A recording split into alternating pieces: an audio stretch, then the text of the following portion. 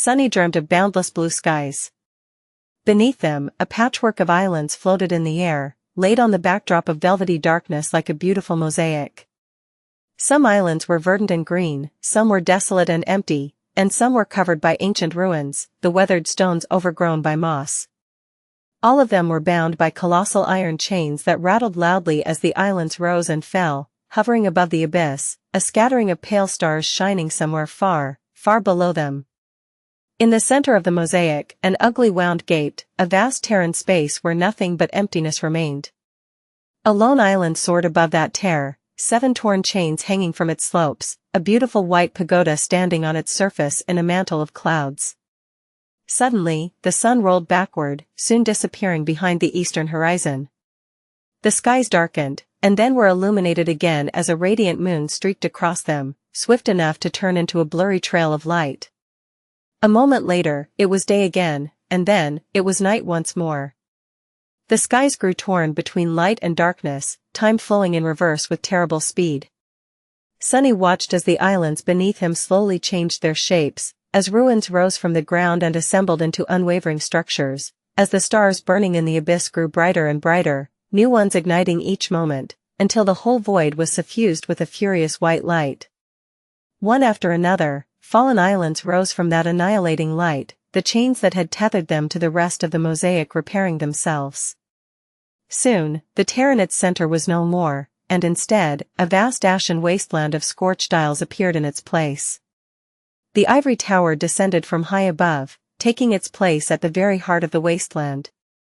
An instant later, the ashes were no more, revealing a breathtaking aerial city that sprawled across dozens of islands, all of them connected to each other by arching bridges and overflowing aqueducts built out of pristine white stone, with vibrant flags fluttering in the wind and sparkling waterfalls flowing into the abyss below.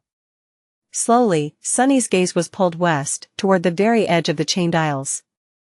There, one of the great chains anchored them to the lands beyond, and a mighty fortress stood at the precipice, similar to the other border strongholds he had seen before. The island next to it resembled a vast stone bowl, with rows of seats cut into its weathered white slopes and a circular arena laying at its bottom, painted dull red. And even further than that was an island with a strange river that flowed endlessly through it, forming a circle around an ancient statue of a beautiful woman wielding a spear in one hand, and gripping a beating human heart in the other, her nakedness covered only by a beast hide tied around her thighs, her face lost in the shadows. That was the island where Sunny found himself. And of course, he was thrown straight into the damn river. Gee, god damn it. Why does this keep happening to me? Sunny was so angry that he didn't even feel any panic, unlike the previous 2 times the spell had decided to give him a cold and wet welcome, first on the forgotten shore, then at the sanctuary of Noctis. This time, at least, he had an idea of where he was, and in which direction to swim if he wanted to reach the surface. Sunny strained his muscles to struggle against the strong current. And finally realized that something was terribly, terribly wrong. His body refused to listen, or rather, it did, but in a way that made no sense at all. His limbs didn't move as he willed them to, and instead of swimming, he simply thrashed around, submerging deeper and deeper into the cold, dark water. His senses were all messed up, too, so he couldn't even understand what had gone wrong. What the hell? Now, Sunny finally was starting to panic a little. This went way beyond what he had experienced in the first nightmare. Back then, the body given to him by the spell had felt almost the same as his own. This time, however, it was way too unfamiliar. Was this what Master Jet had warned him about? Sunny tried to keep calm and swim ashore, but moving through water, especially with such a strong current, was not an easy task. It required a lot of coordination and a fair bit of balance, which he simply lacked right now. No matter what he tried to do, his efforts only made things worse. He fell deeper into the river, drowning slowly. His lungs were already starting to burn from the lack of oxygen. They also felt as weird as the rest of him. His vision was already darkening. Sunny gritted his teeth, which suddenly sent a wave of pain through his mouth and jaw, and then stopped struggling, letting the current pull him down. Then, he concentrated on his shadow sense, and, as soon as his body struck the rocky bottom of the river, stepped through the shadows to appear near the stone statue. Sunny fell into the grass. Coughing violently, he tried to suck in a breath of fresh air, only to find out that even that was a struggle. His lungs were refusing to work as they were supposed to, and even though he managed to inhale, it was still not enough to chase the sensation of suffocating away. What is going on, damn it? Sunny sprawled on the ground and closed his eyes, cutting off all of his senses to concentrate on trying to take control of the mess of his new body. Don't think. Thinking will only make things worse. This thing has to have instincts, you now have them, too. He cleared his mind of any thoughts about breathing and oxygen, and soon, his instincts did, indeed, take over. It was like the story of a centipede that was asked how it walked, and fell down, unable to move. As soon as Sunny stopped thinking about inhaling, his body did so on its own. Suddenly, his lungs were full of sweet air, and he was strong and vigorous once more. Oh, thank gods! Sunny did not move for a few moments, breathing deeply, and then tried to understand what type of a vessel, exactly, had the spell chosen for him. Before he could, however, a beautiful voice suddenly sounded above him, full of curiosity and amusement. What a strange thing you are. Sunny opened his eyes and struggled to rise to his feet, turning his head swiftly in the direction of the speaker. When he did, he froze. In front of him, kneeling near the statue, was perhaps the most beautiful woman he had ever seen. She had soft skin and a delicate, exquisite face, her chestnut hair streaming down her shoulders like lustrous silk. Her eyes were suffused with light and shone gently, like two silver stars.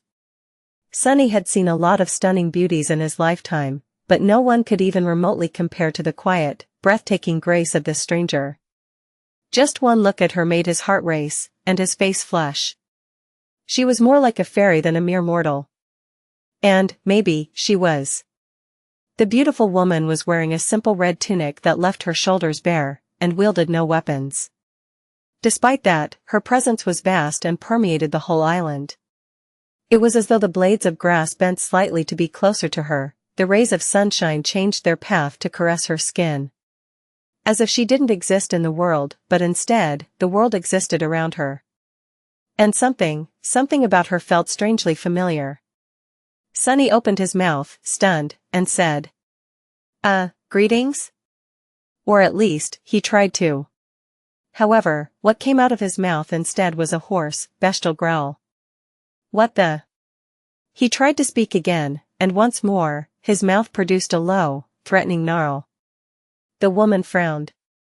One of Shadow God's creatures, how curious. I didn't know that there were any of you left here, in the Kingdom of Hope. Sunny stared at her, dumbfounded. Then, he lowered his eyes and finally looked at himself. Oh, crap. Well, at least one of his desires had come true. Sunny wasn't short anymore. In fact, he was at least 2 meters tall. The problem, however, was that he wasn't a human. His skin was light gray, the color of stone. His legs were long and digitigrade, bending backward and ending with powerful, sharp claws. He had 4 arms, each longer and stronger than that of a human, and a long twisting tail. His face was like that of a demon, with sharp features and a mouth full of terrifying fangs. 2 curved horns were growing from his forehead, and his hair was long, black, and coarse. His eyes were fully black, with no irises and 2 vertical, furious pupils. What's worse, Sunny didn't seem to possess the vocal cords of a human. He couldn't speak. Oh, crap. The beautiful woman looked at him and smiled. Her smile was dazzling and breathtaking, but made Sunny feel cold and scared, for some reason. You shouldn't have invaded my lands, little creature. But don't worry. I will gift you a death most glorious. This, I promise before the gods. She rose, standing tall in front of the ancient statue. After all, I, Sylvain, am nothing if not merciful. Slow down there, lady. Sunny tried to take a step back, but ended it staggering and almost falling down. Somehow, he managed to keep his balance, crouching as his talons dug into the ground. His 4 arms rose, sharp claws aimed at Sylvain. All that talk of glory and death made him very, very tense. Sylvain, wait. Sylvain? A low growl escaped from Sunny's mouth as he realized who was standing in front of him. So this beautiful, graceful woman, she was the ghastly living corpse he had destroyed in the cargo hold of the crashed ship? Or rather, would be? He had traveled into the past of the Chained Isles, after all, or at least an illusory reenactment of it. It made sense that Sylvain had not succumbed to her harrowing fate. Yet. Sunny shivered, remembering the silent pleading and boundless torment in the empty eyes of the Wormvine's host. How could those terrible eyes be the same as the radiant ones looking at him right now? Suddenly, he was overwhelmed by pity, compassion, and sorrow. And fear. Because if he was right and this was really the same Sylvain, then this dazzling stranger who had just promised to gift him a glorious death, was a saint. And a saint promising to kill him was not something Sunny had ever wanted to hear.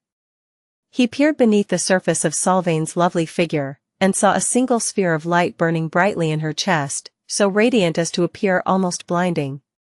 Her soul core, the soul core of a transcendent. His vertical pupils narrowed, a single thought ringing in his mind. Run.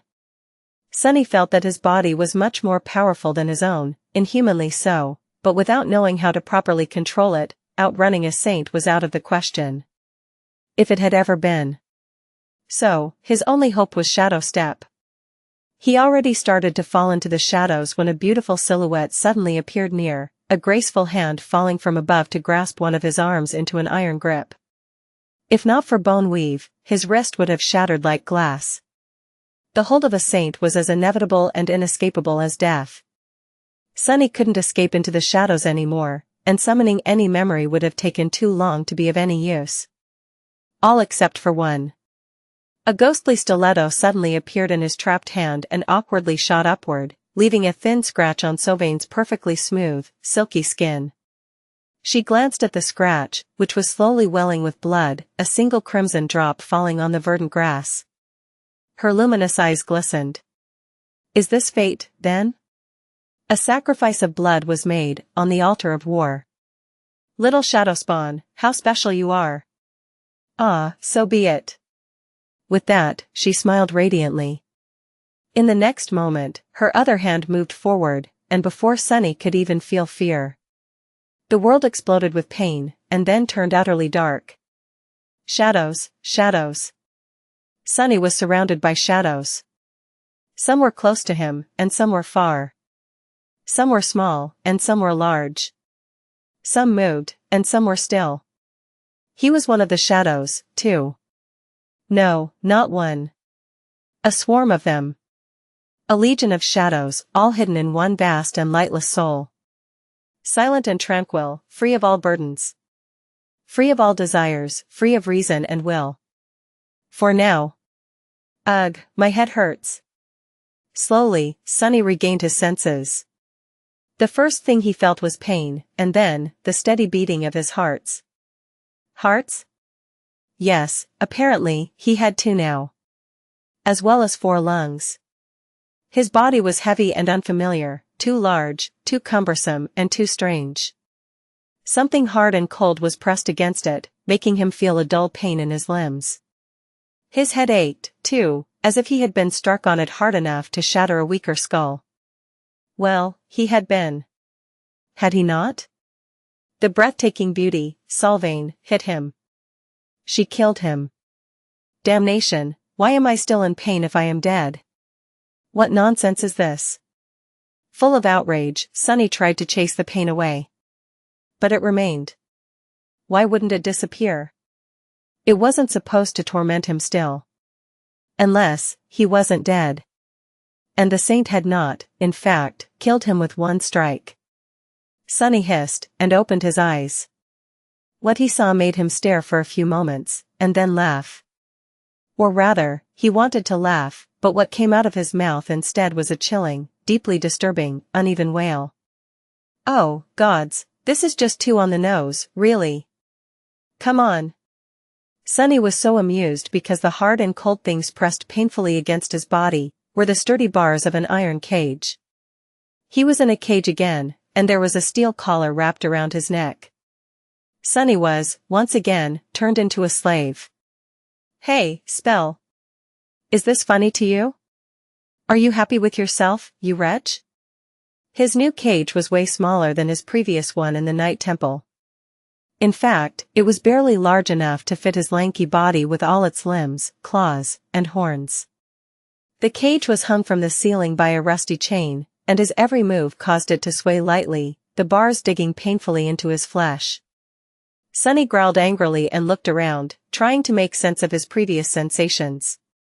What were all the other shadows he had felt close by? Crap. All around him were rows of hanging cages of different sizes, and each of them imprisoned a creature of some sort. There were monstrous wolves, stone gargoyles, giant slithering worms, bulging mounds of flesh with gaping circular maws, and all kinds of abominations, some of which he had seen and fought before, and some that he had never even heard of. There were closed metal boxes that produced the sound of hundreds of small feet rustling against their surface, and cages large enough to fit a chain worm. In fact, there was a chain worm trapped in one not too far away from Sunny. There were even cages that contained humans. Sunny stared at this dungeon of horrors for a bit, and shivered. What the hell is this place? Sunny stared at the menagerie of monsters for a bit, getting used to the fact that his eyesight was different now, too.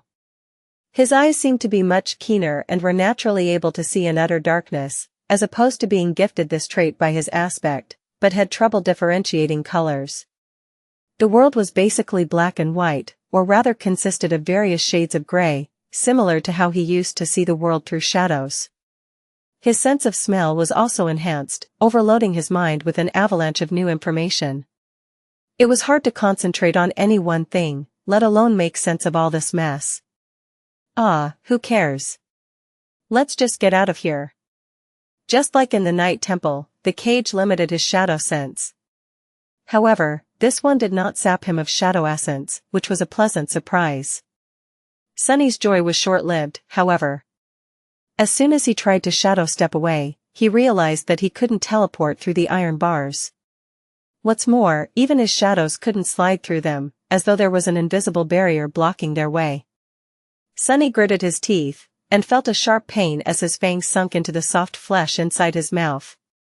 He tried to curse, and produced a furious growl instead.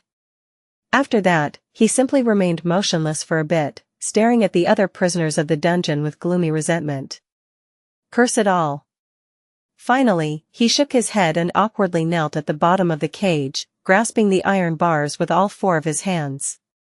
Moving twice the amount he had possessed previously was a bit of a challenge, but he did manage after a couple of attempts. Fine. There are other methods.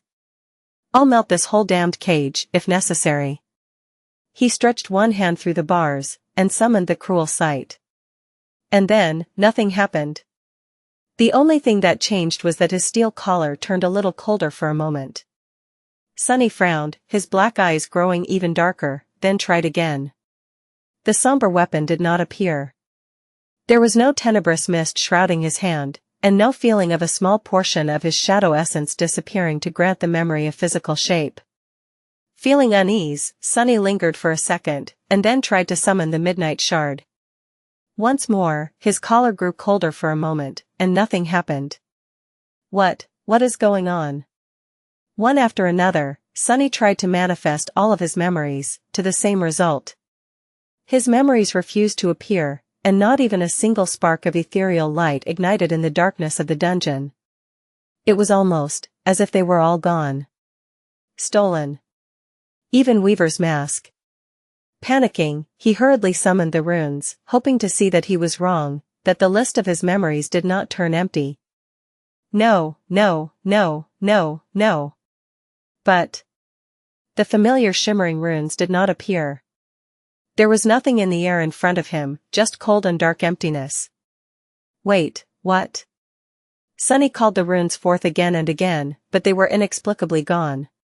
His collar was now as cold as ice. Can't be. It was almost as if he was completely cut off from the spell. When the realization hit him, Sunny leaned heavily on the bars of the cage and remained motionless for a while, utterly stunned.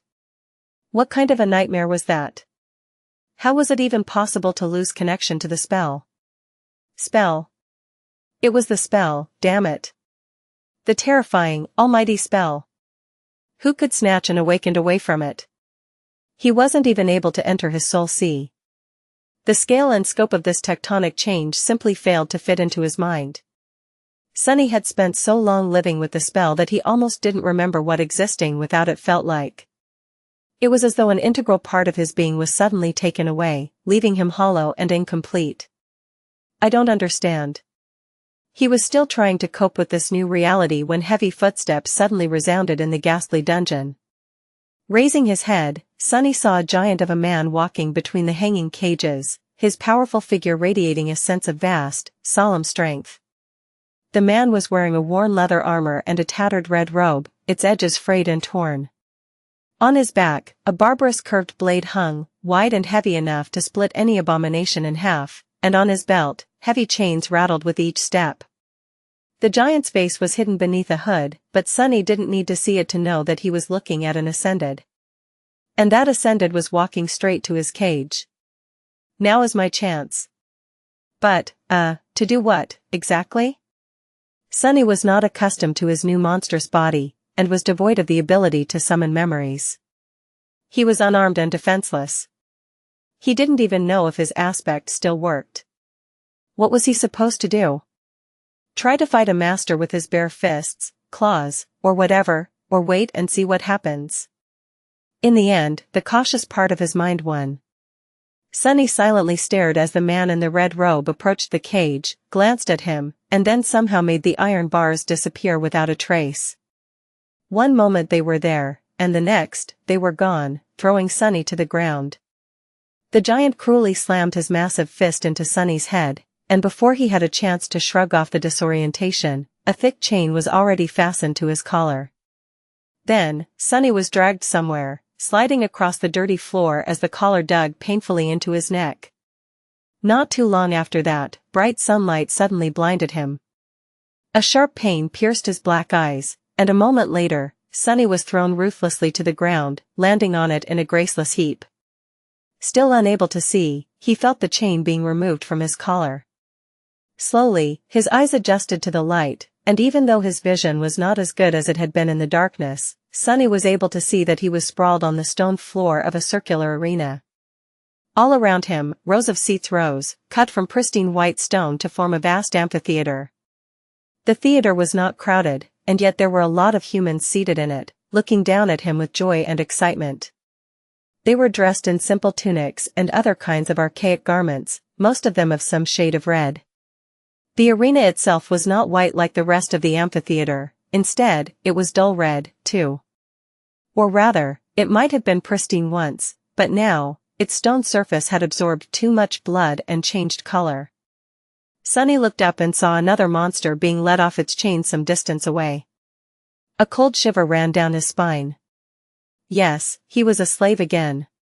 But it seemed that, this time, fate had made him a very different kind of slave. Wait, don't tell me.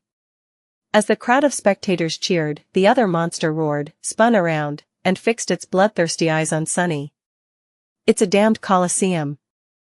There were wooden fences built throughout the arena, partitioning it into many small enclosures, each connected to a next one by a rusty iron gate.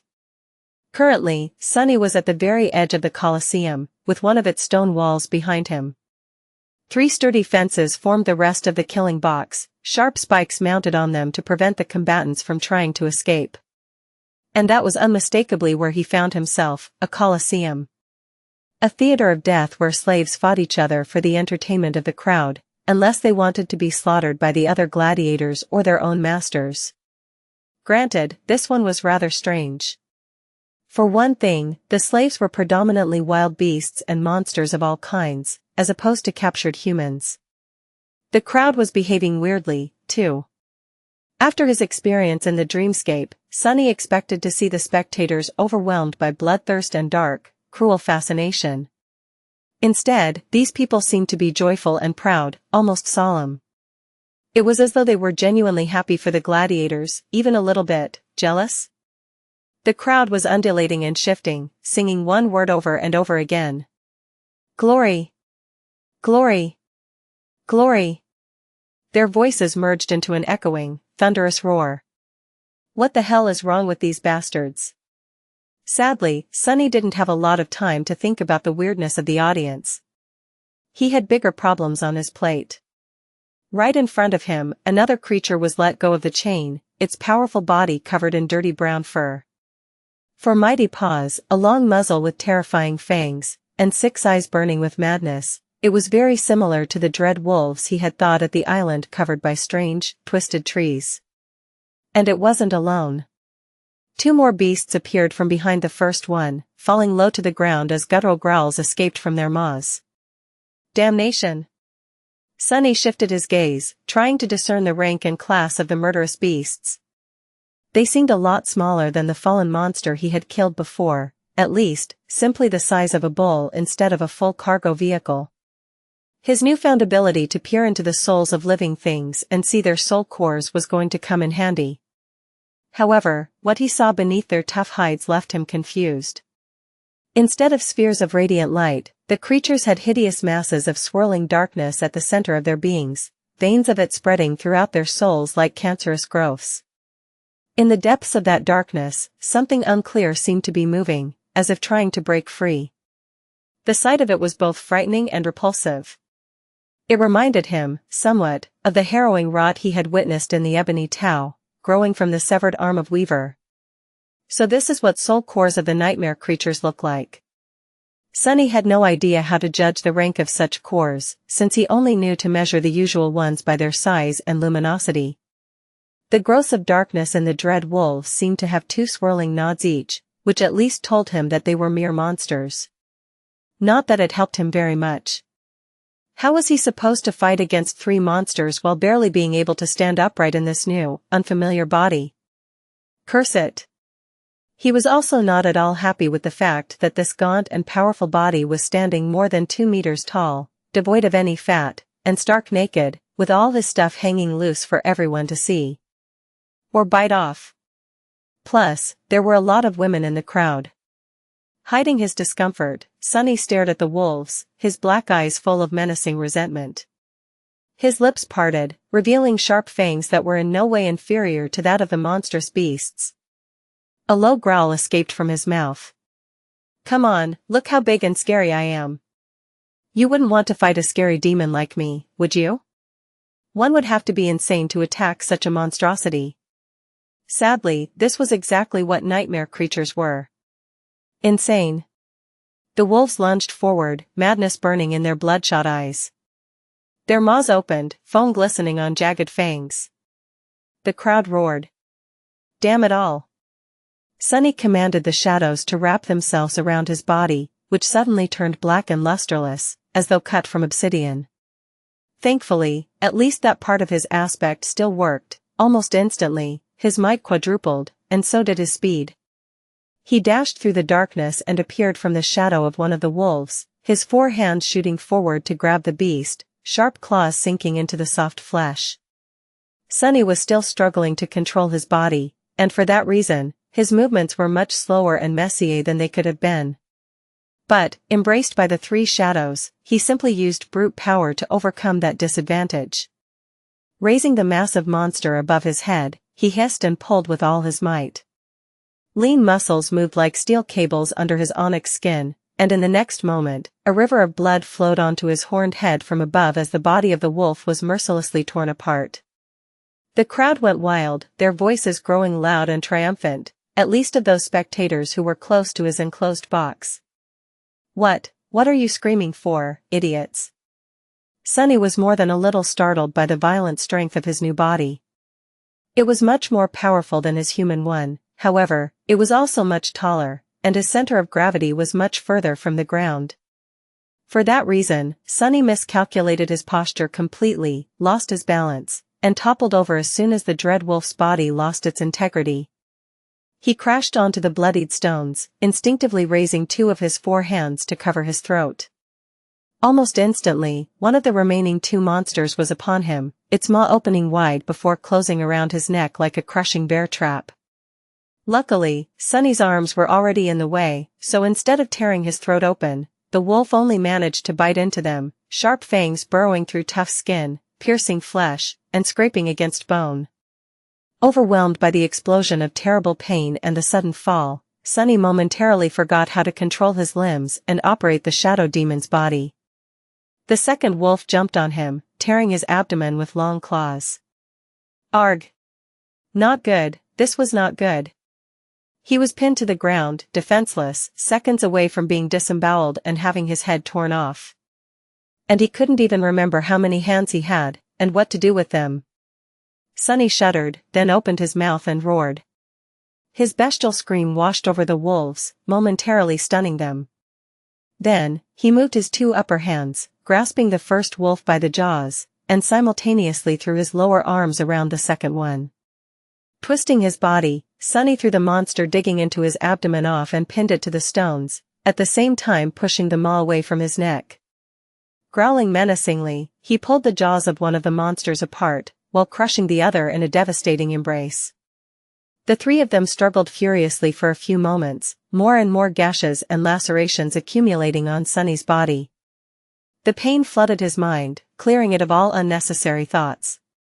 All that remained was a cold and murderous will to kill. He strained the muscles of his demonic body to the limit, and finally felt the spine of one of the wolves snap in his embrace, and at the same time, the lower jaw of the other one separate from its skull. A pitiful wail assaulted his ears, and he threw the paralyzed monster away, ripping the other's jaw off entirely. Both wolves fell to the ground, while Sunny was finally able to rise. His fists came down like sledgehammers, crushing the skulls of the abominations into paste. The massive bodies of the nightmare creatures shuddered, and then grew still.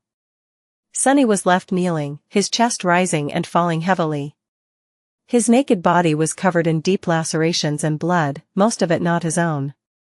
His eyes were as black as the bottomless abyss of the sky below, and his 4 hands hung low, claws marred with strands of brown fur, bone dust, and disgusting grayish-red sludge. The crowd cheered loudly, more spectators starting to pay attention to his box with disturbingly joyful and sincerely pleased expressions on their faces. Sunny sucked in the air into his 4 lungs, his 2 hearts beating wildly, and slowly rose to his feet. He scowled, painfully aware of the absence of the familiar voice announcing his kills. The spell was silent. Now what? As though to answer his question, a rattling of chains resounded from somewhere up ahead. And then, the rusty iron gate in the front fence of the box rose, opening a path to a new one, this one closer to the center of the arena and permeated with the smell of death even more. Sunny stared at the newly opened path with a bleak expression, then let out a low growl and walked toward it, now acquainted with his towering body a little bit better. Damned Sylvain, that witch. I am going to kill her again, I mean. Anyway, she's going to answer for everything before the nightmare is over, this, I promise before the gods. Radiating a menacing aura of anger and resentment, Sunny passed beneath the rusted gates and entered the second box. As Sunny was walking toward the next enclosure, he had a few seconds to think. The first thing he realized was that, despite the fact that the spell remained silent, he had in fact received the shadow fragments from the 3 dread wolves. The feeling of his cores, and thus body, growing a tiny bit stronger was there, even though it was hard to sense the minuscule change in all the chaos. Strange, this is all so strange. His connection to the spell seemed to be gone, cut by the steel collar on his neck, and yet not all of his powers disappeared. Sunny couldn't access his soul see and summon memories or runes, but he still possessed the ability to absorb fragments. He was also able to command his shadows to augment his body, as well as use Shadow Step, even though its range seemed to be limited by the walls of the arena. What did it all mean? Well, from the look of it, while the spell was gone, his aspect remained. There was a lot of meaning hidden in this simple fact, but Sunny had no time to unpack it. What else was his aspect capable of? Walking under the rusty gate, Sunny hesitated for a split second, and then summoned the Soul Serpent. A moment later, almost unnoticeable on his obsidian skin, an intricate tattoo of a coiling serpent appeared, wrapped around his arms and torso. When Sunny sent shadow essence coursing through it, the coils shone with dark radiance, revealing themselves for everyone to see. His lips moved, revealing powerful fangs in a frightening grin. "So you are here as well, buddy." What did it mean? It meant that Sunny didn't have to fight unarmed anymore. It also meant that Saint was with him, as well. He might not have been the most deadly of creatures at the moment, still unaccustomed to this new lumbering body. But the two of them? Together, Sunny and Saint were a duo most fearsome. Full of new confidence, he entered the second killing box, sending his shadow sense forward to encompass it. What he saw there made him squint a little. There was already a battle going on in the enclosure, a pair of humans desperately trying to fight off a swarm of small, swift lizard-like creatures. Both of them wore white tunics, the younger one unarmed, while the older one had a simple sword in his hands and a leather cuirass protecting his torso. There were several human corpses laying on the ground, terribly disfigured by the sharp claws and triangular fangs of the abominations, with their once white clothes soaked in blood.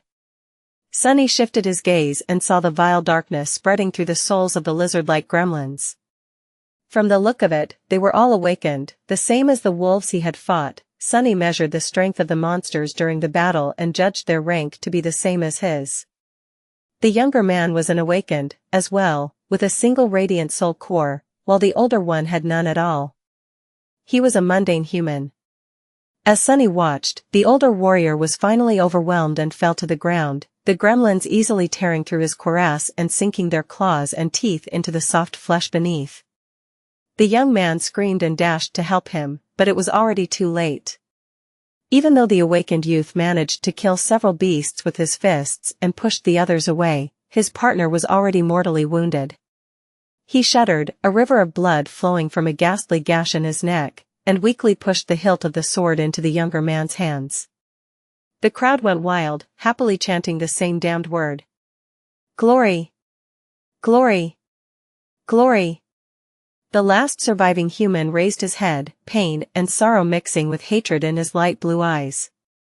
He didn't get to dwell on his loss for long, though, because the remaining gremlins were already rushing to tear him apart.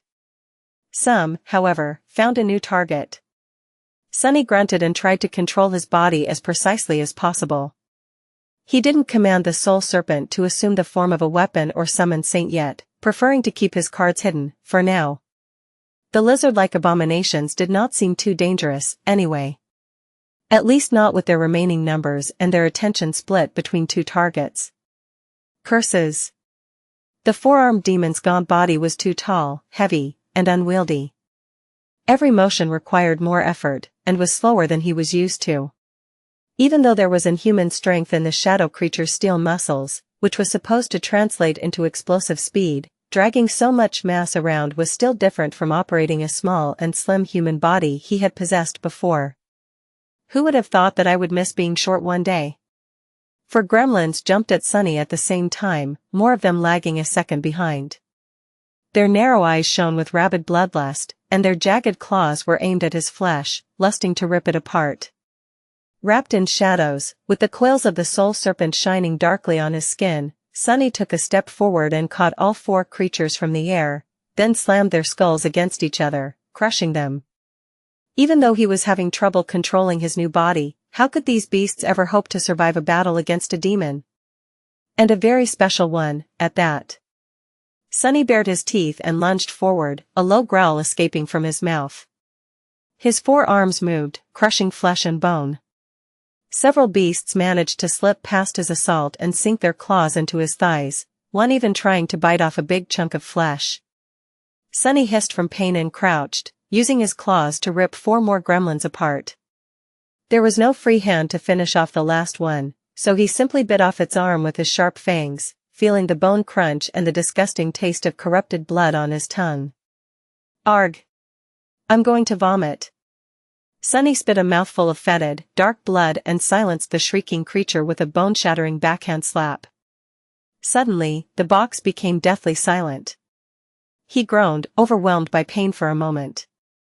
The damned abominations had died rather easily, but not before doing a lot of damage. He might have overestimated his newfound prowess, or underestimated the gremlins due to their small stature and frail frames. The irony. Sunny gritted his teeth, this time careful not to pierce his own lips by doing so, then wiped his face and straightened. Finally, he glanced in the direction of the remaining group of abominations. To his surprise, they were already dead. The young awakened had slaughtered them with the sword, somehow, and was now standing there motionlessly, frozen stiff by fear. The youth was staring at him with a pale face, eyes wide with terror. Then, he took an unsteady step back and whispered.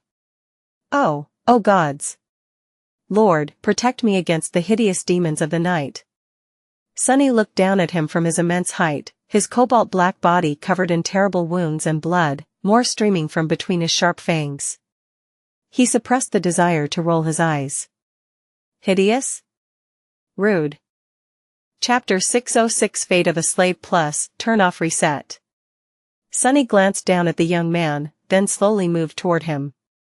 The awakened shuddered and took another involuntary step back, then gritted his teeth and lowered his stance, raising the sword into a proper defense position. "Lord, shine thine light upon me. Let my soul burn unextinguished, as the sun can never be extinguished." Huh. I've seen suns fade away and disappear before. Never say never, fool. Sunny listened to the strange prayer and allowed one of his shadows to slide off his menacing body, flowing to the ground like a dark veil. After that, he hissed from pain and stopped near a mangled human corpse. He stared at the trembling youth for a few moments, and then bent down, stretching his hands toward the body. The young man flinched and fell silent, then shouted. "Get your vile hands away from him, demon." Sunny ignored the awakened and used his claws to rip the white tunic off the corpse. Then, he straightened and glanced at it with displeasure, his black eyes narrowing. This one was not too dirted by blood, but sadly, its previous owner was of a normal size for a human. As such, the tunic was way too small for Sunny's new towering body. He snarled, and then tried to tie the tunic around his waist like a makeshift loincloth. There was a big problem, though, his tail. Sunny froze, somewhat confused about what to do. Then, he awkwardly tore a hole in the tunic and made another attempt, this one, thankfully, successful. With his nakedness finally covered, he instantly felt better and turned his attention back to the trembling youth. The young man was staring at him with wide eyes, periodically glancing at the unceremoniously disrobed corpse at his feet. Finally, he opened his mouth. You barbarous beast. Have you no shame?" Sunny grinned, revealing 2 rows of sharp fangs and 4 long, terrifying canines.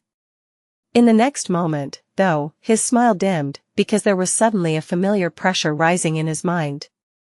So, his flow remained, as well. Damn it. He hesitated, then slowly shook his head.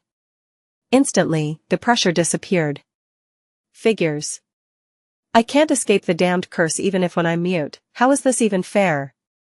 The awakened blinked. No, of course not. Why would a demon know shame? Wait. You can understand me? With the spell gone, its magical ability to translate any language in the nightmare was gone, too. However, Sunny found himself able to discern what the young man was saying, as well as the only word the spectators seemed to know, even if it demanded some effort. The language they spoke was not exactly the same as the ones he had learned before, first in the academy and later during his travels in the dream realm, but similar enough to make out some of the words. He was able to deduce the rest.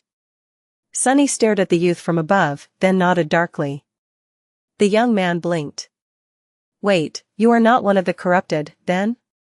What kind of a creature are you? Sunny scowled.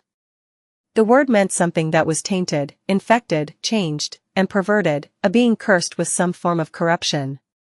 But what exactly was the awakened asking? Was he referring to the nightmare creatures, perhaps? He hesitated, then shook his head again, and pointed to the coils of the soul serpent glistening on his skin. The youth frowned, confused. A snake, a serpent? Can that demon be Shadow's kin? No wonder the warriors hunted him down, then, their god and Shadow are old enemies. Is he talking to me? Or to himself? Sunny lingered for a moment, then took a step forward. The awakened flinched, torn away from his pondering, and raised his sword higher. "Stay away, demon, or I will." He felt silent when the gaunt, towering monstrosity walked past him with absolute indifference. Sunny wasn't going to fight the youth, unless the fool chose to attack first, of course. Made into a gladiator or not, he was not going to play the part of an obedient slave. He had no qualms with killing humans, but not to satisfy anyone's thirst for entertainment, especially not of anyone wishing to be his owner. They would have to come down in person if they wanted to force him. He studied the dead humans. Men, women, young and old, the only thing in common they had was the color of their white garments. Some had been unarmed, and some had wielded weapons. The weapons were what he was really interested in. There was a couple laying on the red stones, none of them bearing any enchantments. He picked up a battle axe, glanced at it, and then threw it back to the ground. What was the point of having a mundane weapon? His claws were sharper and far more devastating. Luckily, the young man seemed to have decided against using the sword against him, too. He just stood there, staring at the corpses, a dark and inconsolable expression on his face. The steward of the arena, whoever that was, did not seem to want them to kill each other, as well. With a sound of scraping metal, another rusty gate rose, opening the path to the third box, this one even closer to the center of the Colosseum. Sunny and the young awakened glanced at each other warily, and then walked toward the gate together. Sunny's next cage was larger and more comfortable. Well, he at least could stand up straight in it. Not that he was in any mood to do so. In the end, he had been forced to fight his way through 7 killing boxes, the last circular one at the very heart of the Colosseum. In each box, a new nightmare creature, or a group of them, awaited those abominations who had prevailed in their own battles at the outer circles of the arena. In this way, only the strongest and the most ferocious of the enslaved creatures had a chance to reach the center. The further they went, the louder the cheers of the spectators became. And on the final stage, their salvation awaited. Kill the final enemy, and get the chance to live another day, only to be forced to go through this meat grinder again, undoubtedly. Collecting more wounds, more kills. More glory. Sunny had received a lot of injuries, as for the glory, he wasn't so sure. Currently, he was sprawled on the bottom of a hanging cage, his body a map of gashes, lacerations, and bruises. Everything hurt, but at least he wasn't bleeding. That was the benefit of losing his chance to receive Shadow God's lineage. He was slowly healing. In the cage next to him, the awakened with light blue eyes sat, an empty and hollow expression on his smooth, youthful face. The young man had somehow managed to survive, as well, but grew quiet and despondent after they were brought back to the dungeon. Sunny didn't blame him. He was a bit desperate, too. Yes, they had survived today, but just barely. And who knew how many such days there were going to be, in the future?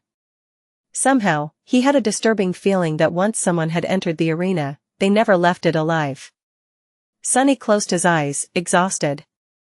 So what if his fate was to die as a slave in this cursed Colosseum? Fate was not something immutable. It was just very, very hard to change.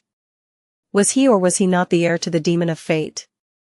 If anyone could do it, it was him. Caged in the darkness, Sunny had a lot of time to think. All around him, a horde of nightmare creatures waited for their turn to be slaughtered in the blood-soaked arena, a few unfortunate human slaves among them. Here in the nightmarish dungeon, both abominations and people were the same, equal in the face of inevitable death. His thoughts returned to the very start of the trial, to the announcement the spell made. 5 brave ones, someone else had entered the nightmare with them, and Sunny had a good idea who. Mordred, the Prince of Nothing, still lived, against all odds, and had found a way to reach his goal. Perhaps his reflection had hidden in the eyes of Saint Cormac, and then slid unnoticed into either Effie's or Kai's. Was one of his friends dead? No, that didn't make sense. If Mordred had devoured one of the souls aboard the ancient flying ship, then someone would have noticed. The Fire Keepers were a close group, and knew each other too well to miss a sudden change in the demeanor of one of them. As for Effie and Kai, if they had fallen victim to Mordred's terrifying ability, then there would have been only 4 souls entering the nightmare. But who was to say that the Prince of Nothing had to invade a soul once his reflection jumped into the person's eyes? Maybe he could just hide in the reflections, biding his time and waiting for an opportunity to find a better vessel. And speaking of vessels, Sunny studied his monstrous body, his black eyes full of a somber apprehension. Why had he been sent into a body of a demon? The spell was supposed to find suitable vessels for the challengers. Had he been made into a hideous abomination because of his 3 shadow cores? After all, it was hard to find a human with a soul worthy of a divine aspect. If so, was Mordred in the body of a terror right now? Hidden in the darkness, Sunny shivered. Yes, this was most likely the case. This fact had the potential to either reveal itself to be a blessing, or a curse. In theory, all 5 of them had the same goal, to resolve the conflict of the nightmare and ascend. So, having a terror fight on their side would be a boon, no matter how much resentment Sunny had for the bastard. He also suspected that Mordred wielded the ivory knife, increasing their chances of success even further. But Sunny also remembered what Master Jet had told them: not all of the awakened trying to conquer the trial of the spell had to pursue the same goal. Sometimes, their solutions and ideals clashed, making them enemies. The idea of having Mordred as an enemy in this already insurmountable hell scared him. The Prince of Nothing was maybe the most dangerous opponent he had ever faced. Would Mordred turn on the other 4 humans that had entered the seed? It was impossible to tell.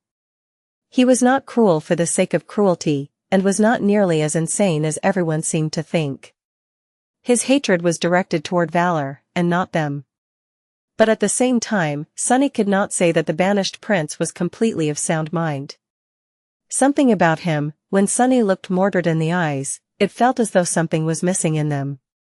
It was a very small difference, but one that made facing the Prince of Nothing strangely unsettling. Mordred was a wild card, one whose actions Sunny simply could not predict. No point in dwelling on it right now. Unless I find a way to escape this morbid place alive, all that awaits me is death, anyway. He shifted and hissed slightly as pain radiated through his body, originating from countless wounds. Sunny thought back to his battle in the arena. Strange, it was all so strange.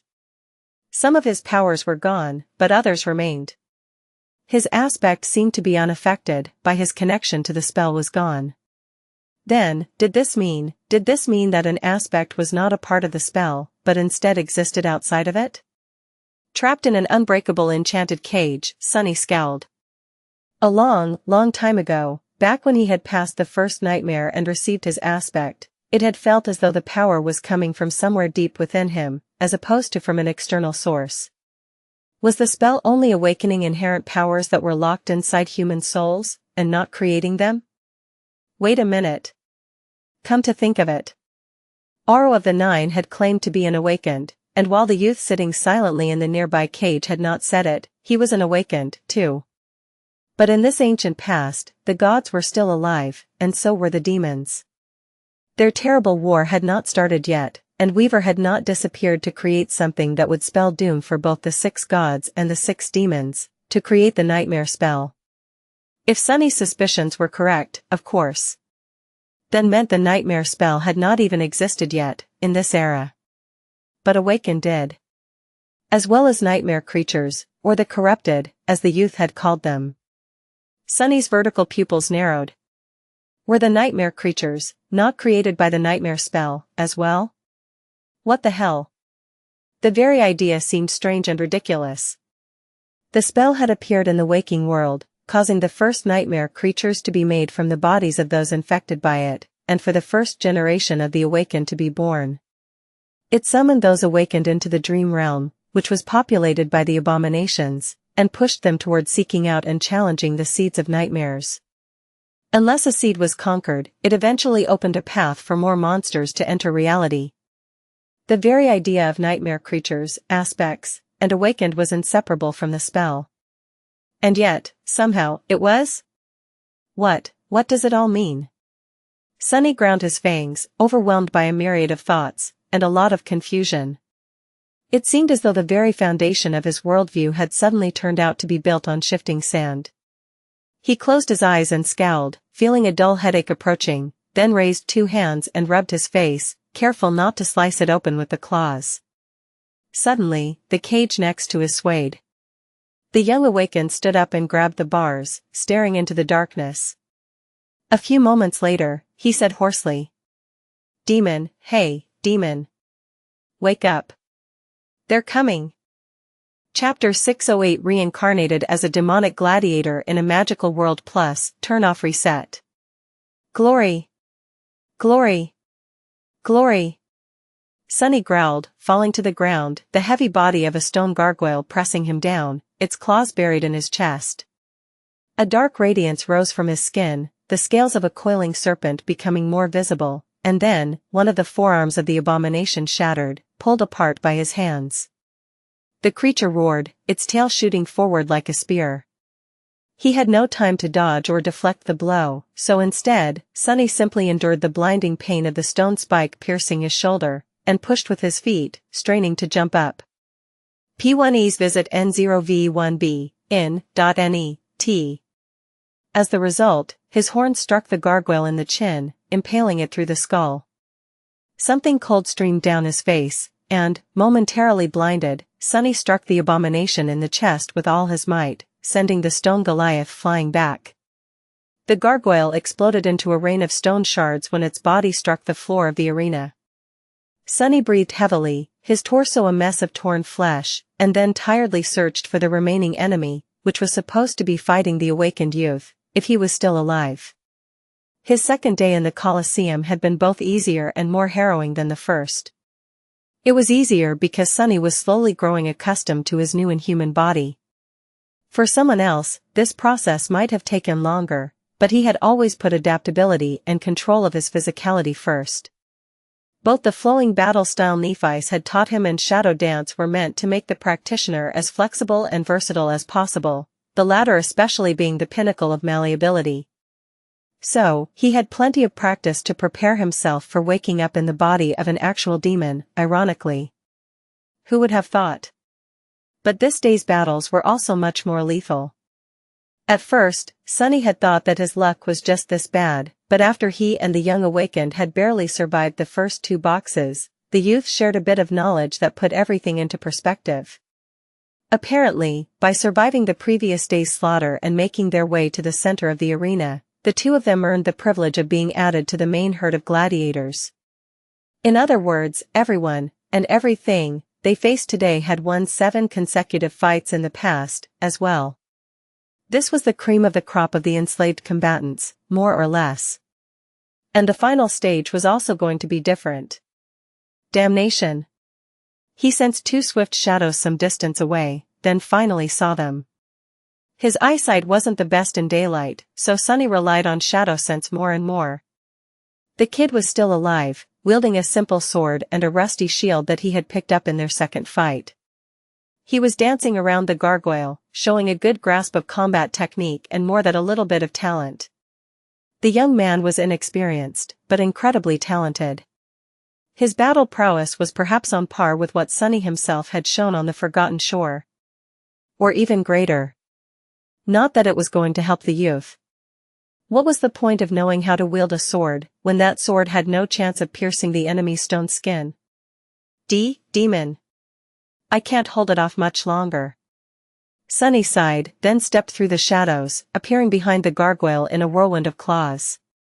With a loud roar, he crashed into the towering creature and caught it in a deadly embrace. The steel cables of his muscles moved under the obsidian skin, and with a low growl, Sunny lifted the heavy abomination into the air. Gods, is this how much Saint weighs? Even for his demonic body, the burden of a monster of similar proportions, made entirely out of stone, was almost too much. Almost. Without stopping his lunge, Sunny carried the gargoyle forward like a speeding train, and smashed the creature against the spikes mounted on the wall, impaling it on them. The crowd roared, expressing their joy and admiration of his brutality. Sunny watched as mad light was extinguished in the eyes of the abomination, then took a step back and fell heavily to one knee. Can you shut up for a moment, you bastards."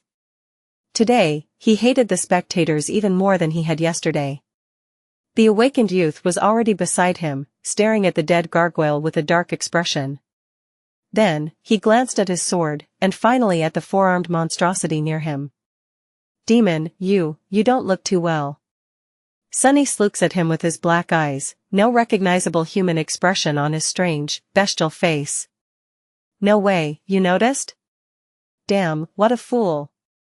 Sunny, indeed, did not look too well. In fact, he looked terrible, with his obsidian skin torn in many places and sliced muscle tissue visible beneath. The most disturbing thing about it was the fact that his mangled flesh was awash with crimson blood, but none of it flowed out of the wounds, as if possessing a will of its own. He had not fared as well as he had thought he would in the battle against the gargoyles, in large part because the monsters had turned out to be much more powerful and swift than the similar creatures he had fought before, in the future. Although Sunny was reluctant to do so, he suspected that he would have to reveal at least one of his two hidden cards, the Soul Serpent or Saint, before too long.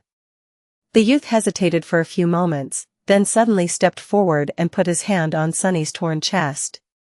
Sunny hissed, shocked by the unexpected gesture. "Don't move, demon. I'm trying to help you." "What the hell?" Suddenly, the young man's light blue eyes shone with cerulean light, and his curly blonde hair moved, as if brushed by an otherworldly wind. A warm sensation spread from his palm into Sunny's aching body. Slowly, the pain receded, and at the same time, the torn fibers of his flesh started to repair themselves, growing back together. In a dozen seconds or so, miraculously, the terrible wounds on his body had almost closed. The young man, however, paled considerably and stepped back, his breathing fast and rugged. It seemed as though his soul essence was largely drained. Well, I'll be damned. The fool was a healer. Sunny couldn't know whether to laugh or cry.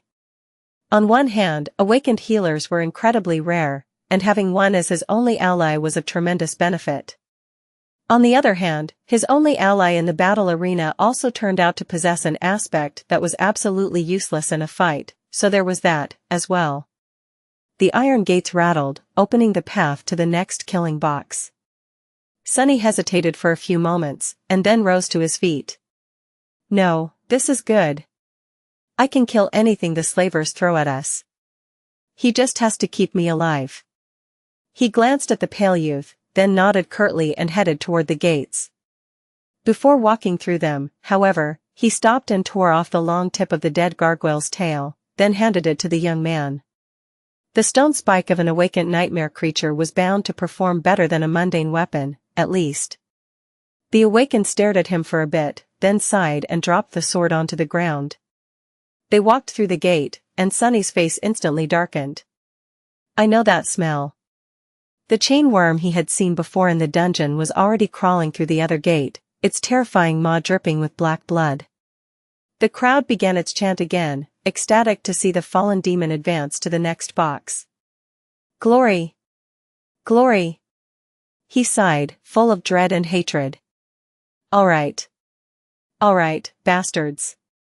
I'll show you glory." Sunny tore the chainworm apart, pieces of flesh and puddles of blood covering the red stones of the arena like a ghastly carpet. Then, shrouded in impenetrable shadows, he thrust his hands into the mangled carcass of the slain abomination and ripped 3 bloody soul shards out. Ironically, killing the fallen demon had not been too hard for him. A long time ago, Master Rhone had described these vile creatures as incredibly formidable and deadly opponents, someone that even he would not have wanted to face alone. But that was because Master Rhone was a human. Chainworms fed on metal, and as such, steel weapons and armor were useless against them. Sunny would have been in trouble if he was still in his human body, and most of his arsenal of memories suddenly became ineffective. However, he was a demon now, one of the shadow spawn, or shadow's kin, or whatever it was he had been turned into. His claws, his fangs, and his shadows were the perfect weapon to destroy such abominations. Of course, fighting against a creature 1 rank higher than him was not easy. But, augmented by 3 shadows, he had managed to dismantle the massive abomination without too much trouble. In fact, killing the chain worm had been much easier than killing Master Pierce. He wasn't even wounded, at least not seriously. The crowd grew silent, shocked by his display of ruthless brutality, and then exploded with cheers. Glory, glory, it seemed that they enjoyed seeing someone triumph against a stronger opponent much more than anything else. Crazy bastards.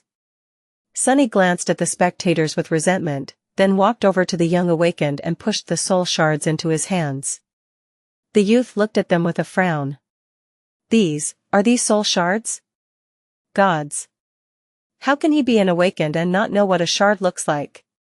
Sunny stared at the young man darkly, then nodded and raised one hand to his chest, making a fist. The awakened hesitated. Don't you want to consume them yourself? Sunny snarled, then shook his head.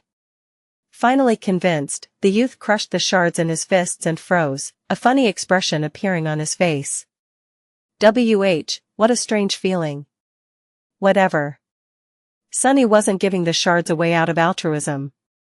For better or worse, the young man was now his partner. The stronger he became, the better he would be able to aid Sunny, both in battle and while using his healing aspect. And Sunny was going to need a lot of healing. That, he was sure of. After that was done, they proceeded to the 5th cage, and then to the 6th. And finally, to the last. By that point, Sunny was nearing his limit. Both battles after the chain worm had tested him in ways he had not expected, draining him of essence, damaging his body, and putting a heavy strain on his endurance. He was exhausted and overwhelmed by pain, the merciless sun shining blindingly in the blue skies and making his black eyes ache. At least the crushing seemed to ignore the island where the Colosseum was located. In fact, Sunny had not felt the island move either up or down even once. Perhaps it had a permanent altitude, like the sanctuary of Noctis. The 7th battle, the last one they had to survive today, was, indeed, different. The central stage of the arena was circular in shape, with 6 gates in its walls. 4 were already opened, and 2 still stood closed. Corpses of several terrifying creatures were laying on the red stones, steam rising from the pools of blood surrounding them. And in the middle of the killing stage, 2 humans stood, their faces hidden behind the helmet visors. Both were tall, strong, and clad in archaic armor. Their garments were painted bright red, and so were the plumes of their helmets. One was armed with a spear and a shield, while the other wielded an axe and a sword. These were worshippers of War God, just like the spectators singing from the stone seats of the great amphitheater. The young man shivered. Warmongers, these mad dogs. Sunny tilted his head, paying no attention to the raging crowd as he studied the 2 humans. Both were awakened, and from the look of it, of sufficient power and skill. They were calm and solemn, their eyes empty of even a hint of fear, and instead full of confidence and savage joy. Glory. That was what all of them were here for, willingly or not. The masters of the arena wanted their slaves to fight for it, but they also wanted to achieve it themselves. After the initial culling had taken place, the final obstacle the gladiators had to overcome each day was to kill some of their slavers. And the slavers had to survive the onslaught of the slaves, if they wished to live. In fact, all of the battles in the arena served a singular purpose, to deliver the best and the most formidable opponents for the worshippers of war to temper themselves against, or die trying. Mad dogs, indeed. All these people were insane. Sunny was now more sure of it than ever. It didn't change anything, though. He still had to kill the 2 awakened warriors, if he wanted to survive. Or rather, if he wanted to earn the chance to be killed in the arena some other day. With a low growl, Sunny sent one of the shadows to the ground. In this fight, being aware of his surroundings was going to be more important than raw strength. No awakened human could challenge him in terms of raw might, after all, unless their aspect was solely focused on it. But such an aspect was the least dangerous an enemy of his could possess. It was easy to understand and predictable, at least. It was the versatility and unpredictable nature of aspects that made awakened so dangerous. Without much fanfare, the 4 of them lunged at each other, an almost palpable killing intent permeating the arena. The 2 warriors fought with tremendous skill and combat prowess. The two warriors fought bravely and furiously, moving like two parts of a single organism. The two warriors fought with incredible insight and cunning, both wielding clarity like a deadly weapon. Truly, they were worthy of being the followers of war. But in the end, both of them died. How could they resist a creature that could turn their skill against them, who had faced terrors so vast that most humans would have been driven mad by a mere glimpse of them, and who lived his life wearing countless lies like a mantle? Sunny watched as the corpse of the second human fell to the ground, awash in blood, light dimming in his unbelieving eyes, and sighed. "Here's your glory, poor fools, how does it taste? Is it sweet? Is it bitter? Or does it taste like nothing at all, like the empty lie that it is?" Turning away from the dead men, he glanced at the crowd, expecting to finally see sorrow and displeasure on the faces of the spectators. He had just killed two of their own, after all. But his hopes were instantly crushed. The people gathered in the amphitheater were not at all perturbed by the death of their brethren. Instead, they were even more excited, pride and joy gleaming on their faces. Laughing and smiling, they pointed at him and yelled one word, "Other," and "Other." Only this time, it was a new one. All of them were shouting. Shadow. Chapter 610 Mind of a Beast Plus, Turn Off Reset. Shadow. Shadow. Shadow. Sunny swayed, looking at the broken sword in his hand. When did it break? He didn't quite remember. This was one of the first weapons he had picked up in the arena, right after killing. Wait, who had he killed for that sword? Dead faces spun in his mind, staring at him with empty eyes. There were so many that he couldn't even tell whether all of them had once belonged to real enemies or were simply created by his imagination. No, that one was real, the first human he had killed in the Colosseum. That had been the battle where he took the sword. These days, he was having trouble remembering things. Sunny threw the broken sword away and looked at the crowd that was chanting his name.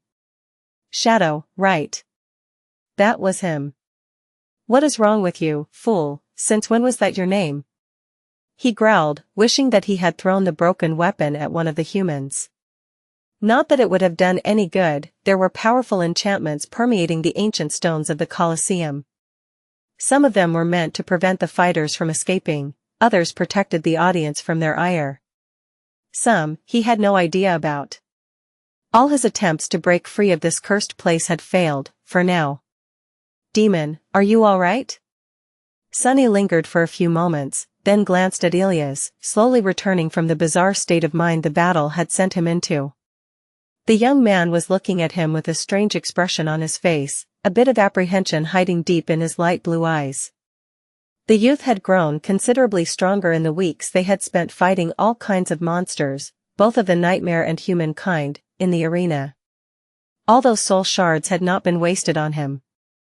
His healing ability was now much more potent, and his skill as a warrior blossomed. His face also changed, becoming gaunt and angular, almost mature. One had no choice but to grow up quickly in hell. The pain of the flaw washed over Sunny, finally shattering his strange trance. He gritted his teeth, and nodded. Well, good. You were being weird recently, you know. I have some essence left, so let me heal you before they take us back to the cages. Sunny allowed the youth to approach and activate his aspect ability, staring at the warmonger they had just killed. This one was a bit of a challenge, the bastard had almost taken one of his arms off. The slavers they fought were growing stronger lately. Something is wrong. Sunny was not thinking about the warmongers. He was thinking about his own state. At the start of all this, he had been in very bad shape. Day after day, he had fought in the arena, receiving terrible wounds and being beaten down, time after time, just to claw his way to survival, somehow, and be thrown back into the cage. At first, he had kept his spirits high despite all the horror of his situation. He kept thinking and studying his surrounding, searching for a way to escape. He still had hope. But after a while, when nothing had worked, the weight of pain, torment, and hopelessness had grown heavier and heavier, and then heavier still. A seed of despair had taken root in his soul. And once there, it grew uncontrollably, threatening to break him into pieces. Sunny had not broken. But he had to search for a way to survive in the arena without losing pieces of his flesh each time, to bide his time until an opportunity to escape presented itself. He had found that way in Shadow Dance. The idea had been kept in the depths of his mind for a long time, but only now, faced with this soul-crushing despair, had Sunny summoned it into the light. He had decided to try and expand the purview of his battle style to include not only shadowing humans, but also nightmare creatures. The result was a resounding success. Armed with a demon's body, Sunny had found it surprisingly easy to peer into the very essence of how the mad abominations carried themselves in battle, how they used their monstrous bodies and vile abilities to tear, ravage, and obliterate everything in their path. And then, he had stolen it. He had claws, too. He had fangs and horns, too. He had plenty of hatred and cruelty burning in his heart, too. Not that having a demon's body mattered, in the end. It was the willingness to shift the way he thought that was needed. Why couldn't he learn how to ravage, rip apart, and obliterate from these creatures? He had done exactly that, and slowly, his performance in the arena started to improve. Being able to shadow the nightmare creatures not only enhanced his battle style, but also made them more predictable, and thus less dangerous. Of course, the task had not been easy.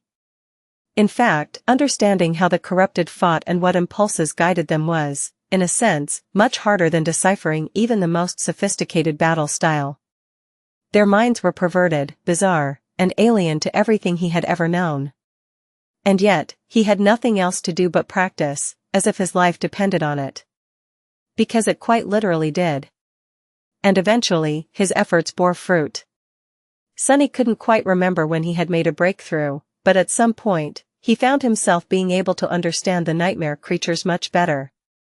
From that point onward, his mastery of Shadow Dance, which had been stagnating since the Dreamscape tournament, finally started advancing once again. And with frightening speed. Now, Sunny was able to use Shadow Dance to assume the shape and form of all his enemies, at least in his mind, and thus know how they were going to try and destroy him. By knowing that, he had been able to anticipate and kill them first, instead, one after another, day after day, week after week. And here he was. Barely remembering who he was. As Ilias healed his wounds, Sunny stared at the dead warmonger, his scowl growing deeper and deeper. Am I becoming a nightmare creature? The thought sent a cold shiver running down his spine. How did one become corrupted, anyway? Some time later, back in the cage, Sunny stared into the darkness, scared. This was not a danger he had anticipated. Thrust into the terrible meat grinder of the arena, he had been so focused on surviving the terrifying battles that the possibility of having his very self annihilated, piece by little piece, had never occurred to him. What, exactly, was happening to him? Sunny stared at the unbreakable bars of his cage, and shuddered. Damn. I really need to get out of here. But how? He had been trying to escape all this time, with not even a hint of a chance. The damned collar around his neck made sure that he would never be able to leave the Colosseum. His black eyes narrowed. No, I have to hold on, just a little longer. This madness is not going to last forever. It simply couldn't. Half of the cages in the dungeon were already empty, their inhabitants slaughtered on the red stones of the arena. The warmongers were slowly running out of slaves to kill. And when their number decreased too much, with only the most ferocious and deadly monsters left, something was bound to happen. Wasn't it? A cold feeling of despair drowned his mind. But what if it doesn't? After a while, shrouded in darkness, Ilias suddenly spoke, addressing Sunny in his usual one-sided manner. In the past weeks, the young awakened had developed a habit of sometimes speaking to his demonic partner, even though the frightening creature could not respond with anything more than an occasional nod, a shake of the head, or an indifferent shrug. Talking to Shadow was not much of a conversation, but perhaps this was one of the few things that were keeping him sane. Sunny could understand why the youth had to do that, since his own inability to talk was one of the things that were driving him mad, that was robbing him of even more of his humanity. Hey, demon. Do you think it's true? About the wooden sword. Sunny stared at the young man, then shrugged. He had no opinion on that topic, since he didn't know what the wooden sword was. Ilya sighed. Before the warmongers captured us, I had heard of their cruel trials. Everyone back home has, really. The horrors of the Red Colosseum is something every parent tells their children, to make them behave. He grew silent, and then continued after some time, his voice even. But they also say that there is a way to escape this terrible place. If one is brave enough, if they are righteous enough, then they would eventually be given a wooden sword, and earn the right to fight for their freedom. Sunny shifted slightly, tilting his head. What a nice fairy tale. The poor kid was deceiving himself if he thought that the worshippers of war were going to just let them go. Bravery, righteousness, these concepts were alien to the insane zealots. Or rather, they understood it all differently. Sunny had spent enough time observing the warriors, or warmongers, as Ilyas called them, to understand that they were not evil people, or at least did not consider themselves as such. Their worldview was twisted and ruthlessly cruel, but more or less simple. They believed in struggle and glory. One had to struggle to achieve glory, and the struggle itself was the most glorious thing. That was why they were happy and joyful when watching their new favorite, Shadow, slaughter his way through the arena, no matter who or what he was killing, nightmare creatures or their own friends and family. Because dying while struggling against an overwhelming foe was the highest form of glory. Dying by his hand was a privilege and an expression of virtue. The only thing more righteous than being killed by a stronger enemy was to kill that enemy instead. In their mind, the warriors saw what they were doing to the slaves not as a cruel injustice, but as a benevolent gift. The slaves were not forced to slaughter each other for the entertainment of the crowd. Instead, they were generously given a chance to walk the path of righteousness and strive toward glory. That was why Sunny didn't think that any of the slaves would ever be allowed to walk free of the Colosseum. Doing so would be the greatest sin, a shameful offense that the warmongers, in their perverse benevolence, would never visit upon their prisoners. To them, that would have been the vilest form of cruelty. Damned lunatics. Sunny was not sure that all followers of War God were this bizarre. In fact, he was pretty certain that this murderous sect had been born here, in the Kingdom of Hope. The slavers he had met in the first nightmare worshipped the same god, but were nothing like these battle-sworn zealots. The Kingdom of Hope was a very strange place throughout, from what little he had gathered from Ilyas's words. Sunny now knew that he had been sent into a time period around 1,000 years after the destruction of the real kingdom by Sun God. Now, only the name remained. People inhabiting these lands did not even know who the demon of desire was, really, only that she had been punished by the gods and imprisoned in the ivory tower. And that their duty was to guard her prison. In this duty, the people of the kingdom were led by 7 lords. Or rather, 5, since 2 had already perished. The ivory tower itself had not been separated from the rest of the isles yet, and remained at the center of the region, surrounded by a large city, the beautiful city of aerial bridges and wide aqueducts that he had seen rebuild itself from ashes at the start of the nightmare. Ilyas's home. The Ivory City was populated by the followers of Sun God, and protected by 2 of the remaining 5 lords. The west of the region belonged to the second most populous faction of the Kingdom of Hope, the followers of War, and this was where Sunny had the misfortune to find himself. He had seen the statues of War God here and there in the arena, even though they did not resemble the one he had witnessed on the strange island that a circular river flowed through. These statues of the god of war, as well as of life, progress, technology, craft, intellect, and humanity all depicted him as a mighty warrior in heavy armor, wielding a bloodied spear and a cracked shield. The warriors were also led by one of the lords, a beautiful priestess of war whose name was Salvain. The dazzling beauty was one of the rulers of the Kingdom of Hope. The followers of War God and Sun God seemed to be in conflict with each other, and so were the lords leading them. That was how Ilyas and his family had ended up captured and brought into the arena, to serve as slaves fighting in the trials. The remaining 2 lords were neutral and of no consequence, since their factions were much smaller and wielded no real power. One resided far to the north, and the other somewhere in the east. Ilias did not know much about them, and so Sunny didn't either. He just knew that the 5 lords were, without a doubt, the eternal shackles mentioned in the description of the undying chain. Immortal jailers created by Sun God to keep Hope imprisoned in her tower, chained, forever. What had once been a suspicion of his now turned into a certainty. There were just too many clues, some of which he had collected before venturing into the seed, and some that he had picked up from the young man's words. And maybe, just maybe, that knowledge could help him gain freedom. Wooden sword, fight for their freedom. Sunny shifted slightly, causing his cage to sway, and glanced at Ilias. The youth was not in a talking mood anymore and just sat quietly, staring into the darkness. There was something, a hint of a meaning, in what he had said. Sunny tried desperately to catch that meaning, but for some reason, his thoughts kept returning to the statues of War God. He had seen 2 depictions of the fearsome deity in the Kingdom of Hope. One was a warrior in heavy armor, wielding a bloodied spear and a cracked shield, both, presumably, representing warfare and battle, and the other was a woman wearing nothing but a beast hide around her waist, holding a spear in one hand and a beating human heart in another, the spear representing her dominion over war, technology, and craft perhaps, the heart representing her connection to life and humanity. Why were these statues so different? Sunny was still exhausted after the furious battles of the past day, his thoughts slow and feverish, as they often were these days. Frustrated, he rubbed his face, then scratched at it with sharp claws, slicing the skin apart. The pain washed the fog shrouding his mind away, allowing him to think clearly for a few minutes. The altar of war, that was what Sylvain had called the island where the primeval statue of the goddess of life stood.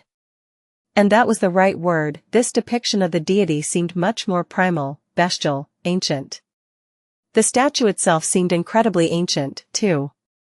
Much older than the statues of the mighty warrior were. In fact, it seemed as ancient as the Red Colosseum itself, or perhaps even older. Old enough to have been created before the Kingdom of Hope was shattered and turned into the chain of floating islands by Sun God, as it was today, and would be thousands of years into the future. Why would Hope have a monument to one of the gods in her domain? Well, the idea itself was not that strange. Gods and demons had not been always at war, after all. In fact, the prince of the underworld had a shrine to the goddess of the black skies, Storm God, in his very tower, despite the fact that later, she would become his mortal enemy. So that question was not important. The important thing was that Sunny couldn't stop thinking about the statue, for some reason. As ancient as the Red Colosseum itself. Suddenly, Sunny tilted his head. Huh? The white amphitheater, and the arena it surrounded, were the derelict of the true Kingdom of Hope, as well. He had realized that fact a while back, partially from how they looked, and partially from how deep and ancient some of the shadows hiding in the corners of the dungeon felt. In fact, Sunny suspected that the theater had not always been a battle arena. It reminded him of the giant quarry at the roots of the Hollow Mountains, where the 7 heroes of the Forgotten Shore had excavated stone to build the mighty walls of their city, and the Crimson Spire itself. Ivory City had to have been built out of something, too, so this place must have been a similar quarry, once, and had served as the source of the white stones used to construct those aerial bridges and aqueducts. Later, it had been turned into a theater, and later still, the warmongers usurped that theater and made it into an arena, soaking the ancient stones with so much blood that they turned red. His black eyes narrowed. This is it, this must be it. All this time, Sunny had been tormented by one paradoxical question. A question that was of utmost importance for his attempts to gain freedom. If this was an era where the nightmare spell did not exist yet, then how could Sylvain put him on a leash capable of severing his connection to the spell? The collar was a simple piece of enchanted metal, with no lock or any other way of opening it. It was almost impossible to damage or destroy, but the enchantment itself was not very complicated. Sunny could feel that it wasn't. What it did, however, was tie him to the vast and incredibly powerful enchantments of the arena itself. Those enchantments were harnessed by the warmongers to maintain the cages, prevent the slaves from escaping by any means, mundane or magical, and ensure that they behaved while being transported to and, very rarely, back from the arena. His inability to connect to the spell almost seemed like a side effect of these measures. But what could even interfere with the spell, let alone accidentally? And now, he felt as if he had found the answer. If the Red Colosseum was, indeed, not built by the warriors, but only usurped by them, then it was indeed very clear. Sorcery of another demon could. If the demon of desire was the original creator of the theater, then the enchantments left behind by her would probably do the job of messing with the spell weaved from the strings of fate by her older sibling. Sunny shifted, grasping the bars of the cage. Suddenly, a powerful emotion burst in his chest, filling his muscles with renewed strength, and his mind with desperate resolve. Hope. It was hope. He didn't think of it as poison anymore. No. It was the opposite. A most powerful antidote. If the spell had been created by weather, and the enchantments interfering with it created by hope, if all of this was the result of a clash between two types of demonic sorcery, then why couldn't he, as an inheritor of a demonic legacy, do something to resolve that clash? Sure, Sunny knew nothing about weaving magic, but he had also not known anything about combat once, or how to live and fight in a body of an actual demon. If there was one thing he was good at, it was learning new things. Well, that, and lying. And staying alive. Staring at the ghastly dungeon surrounding him with new eyes, Sunny studied its ancient stone walls, and frowned. So, how was one supposed to start learning sorcery? There were hours left until they were going to be taken to the arena again. Sunny stared at the walls of the dungeon intently, as though hoping to glean some secrets from the ancient stones. But what could he see? They were just old stones. There was nothing interesting on their surface, and neither was there anything interesting beneath it. After a while, Sunny took a deep breath and sat down again, trying to make himself as comfortable as possible in the narrow cage. Then, he shut down his senses, pushing away the presence of countless abominations surrounding him, the stench of the prison, the pain in his exhausted body, everything that distracted him from thinking. What do I know about sorcery? That was a daunting question. Even the word itself was deceptive. Humans of his world used it to describe any aspect capable of dealing direct damage to the opponents, as opposed to augmenting the awakened's combat ability, especially those that could do so from range. But that wasn't what Sunny was after. No, what he was interested in was not the type of abilities that existed within the familiar framework of supernatural powers, but the very means used to create that framework, or at least those that existed outside the realm of aspects. That, to him, was true sorcery. But there are different kinds of such sorcery, as well. What are the ones that I've witnessed? 3 came to mind. The first one he was familiar with the best, the spell weave, which he believed to be Weaver's own sorcery. The spell itself was created from it, as well as all the magical items that the spell gifted to the awakened, memories and echoes. This was the magic that all humans knew, and most believed to be the only kind there is. Sunny, however, had already learned that sorcery was not synonymous with the spell, and that there were ways of creating magic different from spell weave. The first of them he had witnessed inside the Echo of Saint, which had remnants of a much more primitive weave hiding beneath the usual pattern of ethereal strings before he turned her into a shadow. Later, he encountered the same type of alien weave within the walls of the Ebony Tower. This type of sorcery belonged to the Prince of the Underworld, Weaver's younger sibling. The similarity between them was hard not to notice, but Sunny didn't know which of the demons had copied which, whether Weaver perfected the sorcery created by their brother, or whether the youngest child of the unknown had based the method of his craft on the eldest's invention. Judging by these two types of sorcery, it was easy to imagine that all of them involved some kind of a weave. However, that conclusion would have been wrong. Sunny knew this because of the third type of magic he had encountered. The miraculous creation of Sun God, the obsidian knife he had taken from the white altar of the sanctuary of Noctis before leaving for the Night Temple, and was now resting, inaccessible, on the bottom of the covetous coffer. The black knife had no weave hiding beneath its surface, instead, it was full of blinding radiance, as if encompassing a boundless ocean of soul essence, with a single string of fate placed into the pristine light as it folded on itself endlessly and formed a never-ending circle. That was the sorcery of Sun God, if a deific miracle could even be called sorcery. In any case, the obsidian knife, and later, the wooden one he had used to kill Sylvain, proved that one didn't have to base their magic on a weave of some sort. This was just the unique way Weaver cast his, and their brother followed. So, Hope's sorcery might have been completely unique, too. Trapped in the iron cage, Sunny frowned. How was he supposed to search for something that could have looked like anything? Come to think of it, there was another type of sorcery that he had encountered. Or rather, several different ones, all united by the same method of creation, runic magic. The first time he had seen it was underneath the ruined cathedral of the Dark City, in a small cell where a corpse wearing Weaver's mask had been chained within a broken circle. That circle was carved into the stone floor, surrounded by countless symbols that Sunny had not recognized.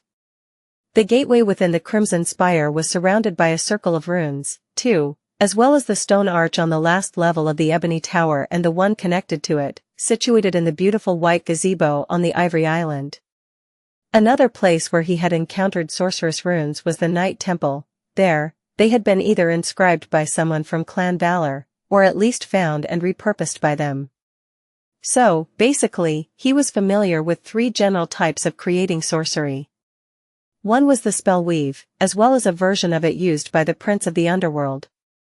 The other was the divine miracles of Sun God, which he couldn't even begin to understand. And the last one was based on the inscription of runes, and seemed to have been mostly used by humans, here in the Kingdom of Hope and on the neighboring Forgotten Shore. There was a small discrepancy, however. Why was the portal in the Ebony Tower created with runic magic instead of the primitive spell weave, like everything else in there? Was it, perhaps, because the connecting portal on the Ivory Island had been? The Prince of the Underworld had built the tower in the sky below long after Hope had built hers, after all. In fact, he had done so after his sister was already imprisoned, to harvest the divine flames that had destroyed her domain. It would have made sense for him to use runic magic to invade an already existing system of portals that had been based on it. So, was Hope, perhaps, the source of runic magic? Or at least a user of it? Sunny sighed, feeling spent and tired, then closed his eyes. He had to sleep at least a little, to allow his body and mind some rest before tomorrow's battles. Especially now that he had not only to survive them, but also do so while searching for any sign of hidden runes throughout the arena. A new day brought with it a new portion of pain, hardship, and despair. Sunny and Elias were dragged into the arena, the same ascended warmonger guiding them by the chains attached to the collars. Sunny stumbled forward, his gaze locked on the man's broad back. The jailer was incredibly tall for a human, his height more than even that of the shadow demon Sunny was currently inhabiting. His figure was solemn and powerful, a sense of terrifying strength radiating from it in almost physical waves. The Apostle of War wore the same ragged leather armor and a tattered red robe, his features hidden behind a deep hood. In all these weeks, Sunny had never seen his face, or heard him speak. The great blade on the ascended warrior's back looked special, too. It was definitely enchanted with very powerful magic. Now that Sunny turned his thoughts to the nature of sorcery, he was silently studying the line of runes inscribed along the edge of the heavy weapon. Runic magic again. That made sense. How else were these ancient people supposed to enchant their weapons? It was not like they could rely on memories and spellweave. That said, magical weapons seemed to be much rarer in the Kingdom of Hope than in the waking world. Most of the awakened Sunny had fought in the arena wielded either mundane ones or those possessing weak, primitive enchantments. It was the far cry from the powerful memories he was used to, although Sunny did not know if that was the nature of this era, or just another sign of the ubiquitous regression that seemed to reign in what remained of the Kingdom of Hope. Everything here seemed devolved, worn out, and on the verge of falling apart. The whole region was obviously in decline, and had been for some time now. While studying the runes on the Great Blade, he also noticed that it had a few new nicks. The leather armor of the Silent Giant had more scratches than before, as well. It seemed that the Ascended was participating in the battles in the arena himself. I guess I'll have to fight that monster too, eventually. Finally, a rusty iron gate appeared in front of them, blinding sunlight streaming through its bars. The rumbling voices of the crowd echoed from the stone walls, washing over him like a cursed tide. The gate swung open, and the chains came off of their collars. Sunny and Ilias entered the first killing box and watched as their opponents crawled out of a similar tunnel. The young awakened brandished his weapon, a short spear fashioned out of a long twisting horn, and forced out a weak smile. Luck is on our side today, demon. These creatures are called burrowers. On solid stone, their main advantage is gone. Just don't let them swallow you. Sunny snarled, then dashed forward with a roar. Hard. Today was going to be hard. He was forced to use Shadow Dance to peer into the souls of the nightmare creatures, despite suspecting that doing so too much threatened to destroy his already unsteady mind. He also had to both concentrate on the fight and thoroughly study the ancient theater, in hopes of discovering signs of Hope's sorcery. It was almost like his first training sessions with Saint, when he had to resist the taciturn monster while simultaneously keeping an eye on his shadow to decipher the secret of its dance. The problem was that, back then, he had ended up beaten black and blue by Saint most of the time. Now, he couldn't allow himself to lose. Sunny descended upon the repulsive burrowers, which looked like sacks of bulbous flesh with giant circular maws gaping in them, and tried to slaughter the abominations without being eaten alive. The first fight came and went, and then, it was time for the second one, and then the third one, and then the fourth. Sunny had slain the vicious burrowers, and then a creature that resembled a giant walking skeleton, its bones green and as tough as granite, and then a swarm of monstrous ants that covered the floor of the arena like a carpet, and then a being that was like an oozing mountain of mire sludge that had long, razor-sharp steel sickles protruding from it. His body was torn, and sliced, and crushed, and gnawed on. Ilias had healed the most terrible wounds, but the rest remained, not worthy of having precious soul essence wasted on them, yet. Sunny was once again overwhelmed by pain, rage, and the desperate need to fight for his survival. Everything else disappeared, the only thing that remained was battle, blood, and murder. And fear. However, today, that wasn't enough. He fought through the battle fog that encompassed his mind and kept searching, studying every corner of the Red Colosseum, the floor of the arena, the walls surrounding it, the rows of seats rising above, in search of intricately engraved runes. But all he saw were the statues of War God, the jubilant faces of the spectators, and the weathered surface of ancient stones. There was no hint of any engravings anywhere. Where are you, where? The fifth battle almost cost him his life. While fighting against a familiar foe, a giant worm-like creature that possessed a seemingly endless reserve of vitality, soon he had tripped on the uneven surface of the floor of the arena, lost his balance, and tumbled down. If not for Ilias, who fearlessly jumped forward and pulled the attention of the terrible abomination to himself, he would have been viciously mauled, or even lost his life. Back when Sunny had fought a worm like that the first time, the creature eventually succumbed to the soul damage continuously dealt to it by the cruel sight. Today, however, he had no deadly memory to help him, only his claws, his fangs, and his horns. In the end, Sunny had to literally rip the giant abomination to shreds. Only when its body was torn apart completely did the worm stop regenerating new flesh and recovering from all the wounds, and finally died. Exhausted, Sunny fell to his knees and breathed hoarsely, then threw a hateful glance at the crowd chanting his name. Finally, he lowered his head and glared at the wide groove in the red stone of the arena that had almost cost him his life. There were several grooves like that in some of the killing boxes, cutting through the floor of the Colosseum like broad channels meant for the rivers of blood to flow through them. Usually, he took note of their placement in advance to avoid losing his footing at a dire moment, but today, with his attention split between the battles and the need to study the arena, Sunny had failed in that regard. Damn thing, why couldn't they just make the arena flat? Well, the answer was obvious. All that blood had to go somewhere, and if not for these grooves, the whole Colosseum would have slowly turned into one giant crimson pool.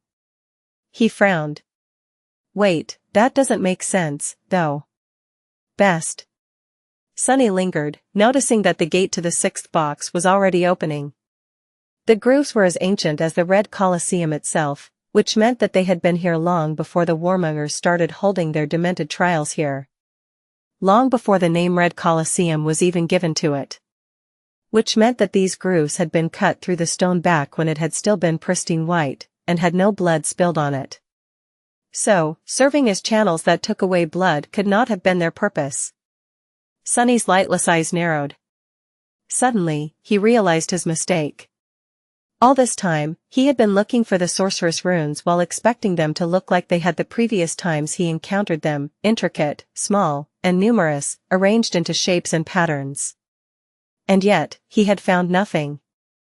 But, in fact, the runes were right in front of him the whole time, or rather, beneath his feet. He was just too small and insignificant to notice them, like an ant crawling across a vast painting and failing to see the whole image for what it was. There were no circles of intricate runes carved anywhere in the Colosseum. Instead, the whole vastness of the ancient arena was a runic circle, a canvas Hope had used to create her sorcery. He was standing on it.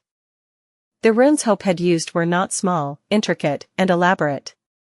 Instead, they were giant, spanning the whole width of the blood-soaked arena, and guided torrential floods of soul energy instead of thin streams of it to create the unimaginably powerful enchantments. Once Sunny knew where to look, it didn't take him long to start noticing a pattern and meaning in the placement and direction of the grooves cut in the ancient stone. The problem was, their scope was too great to be perceived from the floor of the arena. He would have been able to see the entirety of the runes, perhaps, from the very top of the amphitheater. But fighters were never allowed to leave the battlefield, unless it was to return to the dungeon. In the absence of an aerial view, all he could do was to try and compile the disjointed pieces of the puzzle in his mind. By now, Sunny had fought in most of the killing boxes in the arena, except for a few. After defeating another group of warmongers and being thrown back into the cage, he spent the entire night trying to remember each of the stages he had shed blood on, and the pattern of the grooves on their floor. It was like assembling a complicated puzzle, only instead of the actual pieces, all he had were fragmented memories of them. Luckily, his memory had always been good. In fact, after becoming an awakened and having the opportunity to interact with a lot of different people, many of whom were very smart and educated, Sunny realized that his ability to instantly memorize things were somewhat unnatural even among them. Before, he had just assumed that everyone could do the same. Still, he had to have paid attention to a thing in order to remember it, which was not the case with all of the grooves, only those that had happened to appear in his way.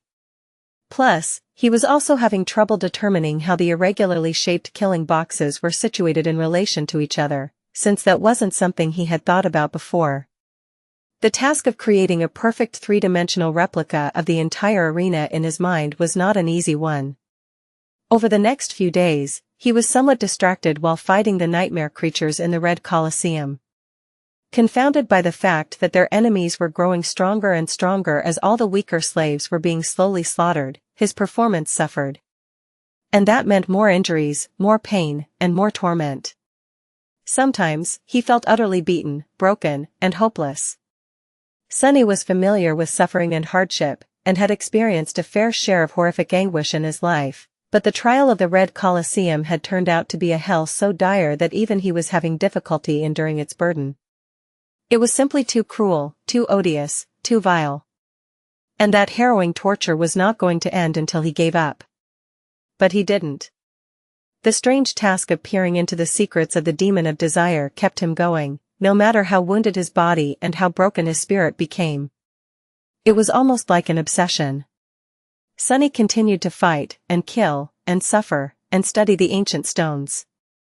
His mental condition deteriorated so much that even Elias, who was going through his own terrible ordeal, noticed that something was very wrong with his taciturn demonic partner.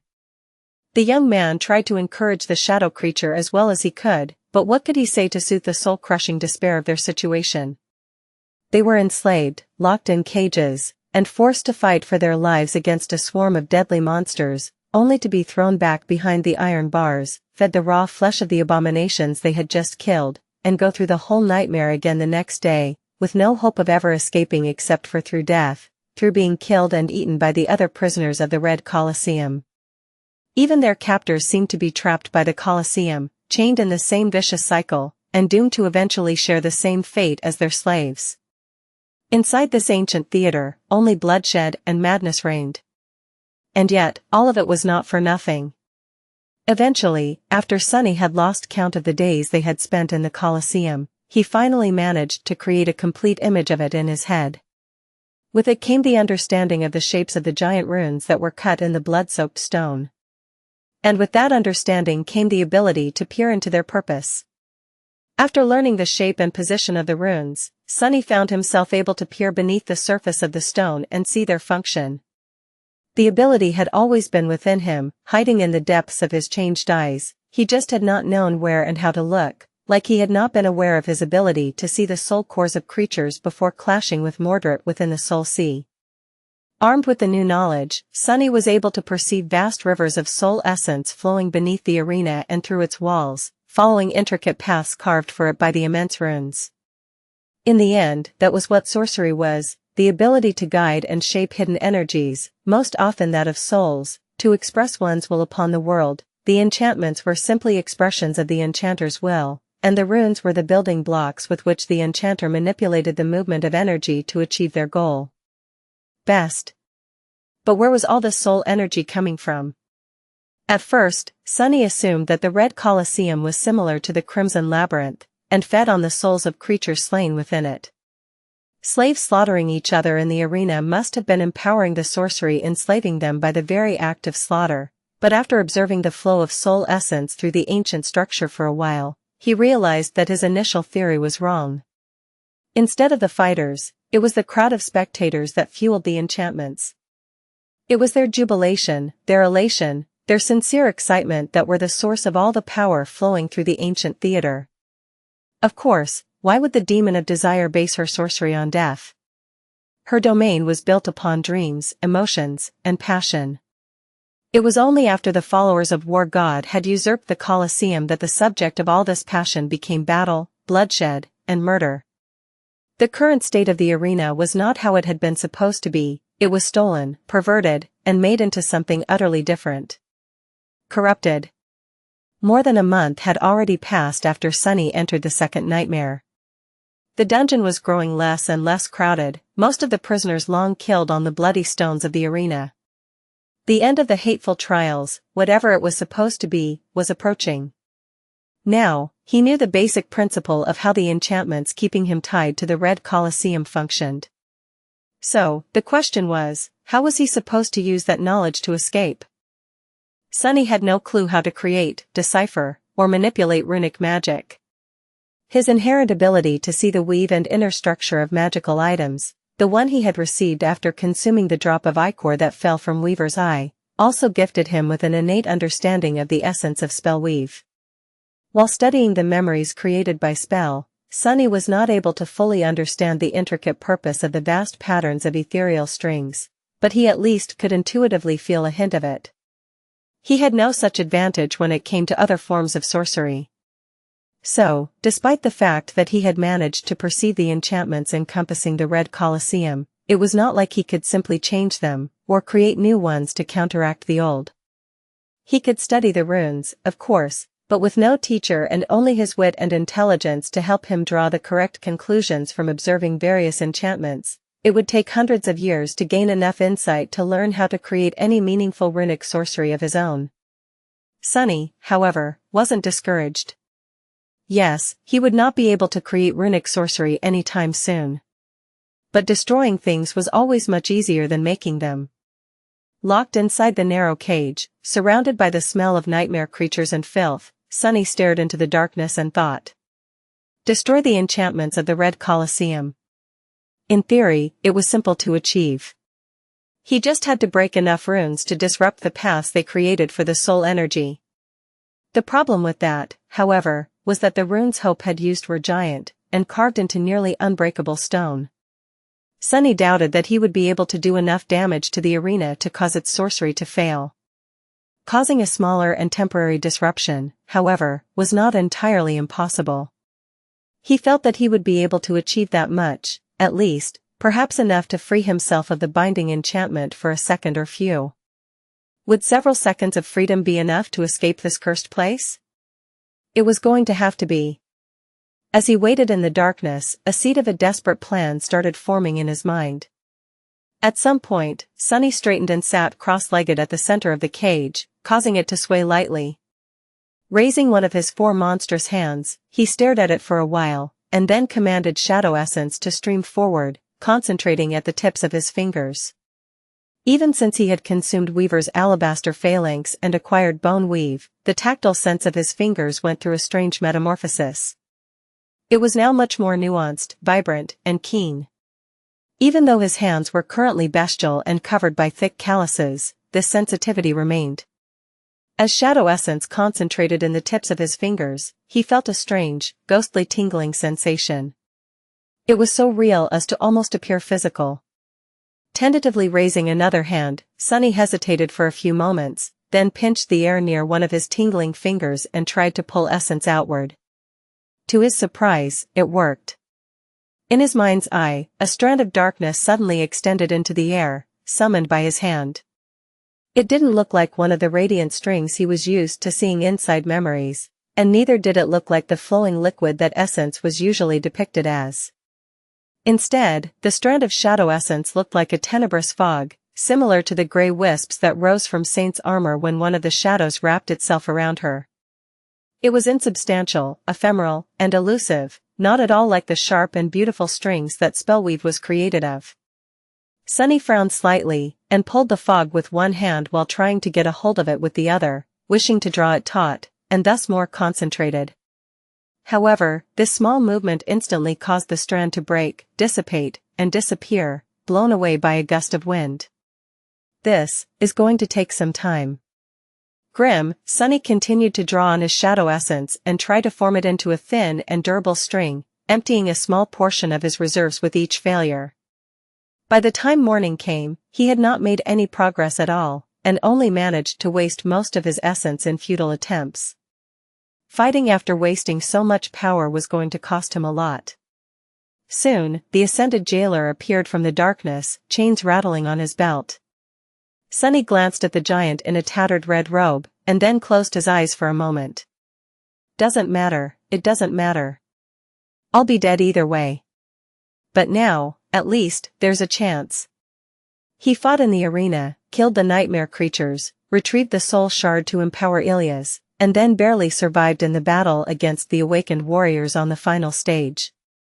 At night, he continued to experiment with shadow essence, trying to shape the elusive fog into something resembling an ethereal, resilient string.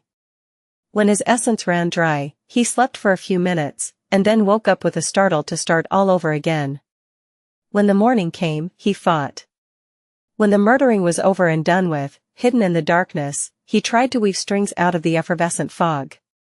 The idea itself seemed ridiculous, mad, and impossible. How could something so intangible become something strong, durable, and distinct? He sundered flesh and had his flesh sundered, then struggled to create something out of nothing, day after day, night after day. Time lost any meaning. Soon he had already been struggling to hold on, but now, drained by the lack of sleep, the constant pressure of trying to shape essence into a magical string, and the need to fight in the arena with his reserves half empty because of it, he was slowly sliding into the dark and bottomless abyss. And yet, he persisted in his obsession, teaching his fingers to feel the smallest fluctuations of the fog, to guide and shape it, trying one approach after another, endlessly, without resting or giving up. And by the time his second month in the Red Colosseum was coming to the end and most of the cages in the lightless dungeon hung empty, Sunny suddenly straightened, staring at his cut, trembling hands.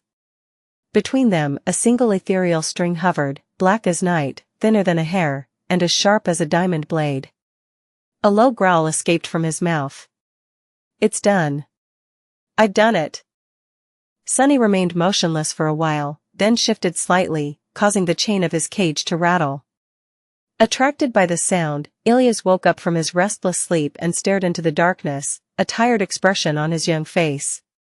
Demon? What happened? In the next moment, he heard the sound of a heavy body slamming against the iron bars, and then another crash. His partner's cage swung widely, and at the highest point of its swing, a long arm suddenly shot from between the bars, claws scraping against metal as Sunny took hold of the youth's own gibbet. Ilyas flinched. What are you doing?" Sunny growled, trying to express his intention as best as he could. The young awakened didn't know how to read the runic language he knew how to write, so this was the only way of communication between them. Luckily, an honest effort to answer truthfully was enough for the flaw. It didn't punish Sunny for not being able to deliver the truth, as long as he really tried to. Their cages hung diagonally, connected by his hand. Sunny groaned, straining his muscles to pull them even closer together. Then, staring at the young man's pale face, Sunny took hold of the bars with 2 more hands, and stretched the 4th one to grab the awakened by the throat. Ilyas's eyes widened slightly, but he didn't even try to struggle. The youth simply looked at him, no fear written on his gaunt and emaciated, but still childishly soft face. Instead, there was only confusion, and trust. Sunny sighed. "What a fool. If I wanted to, I could have snapped his neck right here and now." P1Es visit N0V1B, in.net. Of course, he had no such intentions.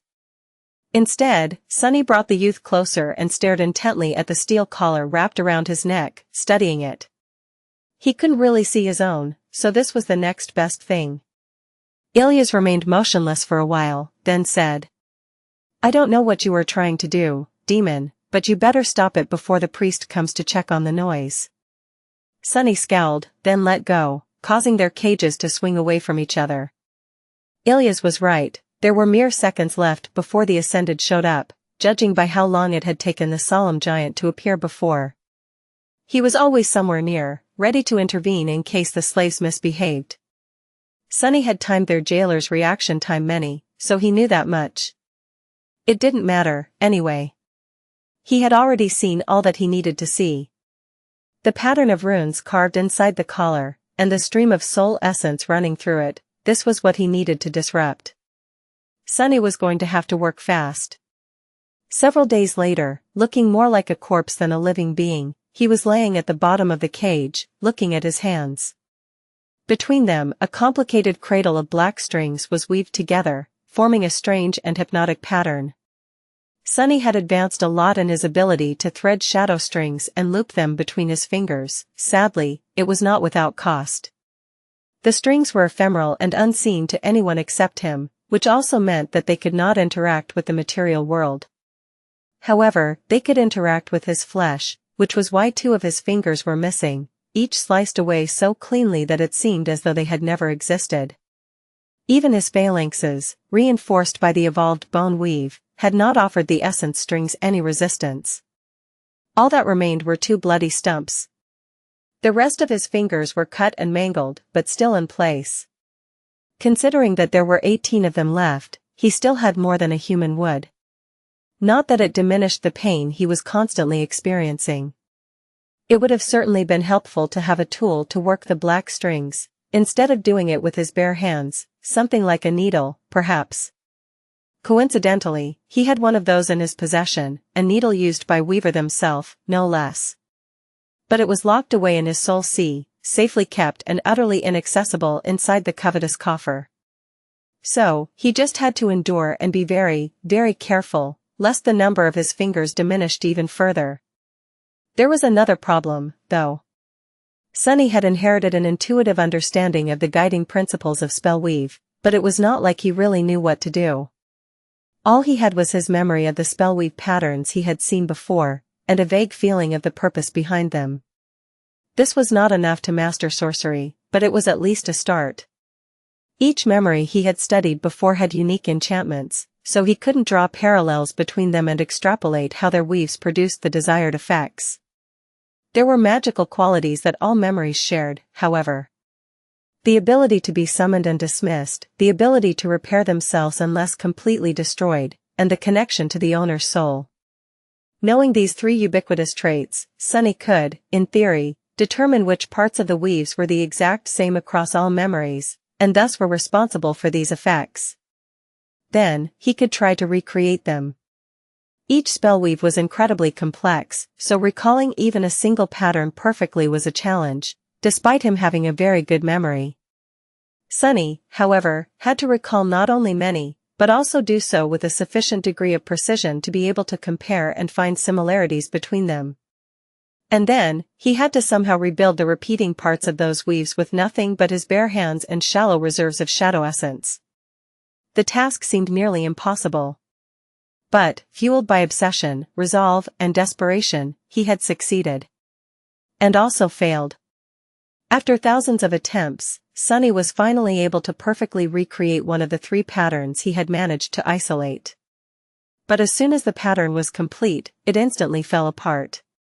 No matter how many times he repeated the process, the result was the same. For some reason, the weave didn't hold. It wasn't able to sustain itself. Something was missing. Today, Sunny was going to perform another experiment, perhaps the last one. He was tired, drained, and terribly hurt. Whatever hope he had managed to find before, in this blood-soaked hell, was on the verge of running out.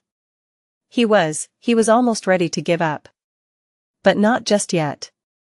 There was one other thing that all memories contained, not a part of the pattern of ethereal strings, but something different. A bright ember that served as the anchor and nexus for the strings, a point around which the whole pattern was structured. Memories of the first tier had one, and those of the higher tiers had several. After considering that fact, Sunny had brought something back from the arena today, a single soul shard that he had not given to Ilias, instead keeping it for himself. The shard had belonged to a fearsome awakened demon he killed earlier today, in one of the killing boxes of the Red Colosseum. Now, looking at the cat's cradle of ethereal black strings drawn between his fingers, he hesitated for a long time, and then carefully placed the gleaming crystal in its center. Then, holding his breath, Sunny slowly started connecting each of the strings to the shard, moving his fingers with extreme speed and nimbleness.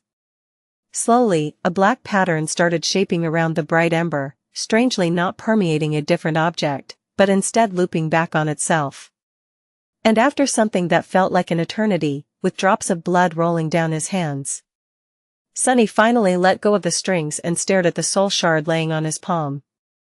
A beautiful pattern of tenebrous strings hovered in the air around it, stable, without a single flaw or weakness to cause it to fall apart. He sighed, and then weaved the last string into the pattern, connecting its other end to the shadow core in his chest. Finally, Sunny closed his eyes and gave the mental command. In front of him, the soul shard disintegrated into a rain of white sparks, and then appeared once again, creating itself out of nothingness. Sunny let out a long, heavy breath. This was the first sorcery he had woven. Sunny breathed in, then breathed out, calming down his widely beating heart. His hands were trembling so hard that the softly gleaming soul shard almost fell out of his grip. Hey, Ilias. Look, it's finished. He tiredly turned his head and let out a low growl, trying to attract the young man's attention. But his partner did not even move, laying at the bottom of his cage and staring into the darkness with bleak, hollow eyes. The last few days, the youth's condition wasn't too good. He even stopped having his one-sided conversations with Sunny, and just sat quietly in the darkness, not moving, until the next morning came and it was time to fight again. Sunny lingered for a few moments, then turned away. It's all right, rest. I'll get us out of here soon. We will be free, Ilias. Just hold on a little longer. There wasn't much time left.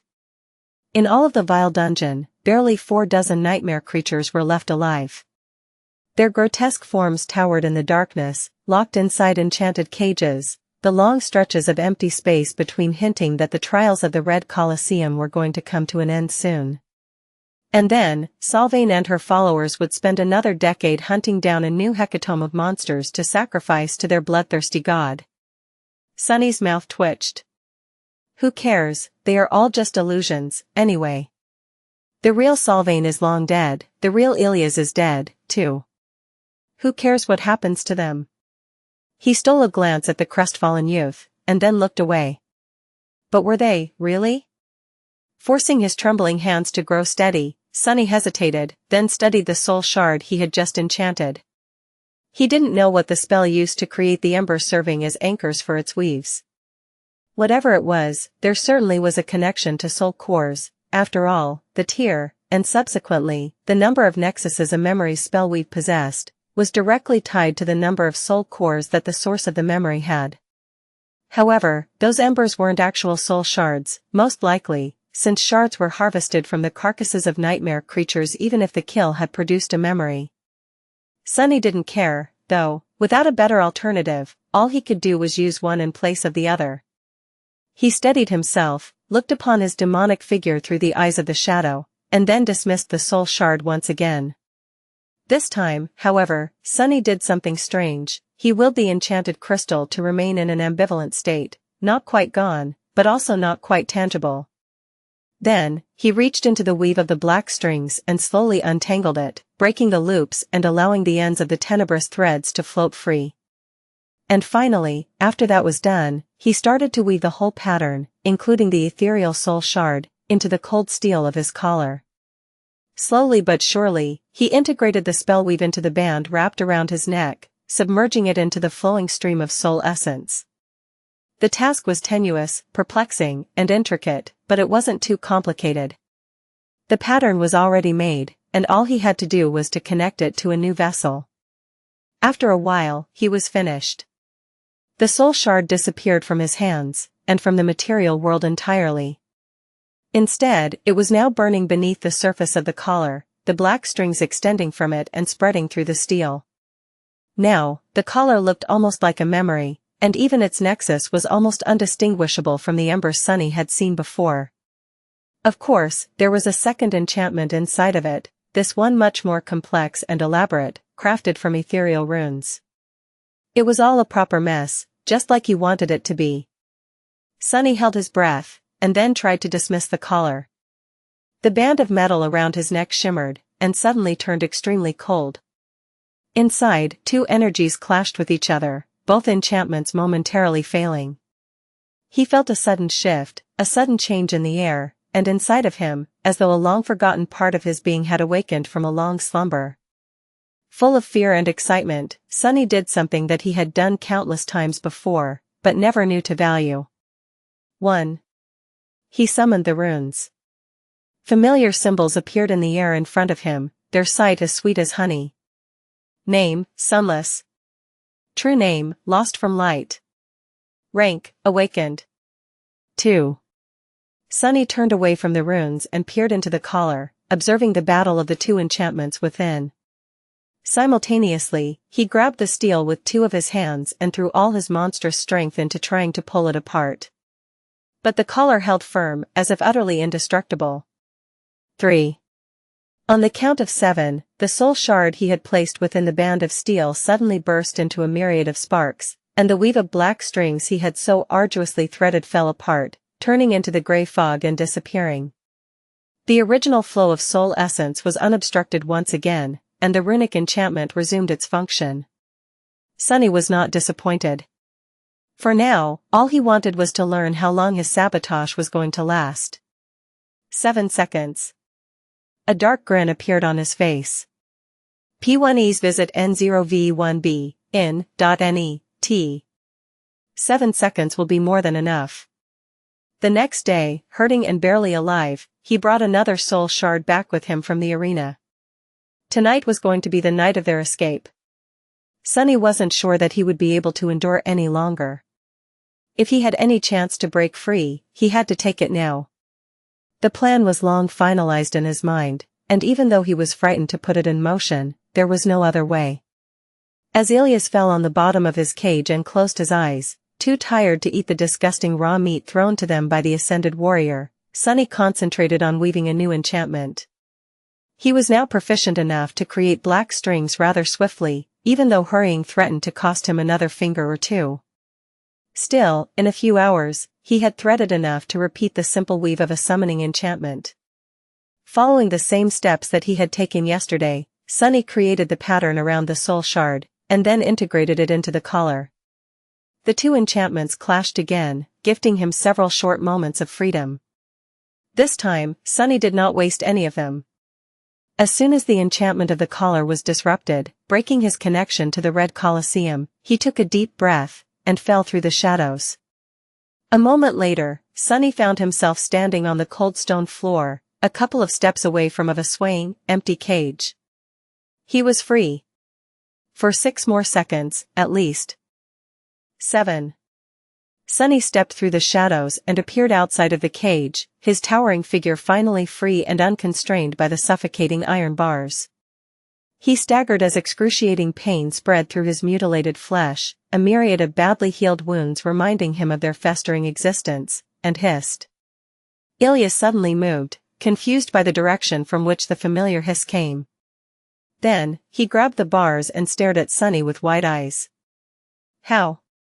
All of a sudden, he could see his partner clearly in the darkness, because the obsidian body of the shadow creature had become enveloped by a storm of swirling sparks of light. Sunny had begun to summon his memories, the undying chain, the cruel sight, the midnight shard, the prowling thorn. 6. The Stygian serpent drawn on his skin suddenly moved, slithering forth to turn into a fearsome black odachi. Its sharp tip appeared in the air above one of Sunny's hands, and grew, swiftly forming into the length of the great blade. At the same time, 2 ruby eyes ignited in the depths of his shadow with a furious light. Ellis flinched, staring at the gaunt demon in front of him in stunned awe. 5. Saint stepped out of the darkness, her graceful figure as black as the onyx, her posture straight and indomitable. Her hands were empty, devoid for now of any weapon. Sunny stared at his shadow with grim joy, and then bared his fangs, greeting her. He wasn't sure, but he thought that he noticed a slight change to the set of the taciturn knight's shoulders. Had she missed him too? 4. The hilt of the soul serpent fell into his hand, the length of the odachi considerably increased to account for his towering height. Sunny didn't hesitate and threw the great blade to Saint, who caught it calmly and weighed the weapon in her hand, the hue of her ruby eyes suddenly growing a little brighter. It almost seemed like the shadow was excited.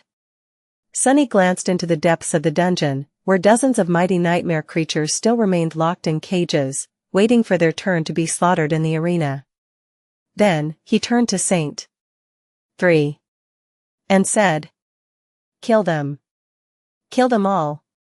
She tilted her head, sparing him a short look, and then wordlessly disappeared into the darkness, the black blade of the soul serpent raised to deliver the first killing blow. 2.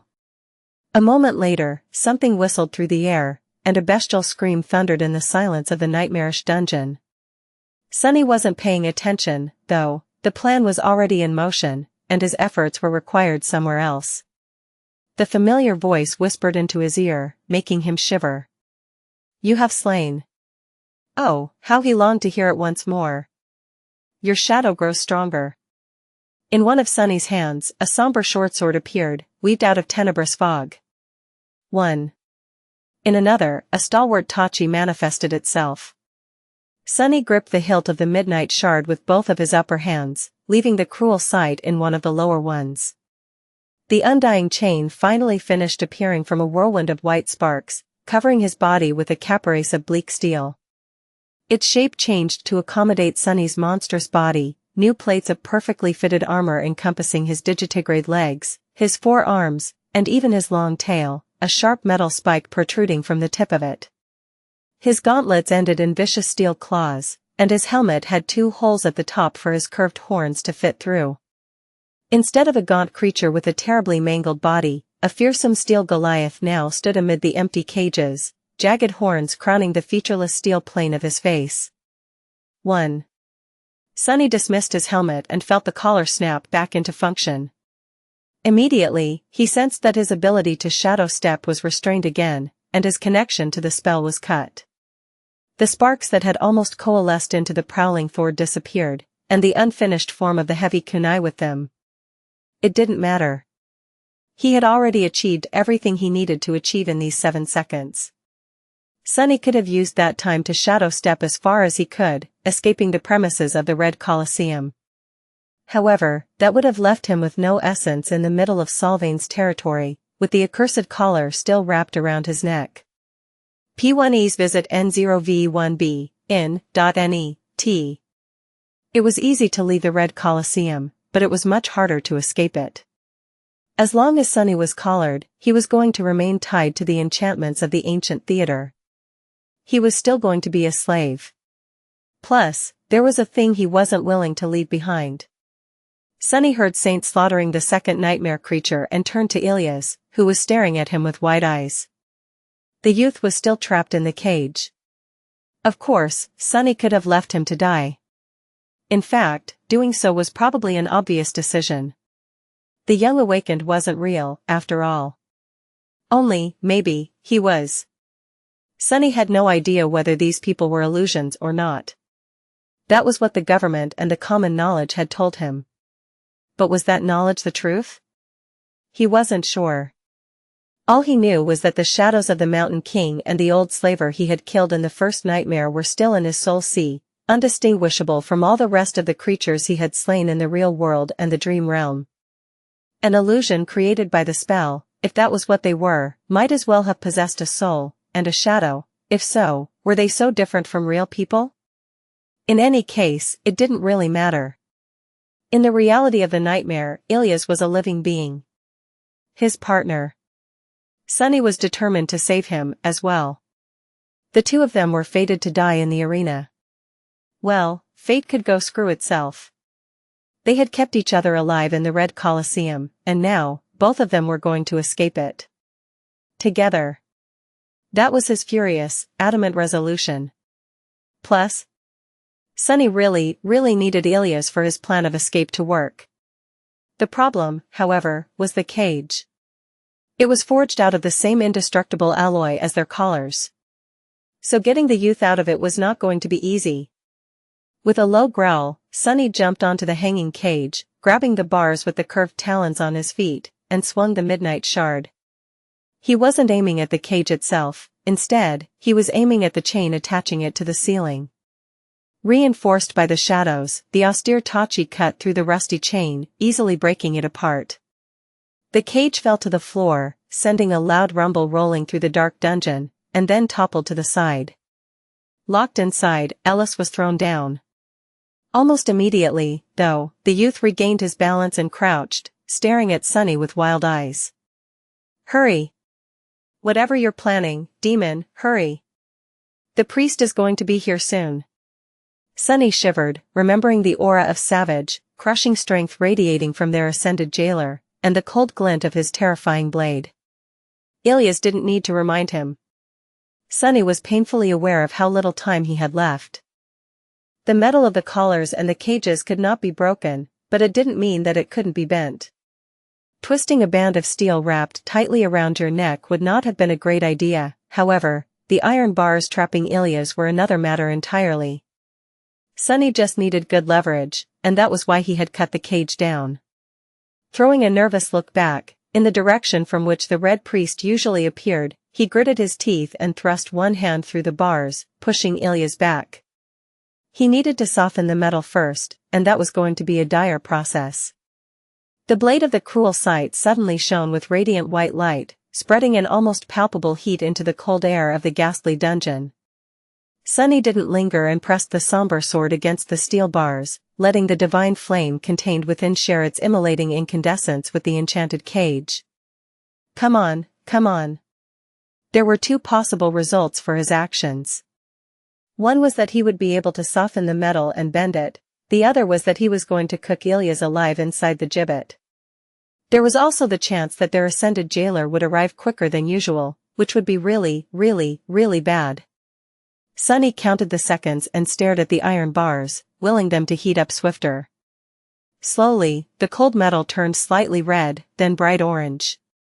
Finally, at the point where the incandescent blade of the cruel sight touched them, a hint of pure white appeared.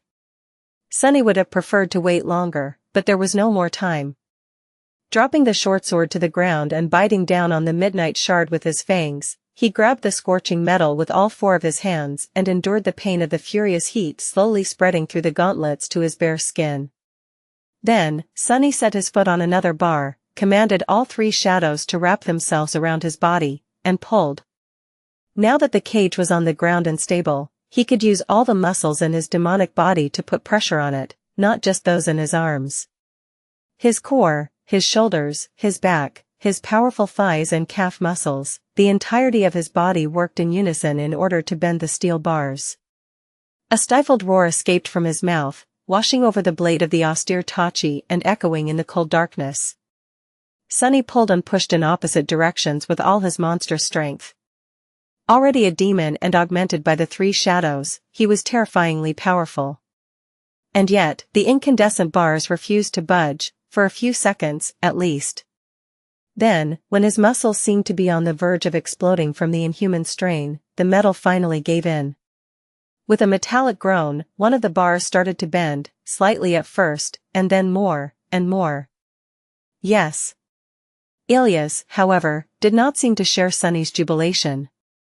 Instead, he paled, a frightened expression appearing on his face. Without saying a word, the youth raised one hand, pointing to somewhere behind his partner's back. The priest. And just then, Sunny felt a mighty shadow flying toward him from the edges of his shadow sense, growing closer and closer with harrowing speed. Damnation. The Ascended arrived a few seconds earlier than he should have. Without turning around, Sunny pulled on the incandescent bar one last time, creating enough distance between it and the next one for the youth to squeeze through. Then, he reached inside the cage, grabbed the young awakened, and roughly pulled him through the narrow breach. He already could hear the heavy steps behind him. Crap, crap, crap. Ilya stared into the darkness with eyes full of fear. Demon. Beihai. Without letting him finish, Sunny forcefully pushed the youth away, then swiftly turned around, grabbing the cruel sight from the ground and catching the hilt of the midnight shard. The warrior in a tattered red robe and worn leather armor was already upon him, the terrifying heavy blade cutting through the air with unthinkable speed. Sunny moved his weapons forward, trying to block the obliterating blow. But his exhausted, wounded body seemed to have finally betrayed him. He swayed, missing the timing by a split second. It looked like the tiniest of mistakes. But one mistake was all it took. His luck had run out. The great blade of the mighty Ascended slid past Sunny's defenses, and hit him right in the neck. The sharp metal sliced through his tough skin, his muscles, and his spine, emerging in a fountain of blood from the other side. Sunny felt terrifying pain spread through his whole being, and then the world suddenly spun.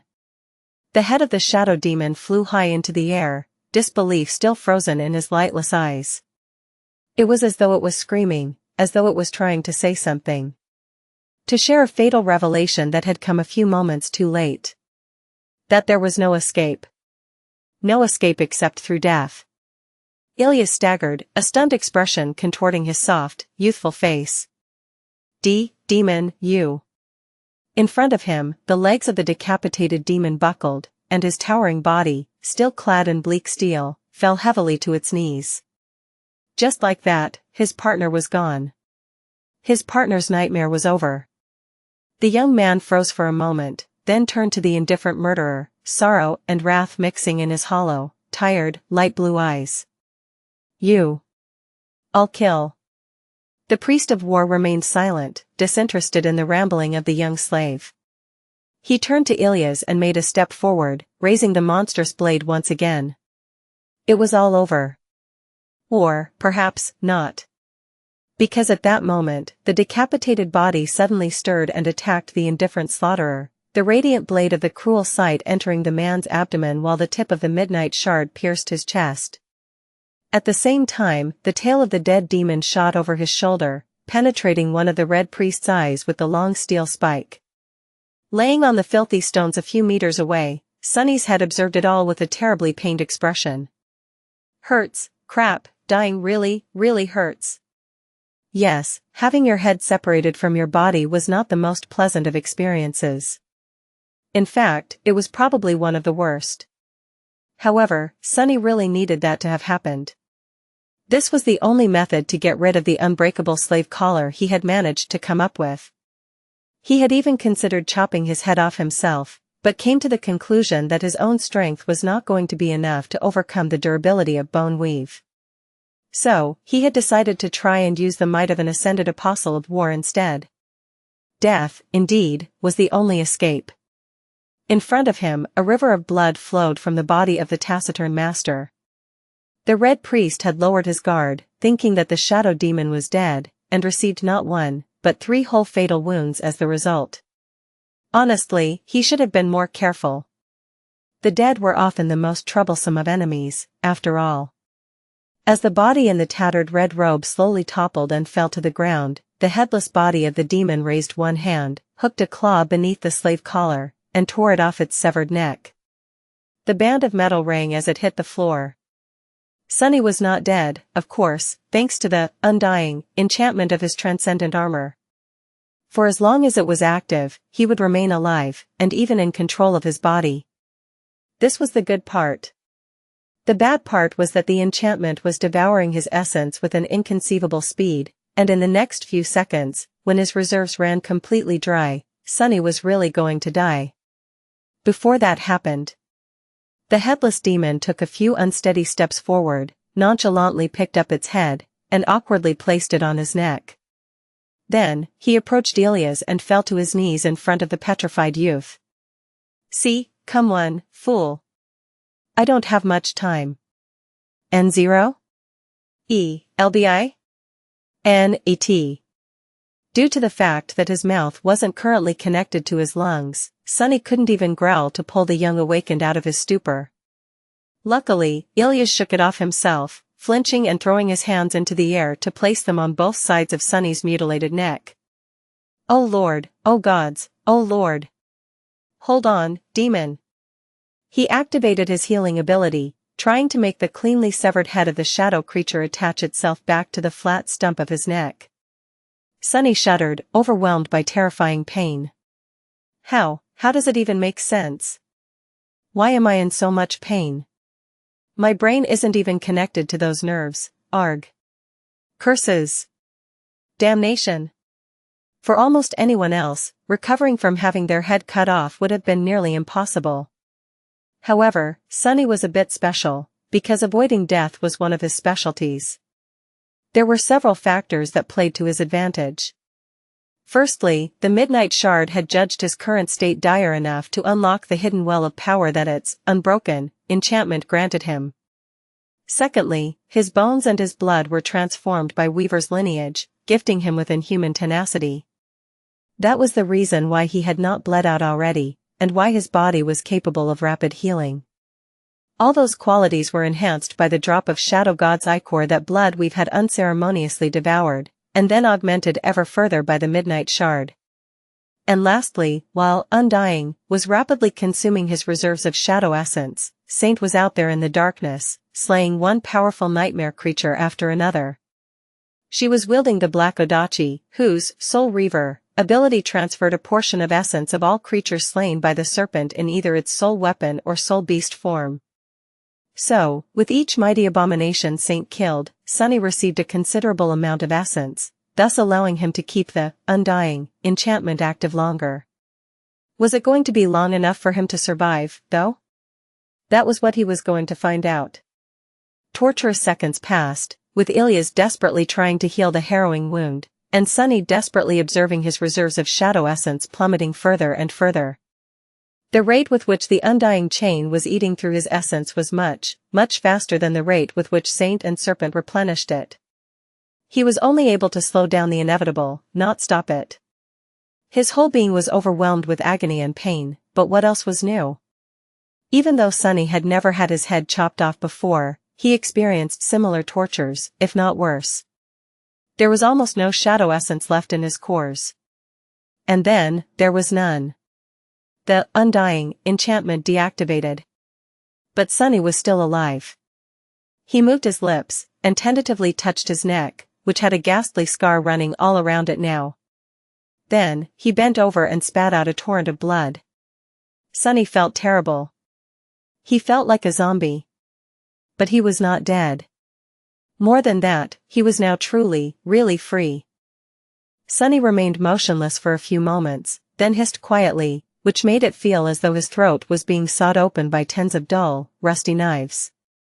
His head was once again attached to his neck, however, that didn't mean that he felt fine. In fact, although he had avoided becoming a corpse, he still felt like one. Your shadow grows stronger. The dark dungeon suddenly grew silent. Saint must have finished off the last of the caged nightmare creatures, turning him and Ilias into the last surviving captives of the Red Colosseum. No matter what happened from now on, the ghastly trials were over, finished before time by her hand. Sunny sensed a bit of shadow essence pour into his cores, replenishing the empty reserves a little, and scowled. That wasn't much. The young awakened had wasted all of his essence while healing Sunny, as well. The two of them were not going to survive if they had to fight a prolonged battle. So, they needed to flee the Colosseum swiftly and before the rest of the warmongers noticed their escape. Gritting his teeth, Sunny staggered and rose to his feet, then threw a somber glance at Ilias, who was staring at him with wide eyes. The youth still had a collar wrapped around his neck. However, there was not much Sunny could do about that right now. It was not like he could behead the young awakened, too. Hopefully, his strength alone was going to be enough to deliver them both away from this cursed place. Now that he was connected to the spell and had access to all of his power, there were a lot of things that could be done. The damned zealots were going to regret ever capturing him. Ilias opened his mouth, then asked in a shaking voice. Demon, how? How are you still alive?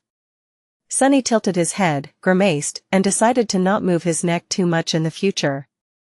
Then, he gestured at the breastplate of the undying chain. The young awakened frowned. Your armor? It's a relic? Wait, where did you even get this fearsome armor? And all these magical weapons? Sunny sighed, then nodded and pointed at his chest again. Ilias blinked a couple of times. What do you mean, they were inside of you all along? Why have you not used them in the arena, then? One of the demon's hands rose and pointed at the collar that now lay harmlessly on the filthy stones. The youth frowned. Oh. I see.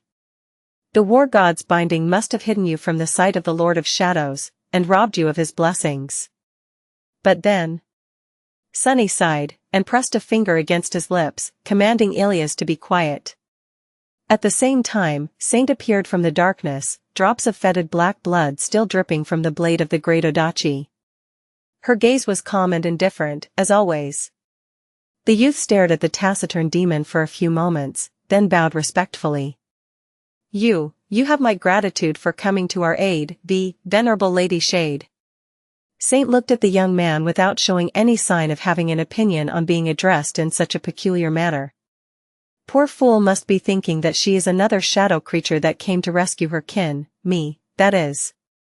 And judging by this reaction, he also seems to be convinced that she is my senior in the hierarchy of shadows. What the hell, why are teenagers always convinced that Saint is cooler than me? He was in no mood to disabuse the youth of this misconception, though. Plus, there was no time. A scorched kite shield manifested itself from sparks of light in Saint's hand, and at the same time, the soul serpent turned into a stream of flowing darkness and reformed itself into a straight double-edged sword, this one akin to the weapon the graceful knight had wielded in the past. Sunny hesitated for a moment, then pushed the hilt of the midnight shard into Ilias's hands. Holding the cruel sight in one of his own, he bent down and picked up the terrifying heavy blade of the Red Priest with the upper pair. Sunny didn't know what enchantments exactly the two-handed cleaver possessed, but since it had managed to slice through his adamantine spine without too much trouble, they had to be exceptionally powerful. Then, he took a deep breath, and sent his shadows forth, along the familiar corridors of the underground part of the Colosseum and beyond them, to find a way to freedom. Sunny was good enough in a fight to survive in the arena, and even earn the love and admiration of the damned lunatics who spectated the slaughter and worshipped it, but his true calling was to remain hidden in the darkness, move unseen, and strike at unsuspecting enemies from the shadows to kill them in one fell blow. The task of escaping the Red Colosseum unnoticed was much easier for him than that of conquering it. As all three shadows glided into the darkness, the skin of the four-armed demon he inhabited turned from obsidian black to pale gray once again, and Sunny swayed, sensing his strength and resilience vastly diminish. He gritted his teeth, and then gestured for Ilias to follow. While Saint disappeared into the darkness, the two of them headed toward the exit from the dungeon. They walked through the silent corridors, sensing the cold wind blow past, washing the stench of the dungeon off their aching bodies. Since it was night and the battles were not supposed to continue until the morning, the Colosseum was mostly empty, devoid of the jubilant crowds that filled it during the day. Here and there, Sunny and Elias still encountered the warmongers, those who, perhaps, had duties to maintain, clean, and prepare the arena for the next day's slaughter. However, everyone they saw had already met Saint. Following in the wake of the taciturn demon, the two of them found only corpses. The followers of war had been killed ruthlessly and noiselessly, each requiring just one strike. With each death, Sunny's reserves of essence were replenished a bit more. But more importantly than that, the path to freedom was clear. Finally, after something that felt like an eternity, Sunny found his three shadows waiting silently before a small wooden door. He lingered for a second, and then pushed it open. In front of him, there was a vast green meadow, and beyond it, nothing but boundless, vast, starlit sky. The dawn was approaching, which meant that they didn't have a lot of time left. Sunny and Elias had to leave the cursed island of the Red Colosseum before the night ended and the crowds of war god worshippers arrived to spectate the sacrificial slaughter on the blood-soaked arena. Once they were elsewhere, pursuing them would become much harder, not only because the ancient magic of the demon of desire would remain far behind them, but also because the warmongers would have to split their forces to search all the neighboring isles. The further the two of them escaped, the wider net their pursuers would have to throw. By then, the zealots would have to deal with the crushing, as well. Sunny wasn't familiar with the western reaches of the Chained Isles, which belonged to the followers of war, since he had never traveled in this direction before. They could try to escape northeast, toward the Hollow Mountains and the Night Temple, but that region was unfamiliar to him, as well. Directly to the east, a long distance away, lay the Ivory City where Ilias hailed from, and the Prison of Hope. However, the eastern direction would be where the pursuers were most likely to concentrate their search, since running toward the domain of their enemies, the Sun God's people, would have been the safest choice. After hesitating for a few seconds, Sunny pulled the young awakened toward the southern edge of the Red Island. If they journey southeast, they would eventually reach the ruined fortress. Well, it might not have been ruined yet, where he had once welcomed Effie and Kai. There, the influence of the war faction was bound to be severely diminished. More importantly, that was the boundary to the part of Hope's shattered kingdom that Sunny knew and had explored before. Before the start of the nightmare, he and the other members of the cohort had agreed to travel to the Iron Hand Island should they be separated. Sunny would be able to easily find his way there from the southern great chain that anchored the isles to the mainland beneath. Hidden in the darkness, Sunny and Elias ran across the meadow, aiming to reach the edge of the island and one of the heavenly chains that rattled below from time to time, disturbed by the turbulent winds of the border between the two skies. Come on, come on. Once they were over the edge, Sunny could summon the heavenly burden and the dark wing to carry them to the chain, or even hide them in the darkness of the sky below for a while. Their salvation was so close. It was already just a few meters away. But then, his heart suddenly grew cold. No. In the end, it wasn't close enough. Just as they reached the edge, a quiet sigh resounded from the darkness, and suddenly, Sunny was laying on the ground, his vision blurred and his whole body numb. There was no oxygen in his lungs, and no matter how hard he tried to inhale, it was of no use. His chest seemed to be on fire. A few seconds of agony later, the shock of the terrifying impact that had cracked the breastplate of the undying chain and sent him flying to the ground began to fade, and Sunny was able to finally draw in a hoarse, desperate breath. See, curses. He moved his arm, reaching for the hilt of the Red Priest's cleaver that lay near, buried in the soft grass. However, before his fingers closed around it, a delicate foot stepped on his wrist, and suddenly, it was as though the weight of a whole world descended upon him.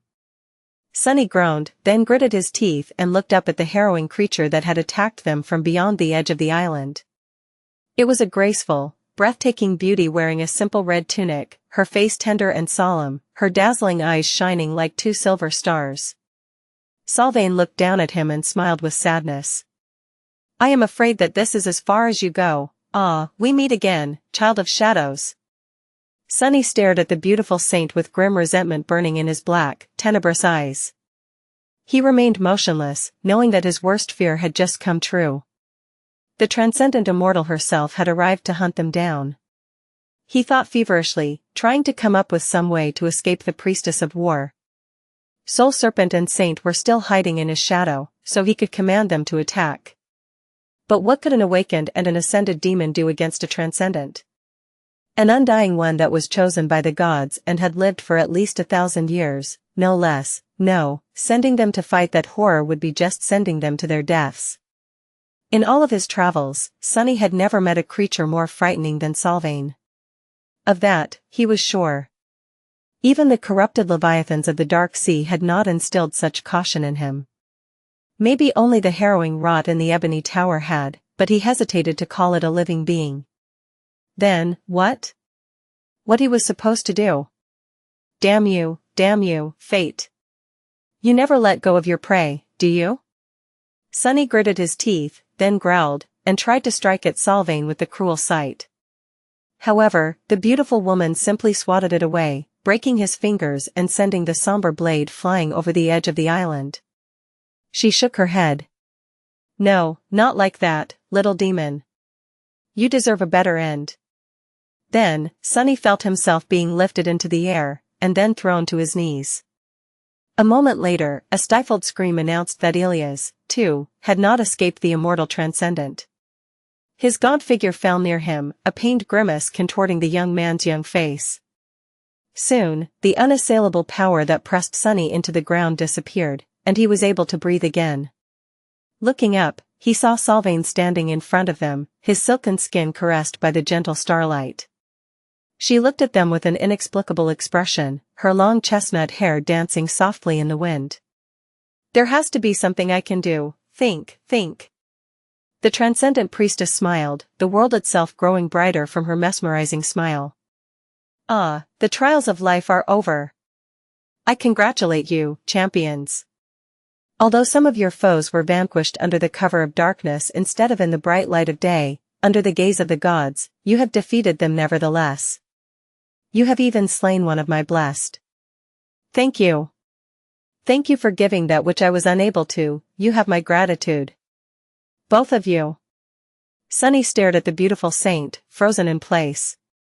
Despite all the hatred he harbored against the monstrous priestess, despite how much he wanted to pay her back 100-fold for all the suffering she had caused him, he couldn't help but forget his anger, and be enchanted by her beauty.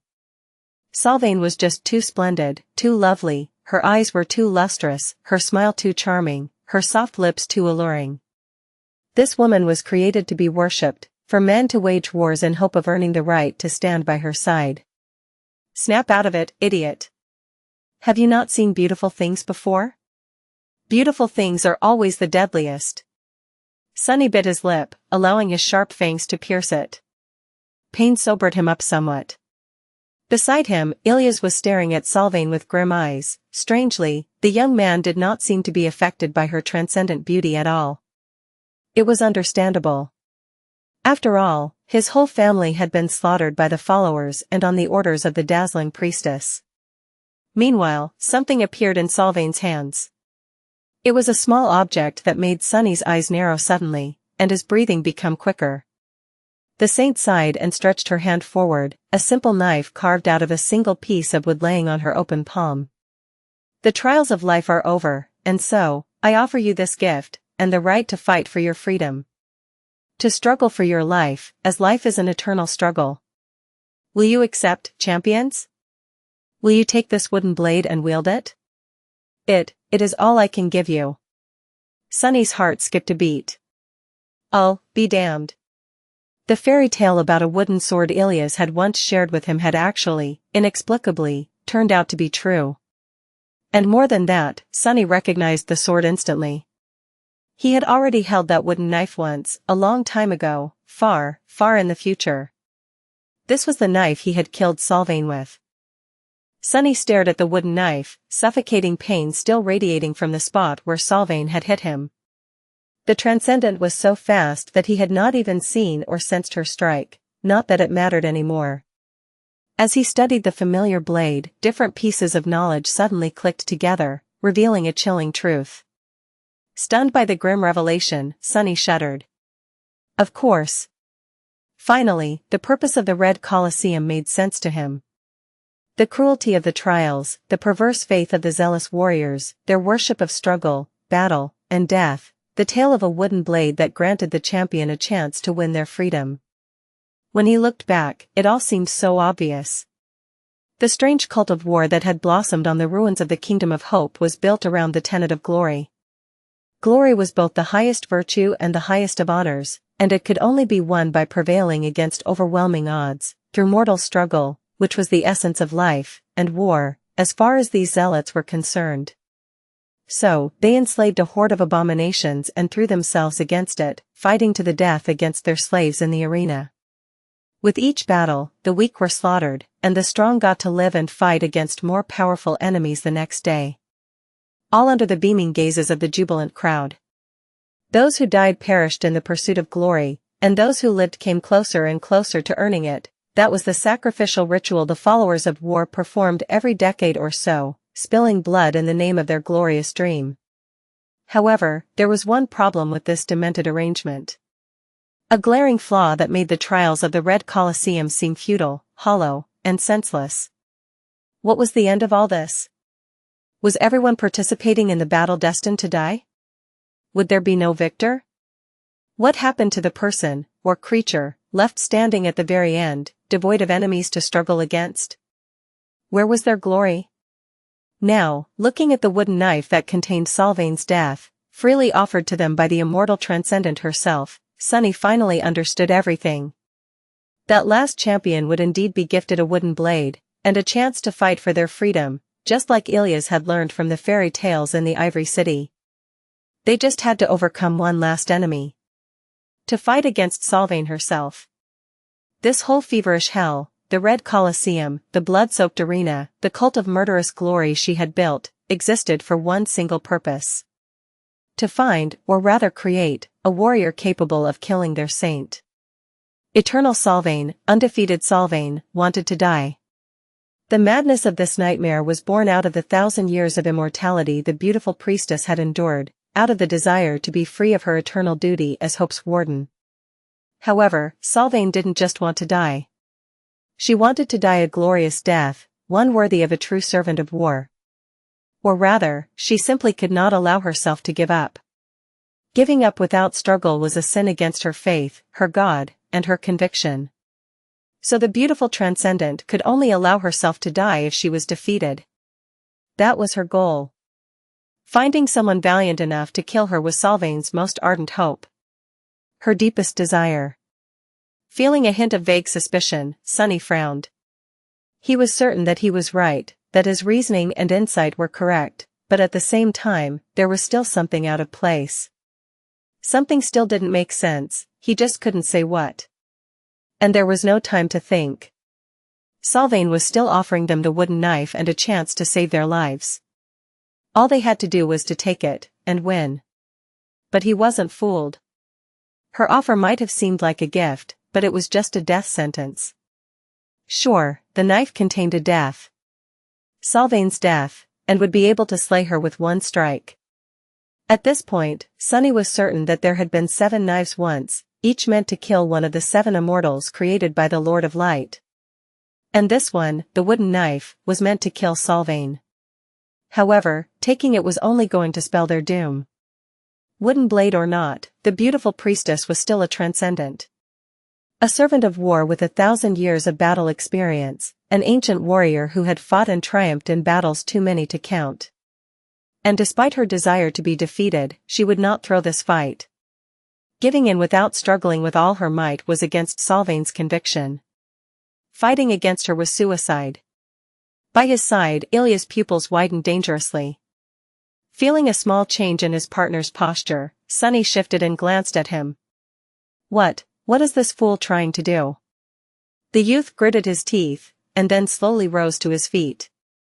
His tattered tunic had long ago lost any remnant of its once pure white color, and was now hanging like rags on his gaunt, emaciated body. Despite that, the young awakened looked full of resolve and determination, his eyes glinting with grim purpose. "What are you doing?"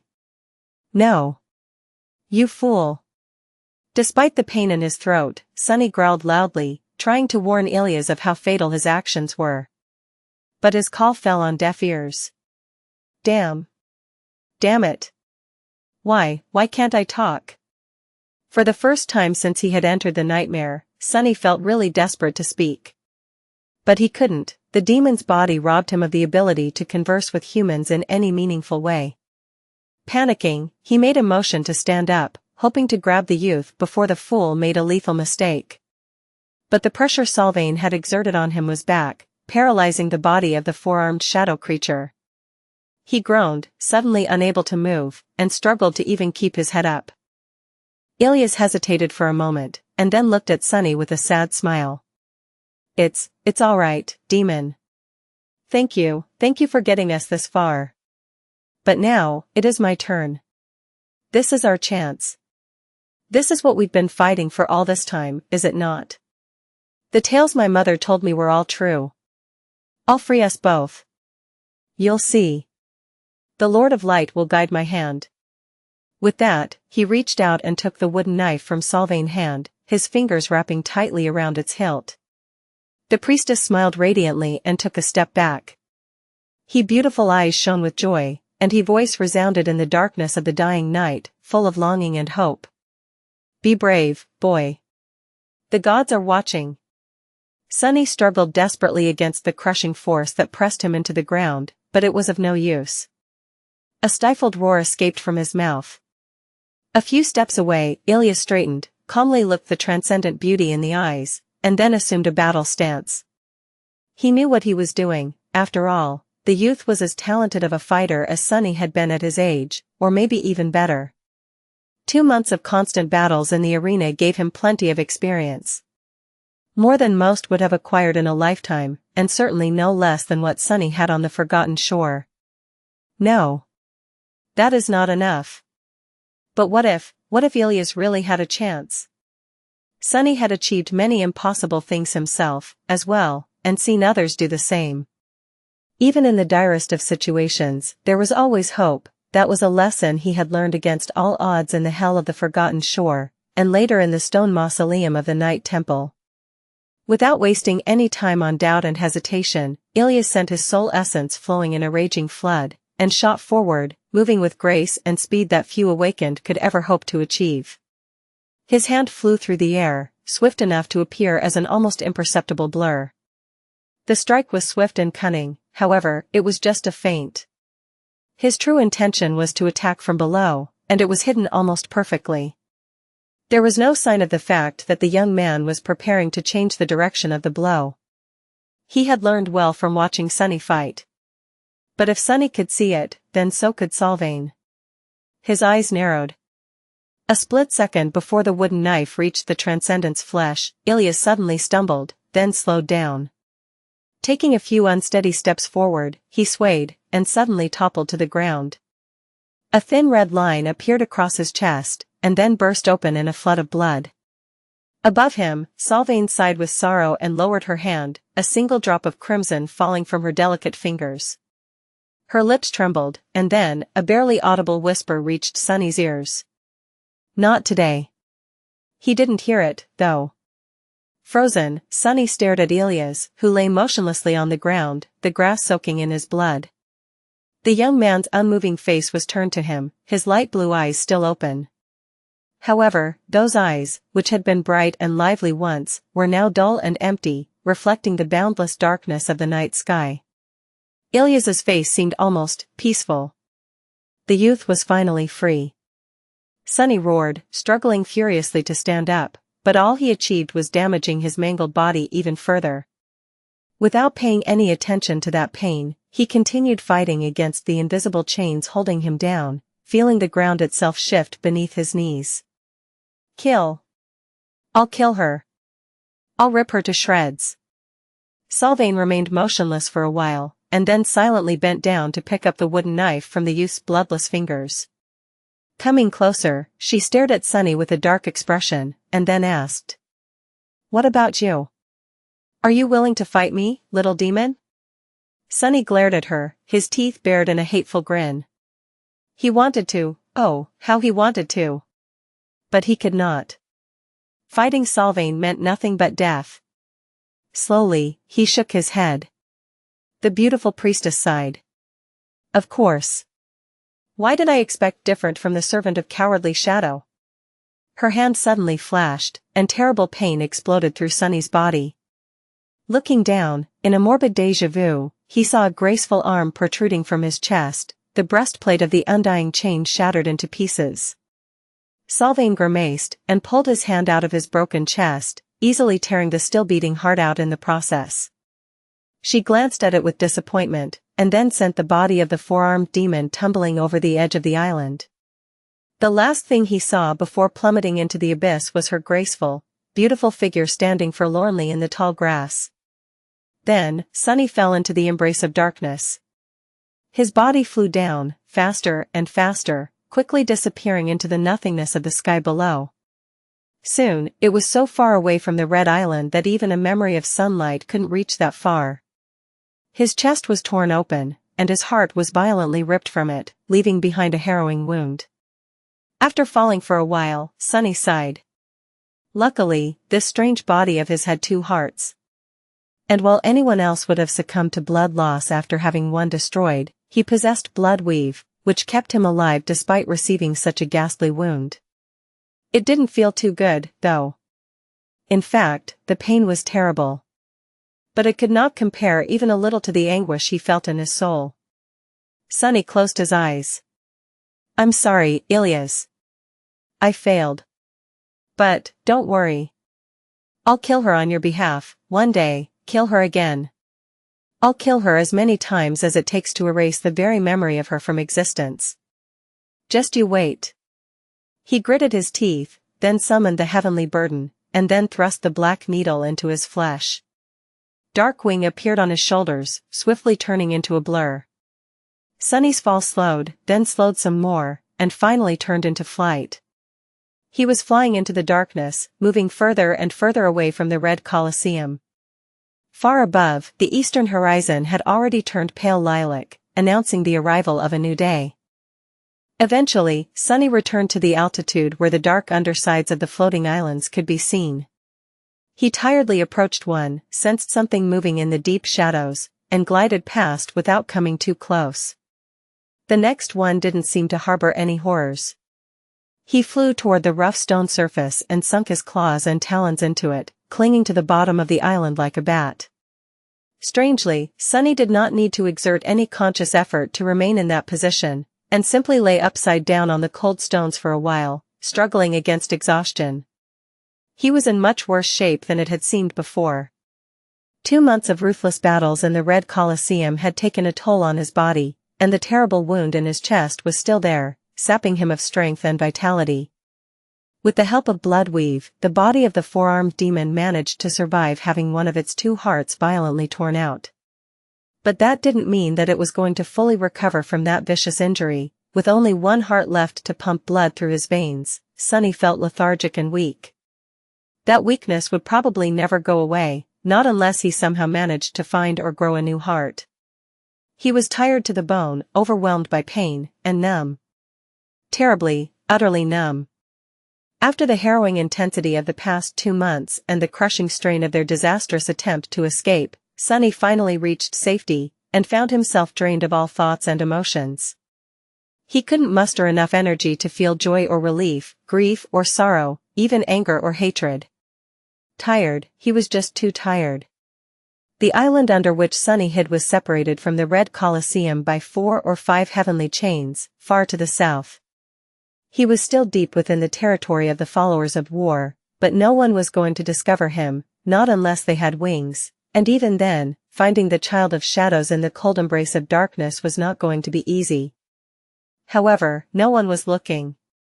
After all, he was considered to be dead. Sunny looked at the shattered breastplate of the undying chain, and then dismissed the damaged armor to give it a chance to repair itself. Then, he summoned the mantle of underworld and gasped when its onyx metal wrapped itself around his mangled chest. The intricate black armor embraced his tortured body, soothing its aches. Sunny doubted that anyone from the real world would be able to spy on him here, in the depths of a nightmare, but even if they could, he didn't care anymore. He just wanted to be safe and protected. As soon as the fearsome mantle hit his wounds, Sunny tiredly closed his eyes, and plunged into the nothingness of a deep, dreamless sleep. Thirst, and pain. That were the first things Sunny felt before slowly remembering who he was, what he was, and where he had found himself. He was in hell. Where else? I fell asleep. He opened his eyes and saw the rough surface of the bare stone in front of him. Sunny was still clinging to the underside of the island, his claws buried deep into it and holding him in place like iron pitons. He felt better, somewhat. His body was still a labyrinth of pain, but it was much milder than before. Judging by the state of his wounds, he had slept for many, many days. No wonder he was so thirsty. Sunny shifted slightly and freed one of his 4 hands, then summoned the endless spring and drank a few gulps of water. Then, he turned his head and stared into the darkness, indifferent to everything. His body was healing, but his mind was still empty and numb, exhausted of its ability to feel anything. All that remained was cold rationality, but even that part of him was dull and apathetic, devoid of any interest and desire. He just didn't care about anything, or anyone, right now. The mere thought of caring seemed exhausting.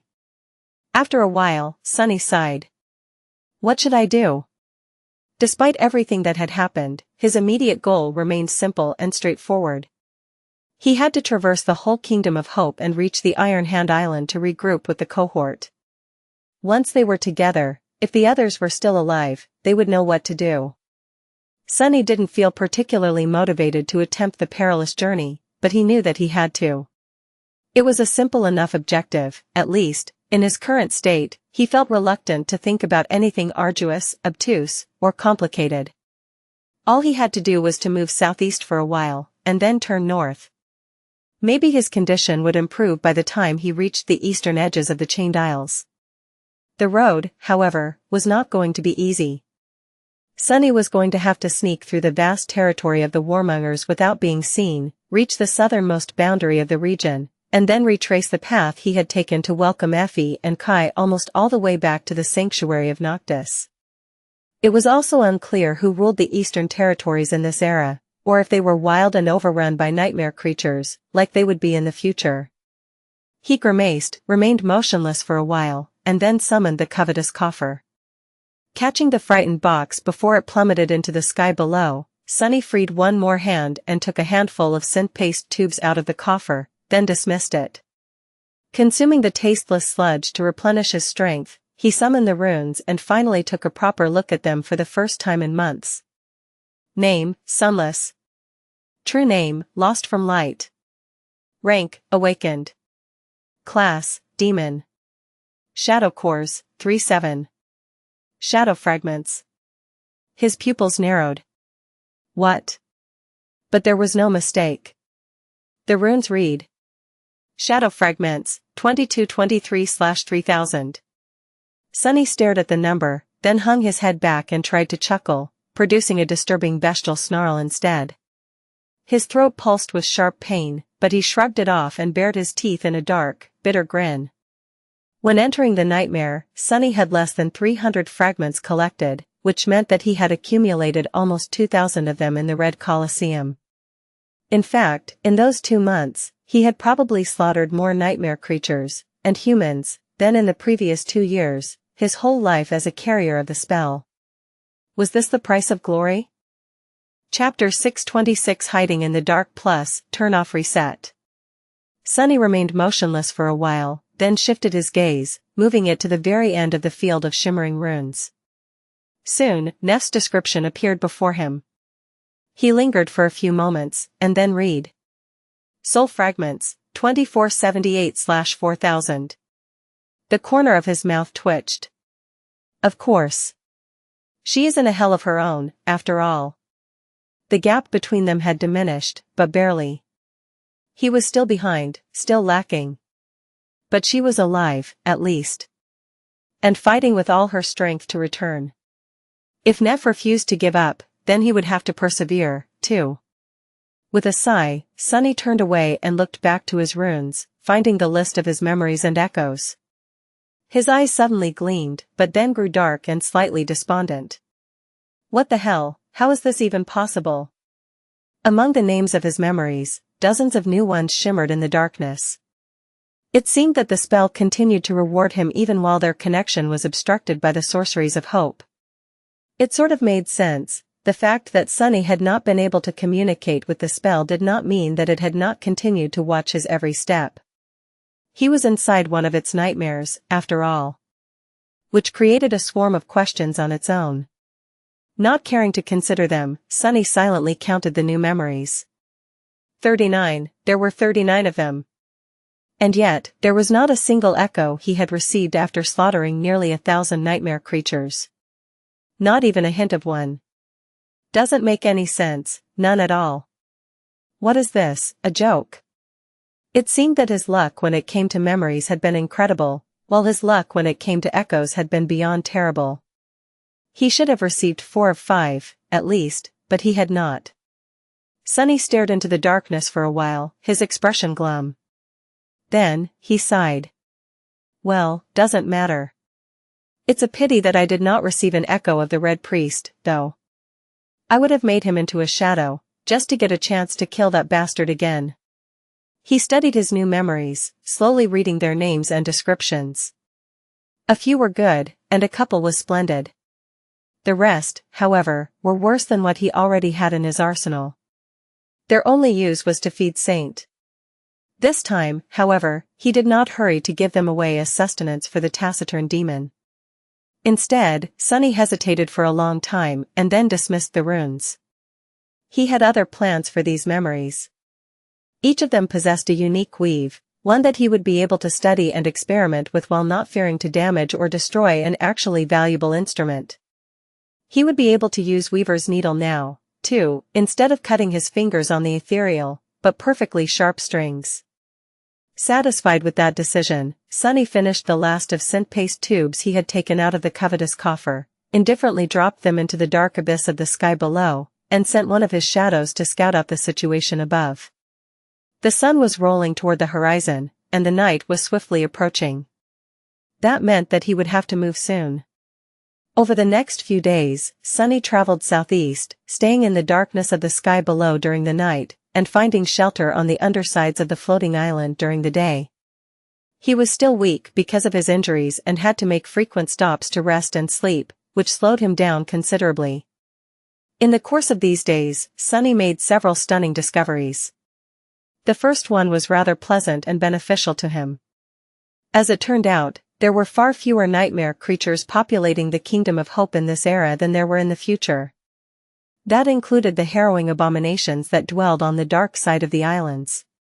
Their absence made the task of remaining below the isles far easier for him.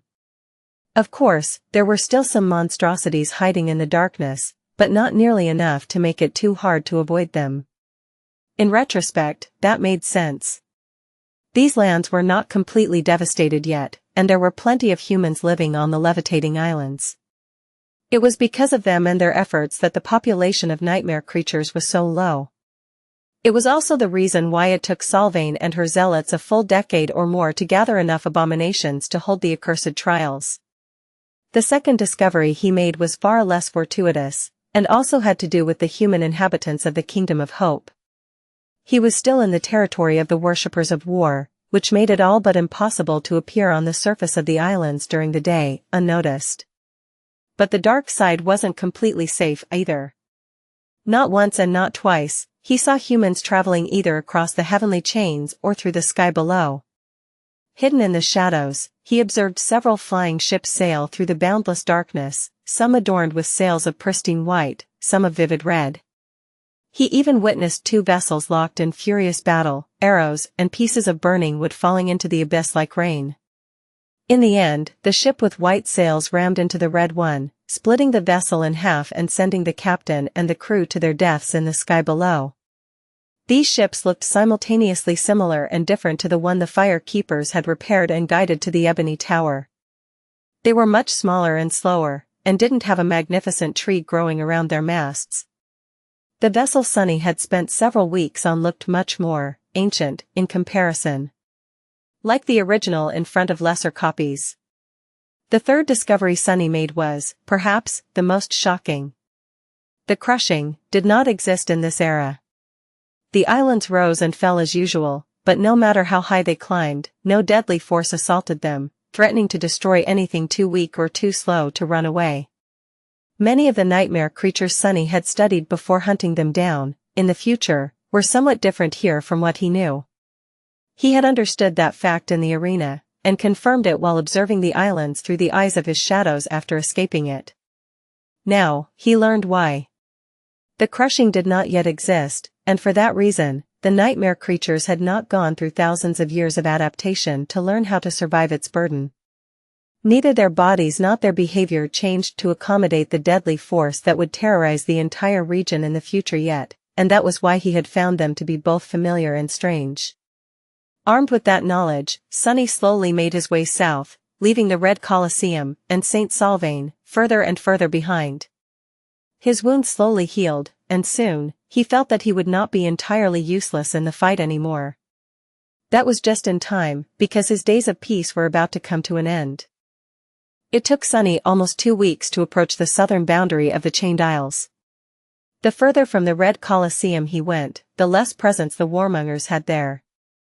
With Sylvain's militant order occupying the western reaches of the Kingdom of Hope and the followers of Sun God in control of its center, engaged in a centuries-old conflict with each other, the south remained desolate and neglected. That made Sunny's life a bit easier, but also caused him to lower his guard a little. He still had to remain vigilant, though, because there were more and more unsightly horrors hiding in the deep shadows of the dark side as he traveled away from human settlements. On one of these days, Sunny found himself clinging to the underside of a small floating island as he waited for the arrival of night. He had already rested and dined on several tubes of synth paste, so for now, there was nothing much for him to do. As had been his habit for the past week or so, he summoned one of the memories from the Colosseum and studied its weave, trying to peer into the secrets of the complicated pattern of ethereal strings.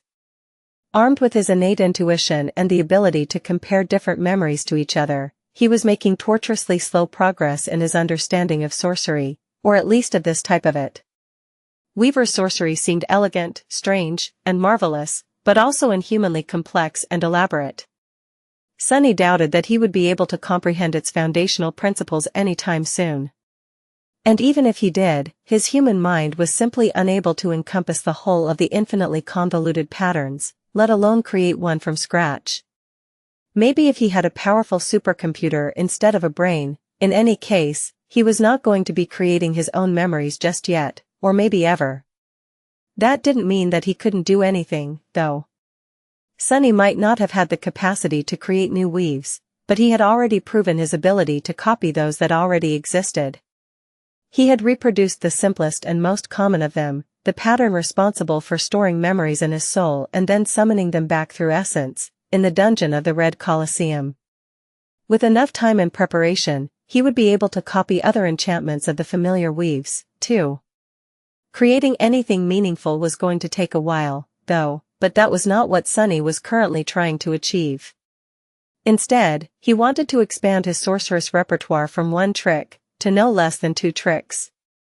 He was experimenting with his memories in hopes of learning how to modify and change an existing enchantment. Right now, Sunny was holding a slim dagger in one hand and a small silver bell in the other. The silver bell was the first memory he had ever received, and also the simplest, while the slim dagger was one of the weapons he had won in the arena. Its enchantment was rather straightforward, it made the weapon utterly noiseless. It didn't ring when struck against armor or another blade, and didn't even rustle as it entered the enemy's flesh. Sunny had chosen these 2 memories for the experiment because, at the core, their enchantments were very similar. One was that of sound amplification, while the other was that of sound nullification. He wanted to change the latter into the former. In other words, he wanted to turn the silent dagger into a very noisy dagger. Not because that would be very useful, but to prove that he was capable of modifying enchantments. After studying the spellweave of the silver bell for many days, Sunny was close to memorizing the staggering complexity of the pattern of strings entirely. Since the bell had only 1 enchantment, it was easy to isolate it from the parts of the pattern that were common to all memories. so, in theory, he knew what shape to create.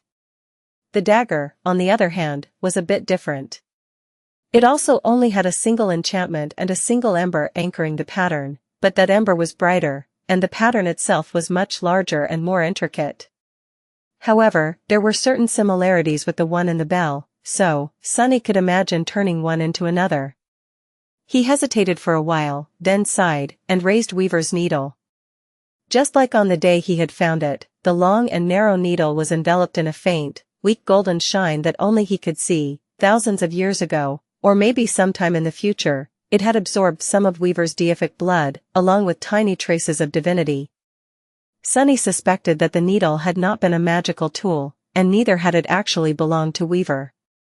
Rather, it had been just a random needle that the demon of fate found in the ebony tower and made use of to sew a new arm to their body, and its magical properties came from being washed in the demon's blood.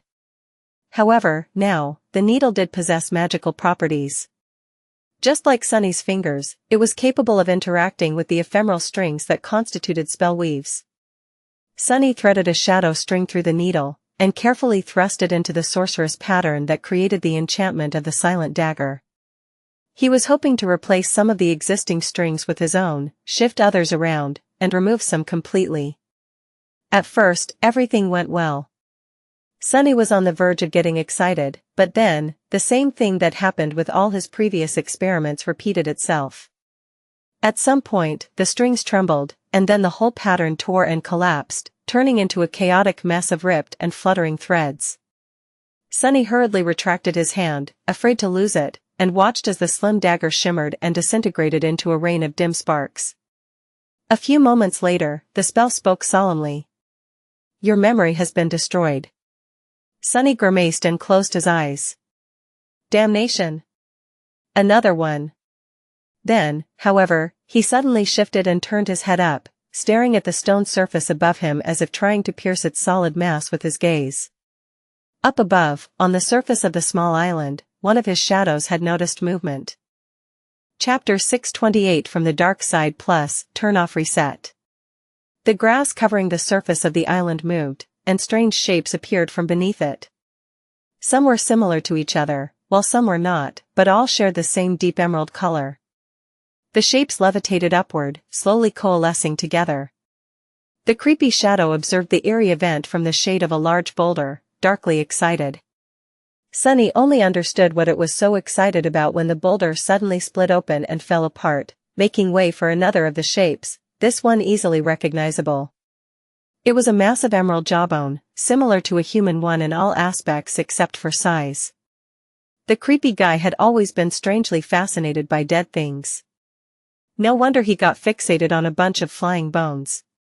As Sunny watched, the emerald bones assembled into a towering human skeleton, very similar to the powerful abomination of the same kind Sunny had fought and destroyed in the Red Colosseum, but much larger and way more frightening.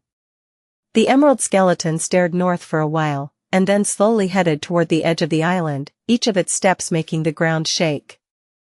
At the same time, a loud rattle of the heavenly chain rolled through the two skies. Sunny was so used to hearing them that he didn't pay it any attention at first, but then, a deep frown appeared on his face. Something wasn't right. The rattling of the chain sounded different, somehow. He lingered for a few moments, then silently dove into the shadows and glided to the northern slope of the flying isle. As soon as Sunny saw the heavenly chain stretching far into the distance, his heart grew cold. A terrifying abomination with a body that resembled a dirty mass of pitch-black tar was crawling underneath it, its back facing the sky below. Each second, a dozen tendrils of liquid darkness shot forward from the mass, sticking to the links of the giant chain and pulling the creature forward. The monstrosity was at least 20 meters long and so heavy that the iron of the heavenly tether groaned under its weight. What hellish nightmare is this?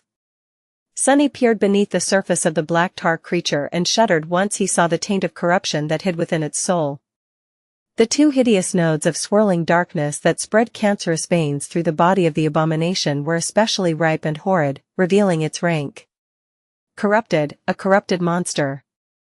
Earlier, when he had been passing the islands north of his current shelter, he had felt the shadow of a powerful fiend hiding beneath one of them. Who knew that the horror nesting on the dark side of the flying island would turn out to be equal to the harrowing wormvine, and then decide to follow Sunny south on top of that? As Sunny froze for a moment, a large boulder suddenly flew from the island and hit the massive body of the black tar fiend, sending ripples across its liquid flesh. The force of the impact was so great that a destructive shockwave spread in all directions, causing the heavenly chain to rattle even louder. On the surface of the island, the towering emerald skeleton lowered its arms and stared at the invading horror, dark lights igniting in the pits of its empty eye sockets. The boulder it had just thrown disappeared within the body of the corrupted abomination, seemingly dealing it no damage. The creature simply continued crawling, its massive body surging forward like a black tide. I probably need to run. But before he could do anything, the advancing monster suddenly convulsed, and in the next second, dozens of sharp stone shards shot out of its flesh, each covered by fetid black liquid. Some rained on the emerald skeleton, and some hit the slopes of the island, causing large chunks of weathered stone to be turned into dust. Sunny barely managed to dodge one of them, and stared with resentment at the small crater that appeared in place of his hiding place. Sure, he was an incorporeal shadow right now, but he would not make the mistake of assuming that a corrupted abomination had no way of wounding him. Who knew what this horror was capable of? And just as this thought entered his mind, he noticed that there was a thin layer of black tar spread around the point of impact, and dozens of similar ones nearby. As he watched, the foul liquid started to move, coalescing into small dark blobs. Some of them began crawling up, toward the emerald skeleton. But some froze for a moment, and then flowed toward him, as though sensing his location. Crap! Sunny hurriedly summoned back the creepy shadow and lunged away, gliding through the shadows as fast as he could. By the time he reached the bottom of the island, the black tar monster was already upon the skeleton. Numerous tendrils of darkness shot forward, enveloping the towering abomination. Despite all its might, the emerald skeleton was instantly trapped and pulled inside the mass of liquid darkness. It struggled desperately, but to no avail. Seconds later, its massive figure disappeared within the body of the dark side fiend without a trace. Now, just forget about me, Hellspawn. I'm too small and inconsequential, anyway. Sunny was already on the southern slope of the island, rushing toward the other heavenly chain that led away from this damned place. Somewhere above him, the giant mass of liquid darkness rippled, perhaps grinding the ancient emerald bones into dust. And then, the corrupted fiend suddenly surged forward with incredible speed, heading for the very same chain. Or rather, for the swift shadow that hoped to use the chain to escape. Luckily, Sunny reached it first. He burst from the shadows, flying across the span of empty air, and landed on the surface of the heavenly tether in a roll. Without wasting a single moment, Sunny pushed himself off of the cold iron surface with all four arms, wrapped the shadows around his body, and ran. As dull pain spread through his chest, the mantle of the underworld turned as light as a feather. Just a few seconds later, the chain swayed wildly beneath his feet, announcing that the black tar monster had reached it, too. Curses! There were a few hundred meters of giant sunlit links in front of him, and only past that was the heavenly tether submerged into the darkness of the sky below and shrouded in shadows. I'll make it, surely, I will. Sunny growled, bared his fangs, and ran. Sunny's upper arms were much longer than that of a human. Bending down, he fell on all fours and broke into a bestial gallop, flying forward with incredible speed. With each jump, the saving darkness grew closer and closer.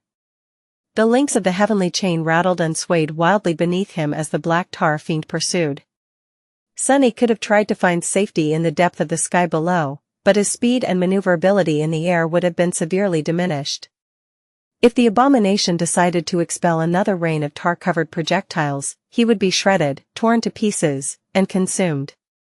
Besides, there was no saying if the harrowing creature could follow him into the abyss. His best chance was to reach the segment of the chain submerged in darkness, glide across it as a swift shadow, and escape to the next island. Behind him, the mass of liquid darkness rolled forward with staggering speed, hundreds of black tendrils shooting out of it every moment to form a ceaseless tide. The distance between them grew smaller and smaller still. Oh, gods!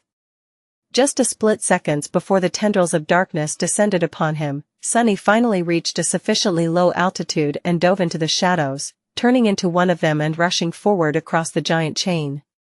The space where he stood just a moment ago was instantly enveloped by the foul flesh of the tar monstrosity, which then lunged after him, somehow starting to move even faster. A strange, deafening sound that resembled a gurgling wail escaped from the depths of the mass of liquid darkness, causing Sunny's whole being to writhe in pain. It washed over the world like a wave, penetrating deep into the darkness of the sky below and the radiance of the sky above, and making both shudder. Sunny fled across the border between two skies, and the harrowing creature from the dark side followed.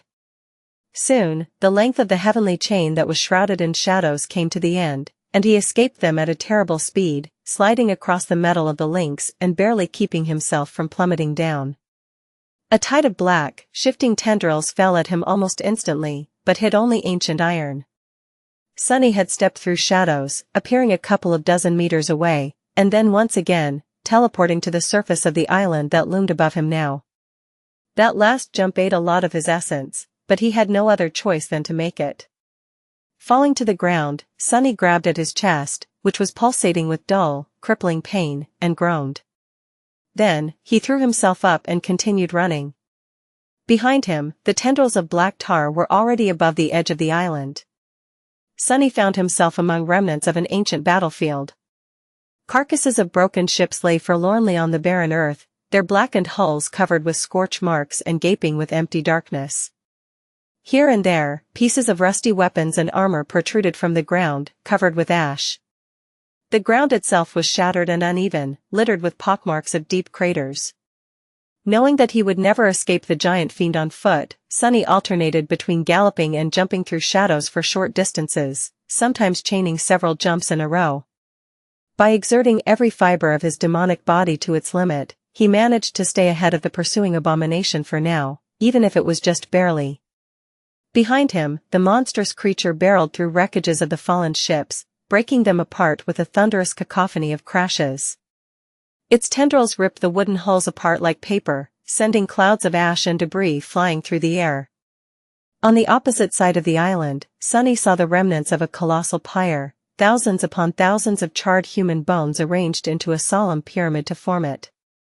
These were, perhaps, the remains of the warriors that had fought in this battle and once crewed the broken ships. What had brought them to this island, and what had they fought for? Who had won the terrible battle, and at what cost? Had this pyre been meant to honor fallen heroes, or dispose of dead enemies, or even prisoners, perhaps? Without sparing a single thought to these questions, he dove down from the edge and fell through the air, reaching another chain and escaping further south. A few moments later, the corrupted fiend flowed over the edge, as well, landing at the heavenly tether with a deafening thud. Sunny was still ahead, the fiend failed to outrun him. For now. The problem was that Sunny was growing tired and slowly running out of shadow essence, while the black tar monster was not. P1Es visit N0V1B, in.ne, t. South, south, south, pursued by the fiend from the dark side, Sunny fled south, crossing one island after another. But no matter how fast he ran, the damned monstrosity was faster. Many of the islands he traversed were populated by nightmare creatures of all kinds, but unlike the towering emerald skeleton, these ones did not even try to fight the corrupted abomination. Instead, they fled, too, scattering to the neighboring islands in something that resembled panic, or being consumed if they were not swift enough. At some point, Sunny found himself running side by side with all kinds of nightmare creatures that would have usually not hesitated to attack him. They were like forest animals escaping from a raging fire, when a forest fire spread like an insatiable monster, devouring all in its way. Predators and prey were made equal before its terrifying strength. Besides, with his monstrous body and his mind still clouded by the countless times he had shadowed the abominations of all kinds in the Red Colosseum, Sunny was less unlike the nightmare creatures than he had used to be. The black tar monster, however, was making a clear distinction between him and all the other creatures. It only paid attention to those abominations that were directly in its way, while its only goal, for some damned reason, was singular, to catch and consume Sunny. Curse it all, what's so special about me? Was it the fact that he followed the path of ascension instead of corruption? Was it his nature as a shadow? Or maybe, was it the flame of divinity that burned in his soul and flowed through his veins? Was that flame an irresistible lure for a creature like that? There was no answer. All Sunny could do was run as his chest became consumed with pain, and his soul became empty and barren, devoid of any essence at all. Some time later, he escaped from the shadows one last time and fell on the emerald grass of a new island, almost completely spent of essence and sapped of all stamina. He was done for. His single heart was beating wildly in his aching chest, drowning as it tried to do the work meant for two. His 4 lungs were on fire. This was it. This was as far as he could go. Sunny drew in a hoarse breath, and then slowly rose to his feet. His eyes shone with grim darkness. So be it, good. Come and get me, beast. Let us see which one of us is stronger. I have killed creatures mightier than you before. Granted, during the battle with Wormvine, he had months of preparations and a whole cohort of fire keepers supporting him. Sunny used the last of his essence to summon the cruel sight and turned around, ready to face the assault of the black tendrils. However, something was off. Huh? The rattling of the heavenly chains, it had grown quiet. He frowned, then took a few steps toward the edge of the island and looked down. The black tar monster was some distance away, its massive body hanging motionlessly from the heavenly tether. It was frozen and unmoving, with only its tendrils pulsating in a bizarre and nauseating rhythm. The abomination seemed to be reluctant to approach this particular island. It was as though there was an invisible boundary that it refused to cross, for some reason. Sunny stared at the harrowing creature for a few moments, and then snarled. He had escaped an inescapable situation once again. He had successfully fled the pursuit of the terrifying fiend. It seemed that luck was on his side, in the end. However, was it, really? Sunny shivered. But what, exactly, can scare a corrupted monster away? Chapter 630 Wicked Warlock of the East plus, Turn off reset. Sunny stared at the terrifying fiend for a few moments, then suddenly grimaced, clutched his chest, and fell to one knee. A bestial growl escaped through his sharp fangs. Arg! His heart was beating wildly, sending waves of pain rolling through his exhausted body. He felt weak and lightheaded, beads of sweat glistening on his obsidian skin. This condition was only worsened by the usual sense of frailty that came from utterly depleting reserves of essence. Sunny felt infirm. God damn it. Am I having a heart attack? He groaned, remained motionless for a bit, and then slowly stood up. Still clutching his chest, he hunched awkwardly and looked around, trying to determine which island he had found himself on, and what wicked creature might have kept the corrupted monstrosity at bay. His pupils widened slightly. No way. The night was slowly advancing, and the island was drowned by the dimming resplendence of a beautiful crimson sunset. Despite only having been here once, Sunny recognized the place, the vastness of the island, the emerald grass that veiled its surface like a soft carpet, the rolling hills, the moss-covered ruins. He had reached the southern island, where the crumbling fortress lay at the estuary of the Great Chain, one of the anchors which connected the isles to the mainland of the Dream Realm far below. Well, the fortress had been ruined in the future. Currently, it might have been still standing. Such luck. Sunny was glad to learn that he had arrived at the southernmost point of the Chained Isles during his mad escape from the Black Tar Fiend. However, he was still uneasy about the fact that the abomination refused to approach it. He was in no condition to fight anything, let alone a creature capable of scaring a corrupted monster. But what choice was there? Sunny glanced at the massive body of the terrifying abomination that loomed in the distance, then toward the center of the island. The choices, really, were simple. He could either jump back on the heavenly chain and try his luck in a battle against the Black Tar Fiend, or remain on the island and risk meeting the unknown horror. He hesitated for a bit, and then started limping away from the edge. Yes, an unknown danger was almost always worse than that which was familiar, but who knew, maybe he was going to get lucky. Maybe the unseen horror was going to turn out friendly and nice. Yeah, why not? Sure. Statistically speaking, a thing like that is bound to happen, one day. By the time Sunny reached the center of the island, the night had already descended upon the world, and a full moon was climbing up the velvet surface of the starlit sky. The hills became shrouded in darkness, which hid and protected him, and there was a little bit of shadow essence, now, filling his 3 cores. The pain in his chest had subsided somewhat, but Sunny still felt weak and feverish. He was heading toward the southern edge of the island to take a look at the current status of the boundary fortress, and studied his surroundings carefully in search of any sign of danger. If there was indeed a terrible threat somewhere on the island, it would be better to discover it before it had the chance to discover him first. Cresting the top of a tall hill, Sunny suddenly froze, and then crouched down. Safely veiled by the shadows, he looked at a shimmering white light that danced some distance away, in the center of a small valley that was formed by the hill he was standing on and several others. What is this? He hesitated for a moment, then commanded the gloomy shadow to slide off from his body and get closer to the source of light. However, the shadow hesitated, too. Sunny blinked. What the hell are you waiting for? Get down there. You can run away if things go wrong. The gloomy shadow gave him a long look, then shook its head resentfully, and timidly glided forward. Soon, Sunny saw a strange picture. In the center of the valley, a small fire burned, its color entirely white. In front of it, a lone human figure sat. The human's head was hung low, his face obscured by the falling hair. He was naked above the waist, his pale skin covered with dry blood. However, there seemed to be no wounds on the stranger's body, in fact, there was not a single scar on it. On a stone in front of him, a diamond sickle lay, its blade painted crimson. The image of the bloodied man, half of his body illuminated by the warm light of the dancing flame, half washed in the cold pale moonlight, was eerie and strangely beautiful.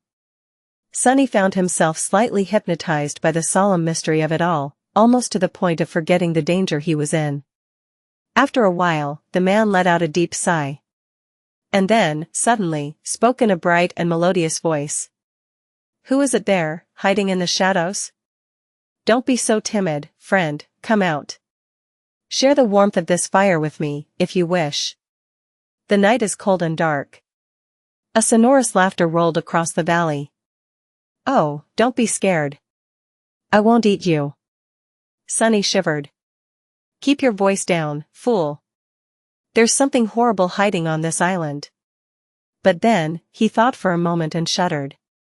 Unless the man himself was the unknown horror. The horror in question, meanwhile, raised his head, finally revealing his face.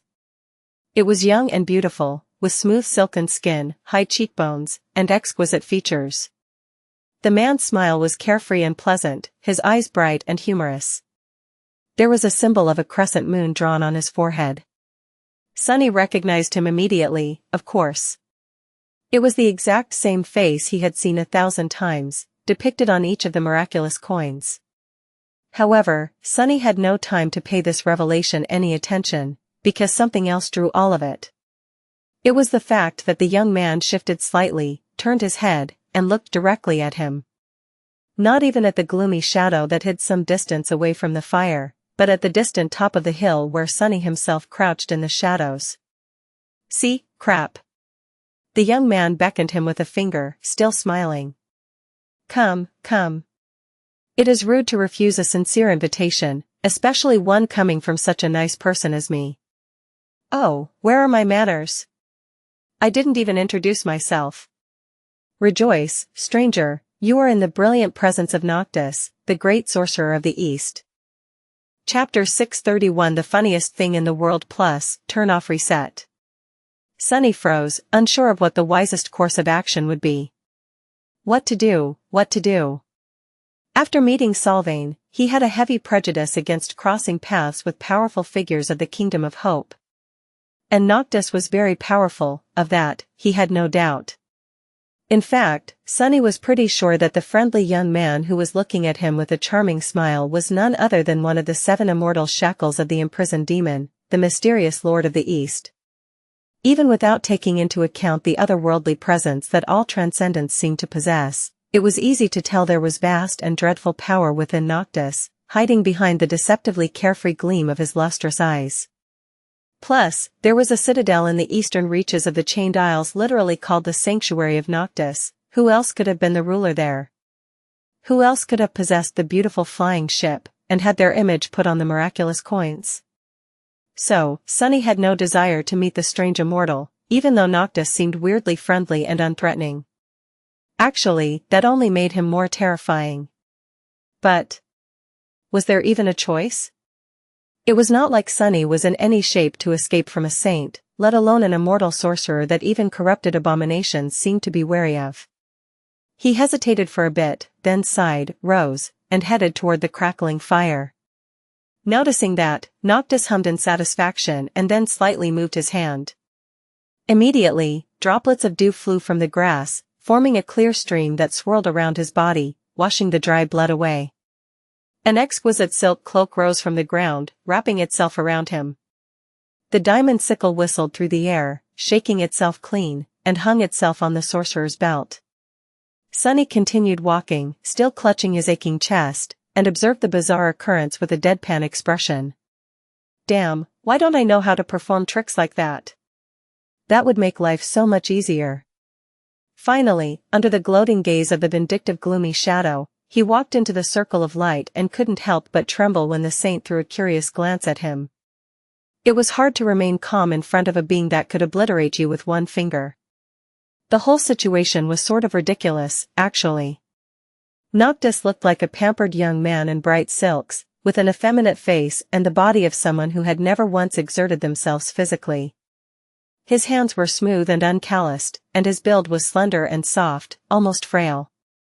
Sunny, on the other hand, was a towering demon clad in an intricate and fearsome suit of onyx armor, his gaunt figure brimming with ferocious might. He had twisting horns, 4 powerful arms, and a mouth full of sharp fangs, his eyes completely black and inhuman.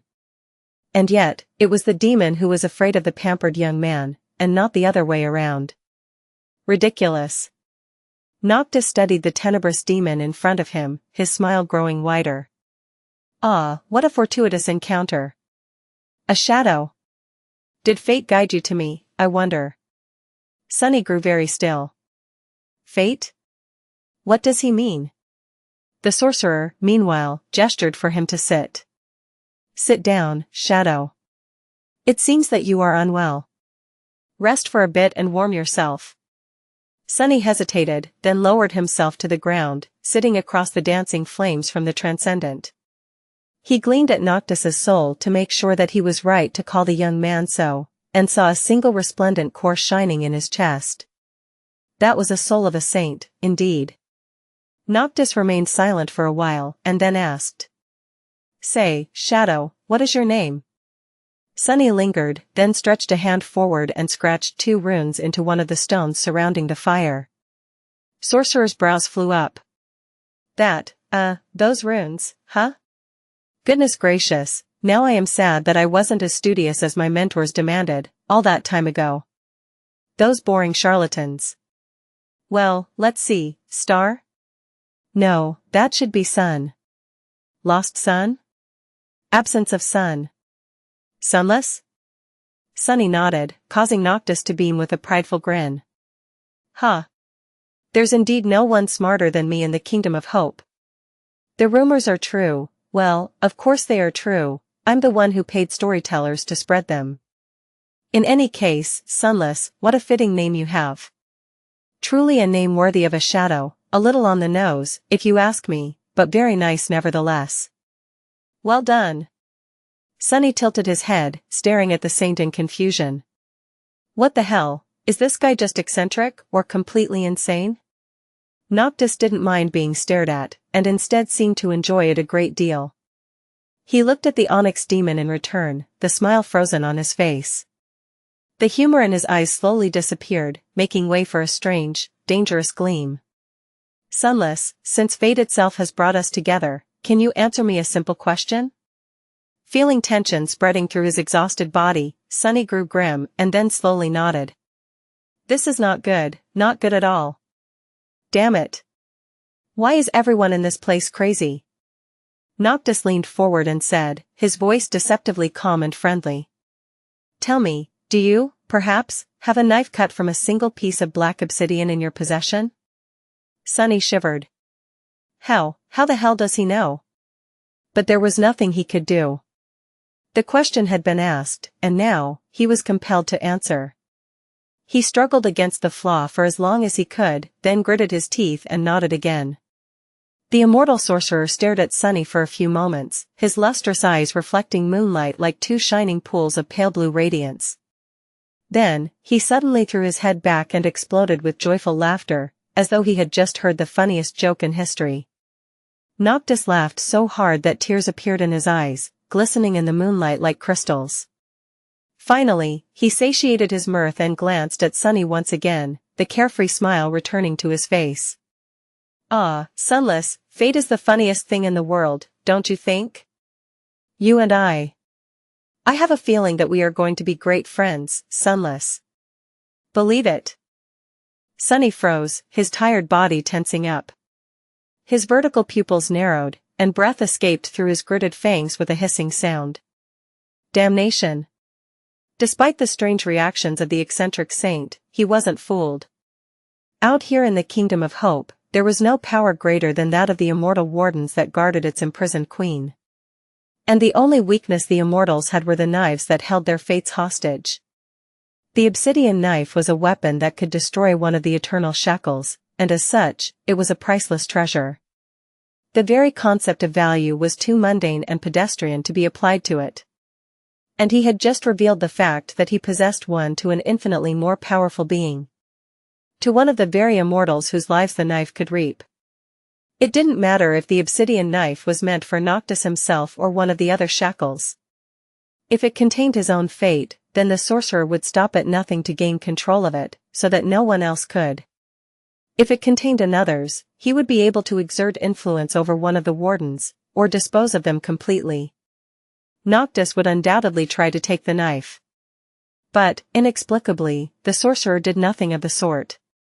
Instead, as Sunny stared at him in confusion, Noctis relaxed and started to hum a joyful melody. Then, he suddenly clapped his hands in excitement. Ah, Sunless! How fortunate it is that I've met you. His smile dimmed a little, and his eyes, for a moment, grew dark and terrifying. Before we met, you see, I was prepared to do something, rather drastic. But now, there is no need. The divination truly worked. He remained silent for a few moments, and then seamlessly switched back to his usual carefree persona. This wonderful occasion demands a celebration. Yes, we simply must celebrate, while you're still alive, which won't be for long, regretfully, so, better keep it simple. Sunny flinched. What? Meanwhile, something rustled in the air, and a figure of a very tall man suddenly appeared out of the darkness. Sunny tensed, surprised that the stranger managed to approach them unnoticed. Why had he not sensed the bastard? The figure calmly stepped into the light, revealing itself to not be a man at all. Instead, it was a wooden mannequin carved into a semblance of a man, wearing an elegant livery with embroidered sleeves and hem. It had simple features and held a tray with grapes, fresh fruit, and several beautifully painted amphors of wine. The mannequin looked disturbingly familiar. In fact, it bore a close resemblance to a far less feral, ancient, and corrupted version of a sailor doll, who had been the nightmare creatures populating Shipwreck Island before Sunny and the Fire Keepers eradicated them. The strange sailor doll placed the tray in front of them, stepped back into the darkness, and froze, becoming undistinguishable from a dead piece of wood. Noctis smiled and reached out for one of the amphoras. Sunny's thoughts, meanwhile, were in turmoil. What the hell does he mean, I won't be alive for long? He opened his mouth, then closed it in frustration and hurriedly traced several runes in the ash. What? Why? The sorcerer scowled as he tried to read them, then gave him an unapologetic smile. Why are we keeping it so simple? Yes, of course, you would be confused. See, usually, I would have thrown a great feast to celebrate the occasion. I am the most gracious person in the Kingdom of Hope, after all.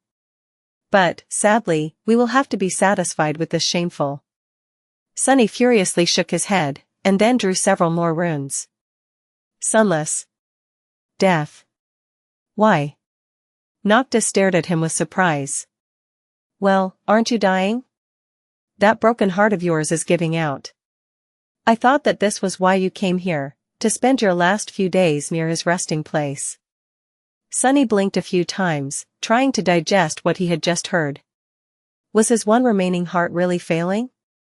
It did feel like it was on the verge of tearing apart, during his escape from the black tar monster.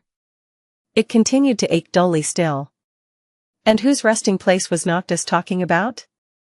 No, that was not important right now. He erased the previous runes and traced two more.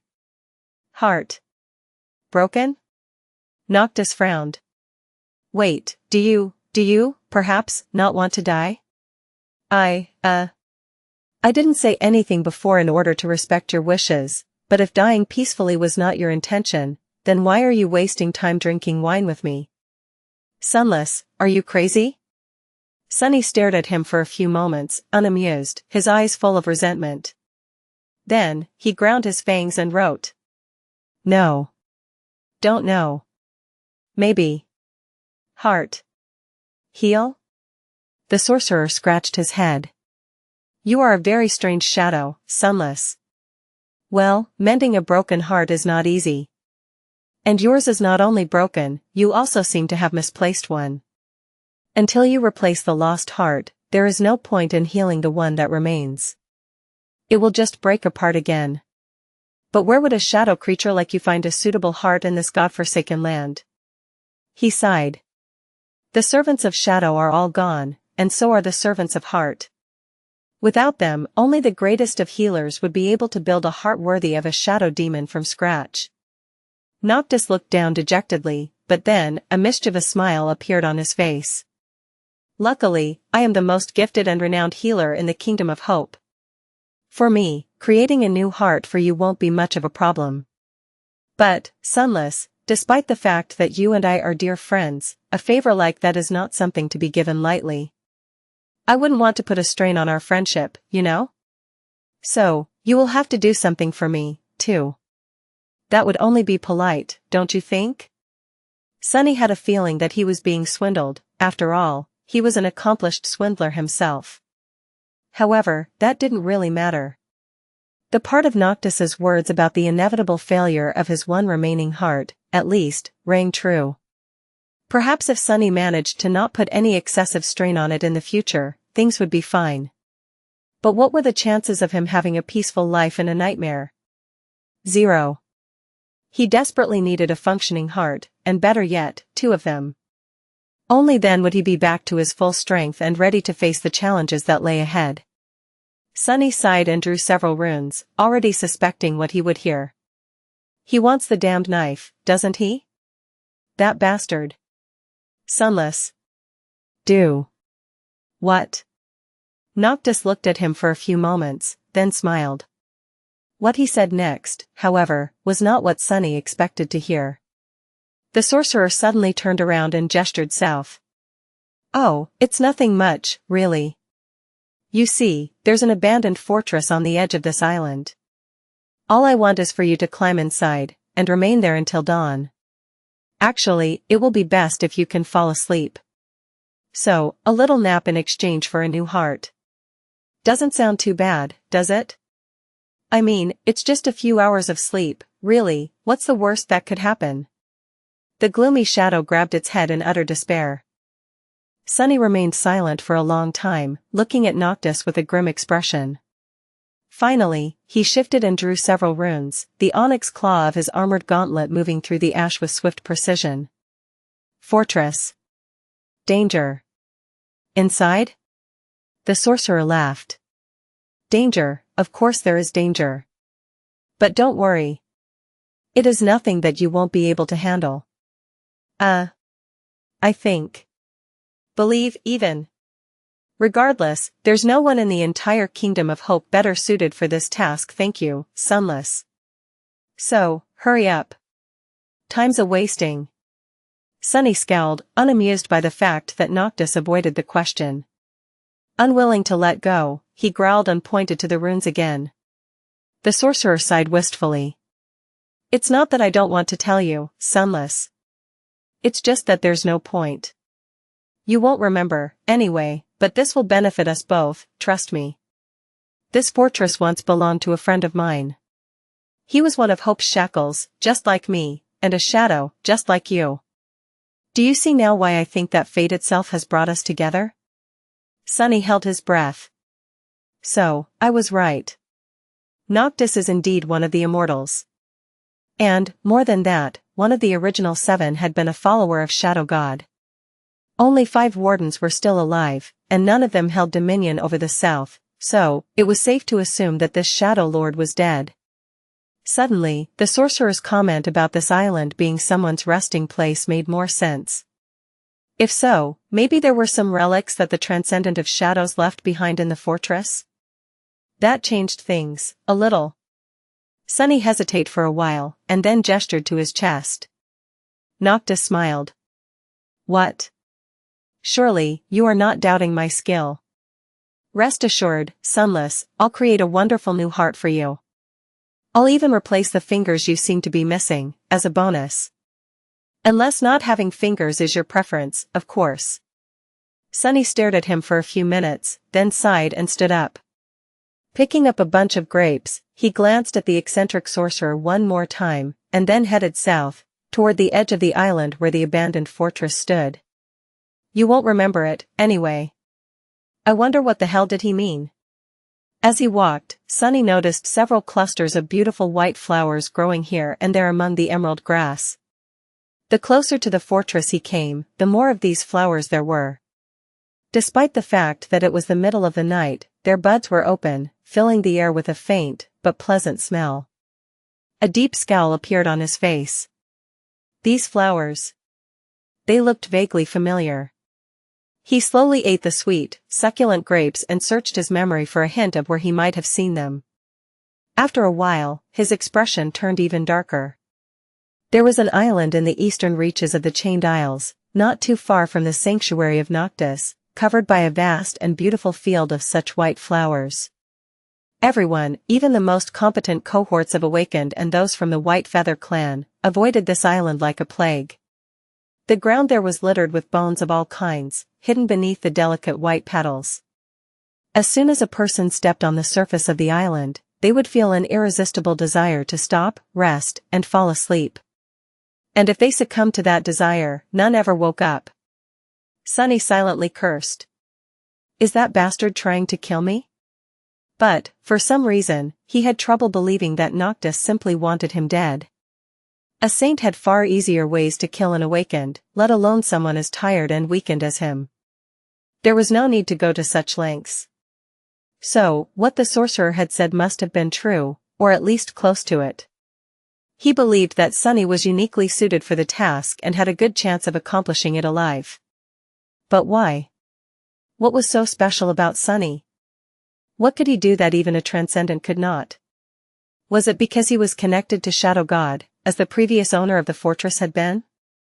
Full of dark thoughts, he crested another hill and saw the familiar silhouette of the Boundary stronghold not too far away. It was in much better condition than it had been in the future. In fact, it almost looked whole, if not for the moss covering its walls, the lack of lights, and the deathly silence that enveloped it. Sunny would have thought that the castle was still inhabited by humans. The tall walls built of gray stone rose high into the night sky, and the massive gates were closed shut. The ancient fortress was bathed in the pale moonlight, looking somber and foreboding, like a cursed tomb. Sunny grimaced. Not ominous at all. Still clutching his chest, he made his way down the hill and approached the menacing stronghold. Its walls had not crumbled yet, so the path he had taken to get inside the last time did not exist yet. Full of grim unease, Sunny thrust his claws into the ancient stone and started climbing. These walls were nothing compared to the Great Wall of the Dark City. Getting to the top was not going to be hard, even for a human. And currently, he wasn't even human. He was a demon, be it a dying one. Soon, he finally reached the top of the wall and crouched on its lip, looking down into the empty courtyard. Here, the signs of abandonment were more pronounced. There were dust and dirt everywhere, with weeds growing through the ancient cobblestones. The fortress was desolate and hollow, devoid of anyone to inhabit and take care of it. He hesitated with a decision for a bit, and then reluctantly sent two of his shadows away to explore the stronghold. If there was indeed a powerful creature nesting inside, they would surely find it. Minutes passed in tense anticipation. The shadows glided through the empty corridors and halls of the abandoned stronghold, through its towers and dungeons. However, no matter where they looked, they did not find any sign of life. What they did find, however, were corpses. Here and there, human skeletons lay, still dressed in archaic garments and armor. There was no sign of struggle around them, no tears on their clothes, and no apparent wounds on their bodies. It just seemed as though the former garrison of the stronghold had lowered themselves to the ground and died for no reason whatsoever. All of it was just too eerie. Curse it all, curse the damned immortals, and curse this damned place. Sunny almost turned around and ran, but then, his chest pulsed with pain, reminding him of the reason for why he had come here. With a deep sigh, he jumped down from the lip of the wall and walked toward the main structure of the fortress. Time to find me a soft bed. Sunny entered the dungeon, summoned the shadows back, and walked through the silent halls on his way to the higher levels of the massive tower. Once there, he walked around for a bit, searching for a suitable room, and soon found one that seemed to be both comfortable and well protected. Unceremoniously throwing a corpse in a rotten nightgown off the bed, he lay down in its place and tiredly closed his eyes. Sure, this place was beyond creepy, but he was, in fact, tired to the bone and in desperate need of rest. Some sleep would do him good. What's the big deal, anyway? I've slept in far worse places. Before falling into the embrace of oblivion, he summoned Saint from the shadows and gave her a mental command to watch over him. After hesitating for a bit, Sunny did the same with the soul serpent. Only once the two shadows assumed guard did he allow himself to relax. In the silence of the abandoned fortress, Sunny could easily hear the strained beating of his heart. However, he was too exhausted to pay it any attention. Just a few minutes later, he was already sound asleep. And just a moment before falling into deep slumber, with his mind already half gone, he thought that he heard an unexpected sound somewhere close, but also far away. It was like the ringing of hooves on the cold stone floors. Sunny woke up just before dawn. He lay still for a while, reluctant to leave the warm embrace of the blankets. Then, with a sigh, he sat up and shivered in the morning cold. It was time to face a new day, and there was a lot to do. He had no excuses to laze about. A dull pain suddenly radiated through his chest. He looked down with a confused expression, studying the old scars covering his tan, bronze skin. I guess it's going to rain? Then, an ivory arm suddenly appeared from beneath the blankets, caressing his firm muscles. Is it morning already? Sunny smiled, grasped the hand of his wife, and nodded. Yes, my sunshine. She sighed. All right, go, get ready. I'll wake up the little devil. He remained motionless, leisurely enjoying the sight of the beauty he had somehow managed to coax into marrying a ruffian like him, dressing herself, careful not to disturb the round belly where their second child slept peacefully, with not a care in the world. His smile grew a little wider. I said go. Today is not the day for your mischief, hoodlum, have you forgotten? Sunny made a dejected face, then rose and dressed, as well. When he left their quarters, the servants were already hard at work, preparing for the day. When they saw him, each bowed respectfully and greeted him with warm voices. Being subjected to all this adoration and decorum, Sunny had to put on a face worthy of a lord, as well. How bothersome. The servants were going to prepare everything for the upcoming journey, but one thing he had to do himself.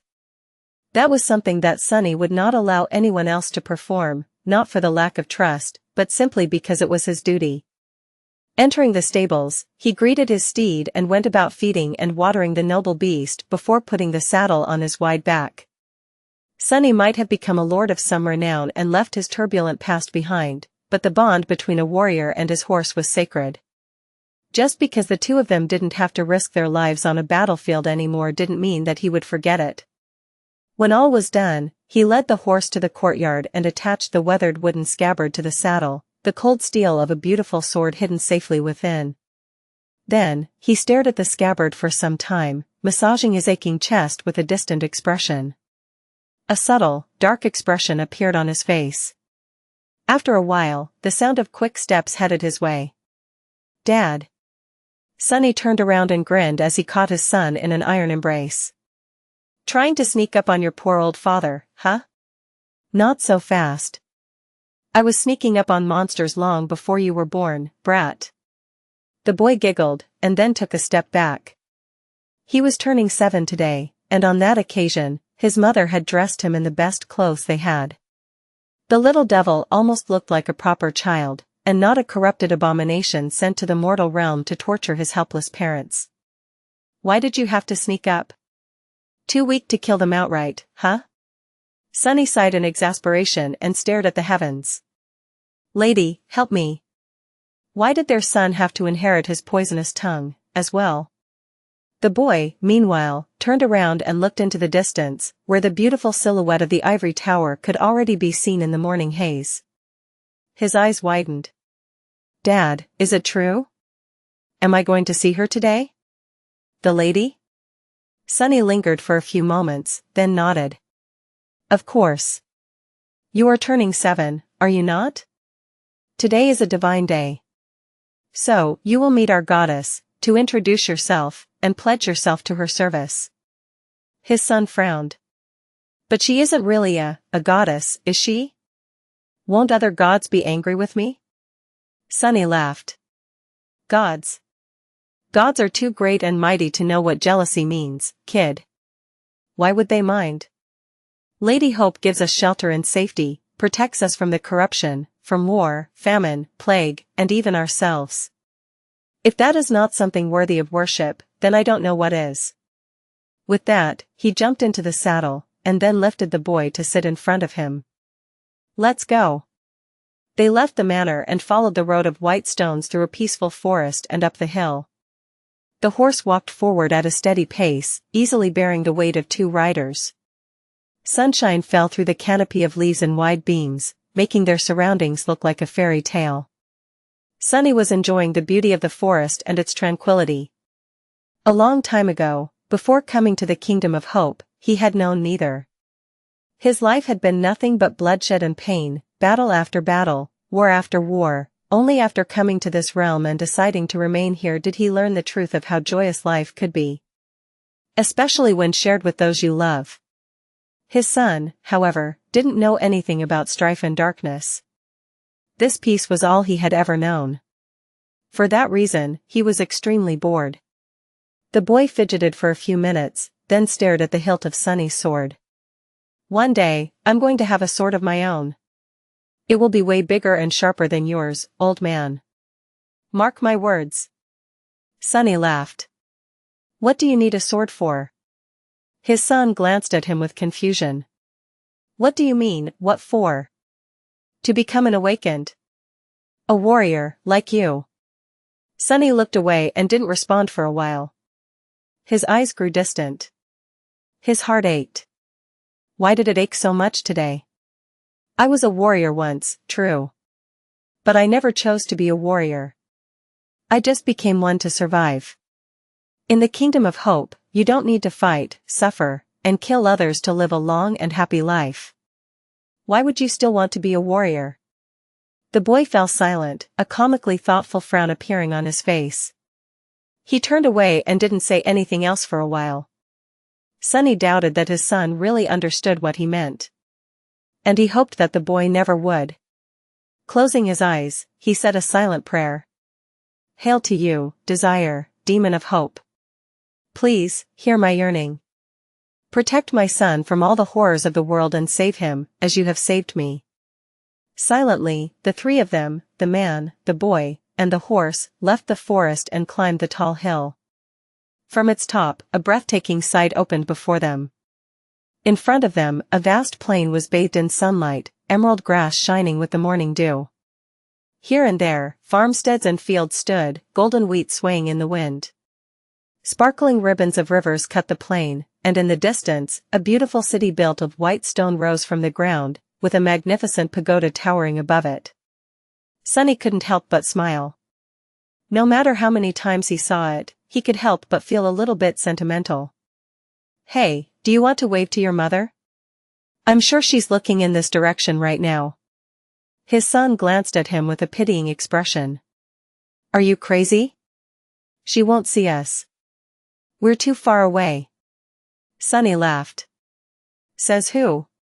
He turned around and looked back, at a similar landscape that lay behind them. Gazing past the forest, he saw the small town and a humble stone manor standing near it. From this distance, the building looked like a toy. He raised his hand and waved. "Hey, Dad." Sunny scoffed. "What? Are you going to mock me some more?" The boy shook his head. "No. It's just, what is wrong with the sky? It looks funny." "Huh?" Sunny raised his head, then frowned in confusion. The sky, indeed, looked funny. The sun was still climbing up, but there seemed to be a second one right above them, swelling with incandescent light. The sky itself was growing brighter and brighter, as if permeated with intense heat. The clouds were all gone. A gust of hot wind suddenly blew past them. His eyes suddenly narrowed. Wait.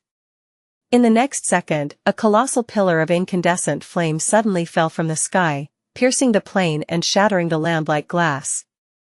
A blinding flash drowned the world in white, and through it, a terrible sound rolled across the forest. Deafened, Sunny felt his son screaming, but could not hear his voice. At the point where the pillar of flame fell, the ground itself was split open and thrown into the air, colossal pieces of melted earth raining down fire, ash, and death.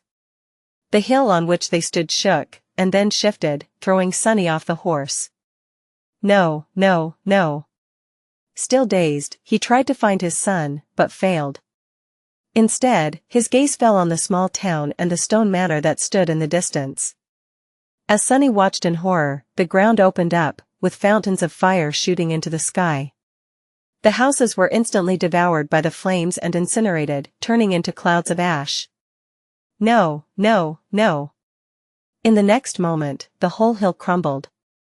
The last thing Sunny saw before being smothered by the avalanche of scorching earth was the fragile figure of his son being swallowed by flames. No. And then, he died. Pain. Why did his heart hurt so much? Sunny opened his eyes in the darkness and sat down, throwing the furs aside. He stared at his feeble chest, then touched it with a shaking hand, surprised. Since when did his chest start to ache during the night? Being old is not fun. Chasing the remnants of a terrible nightmare away, he struggled to sit up and massaged his joints for a while, waiting until some flexibility returned to them.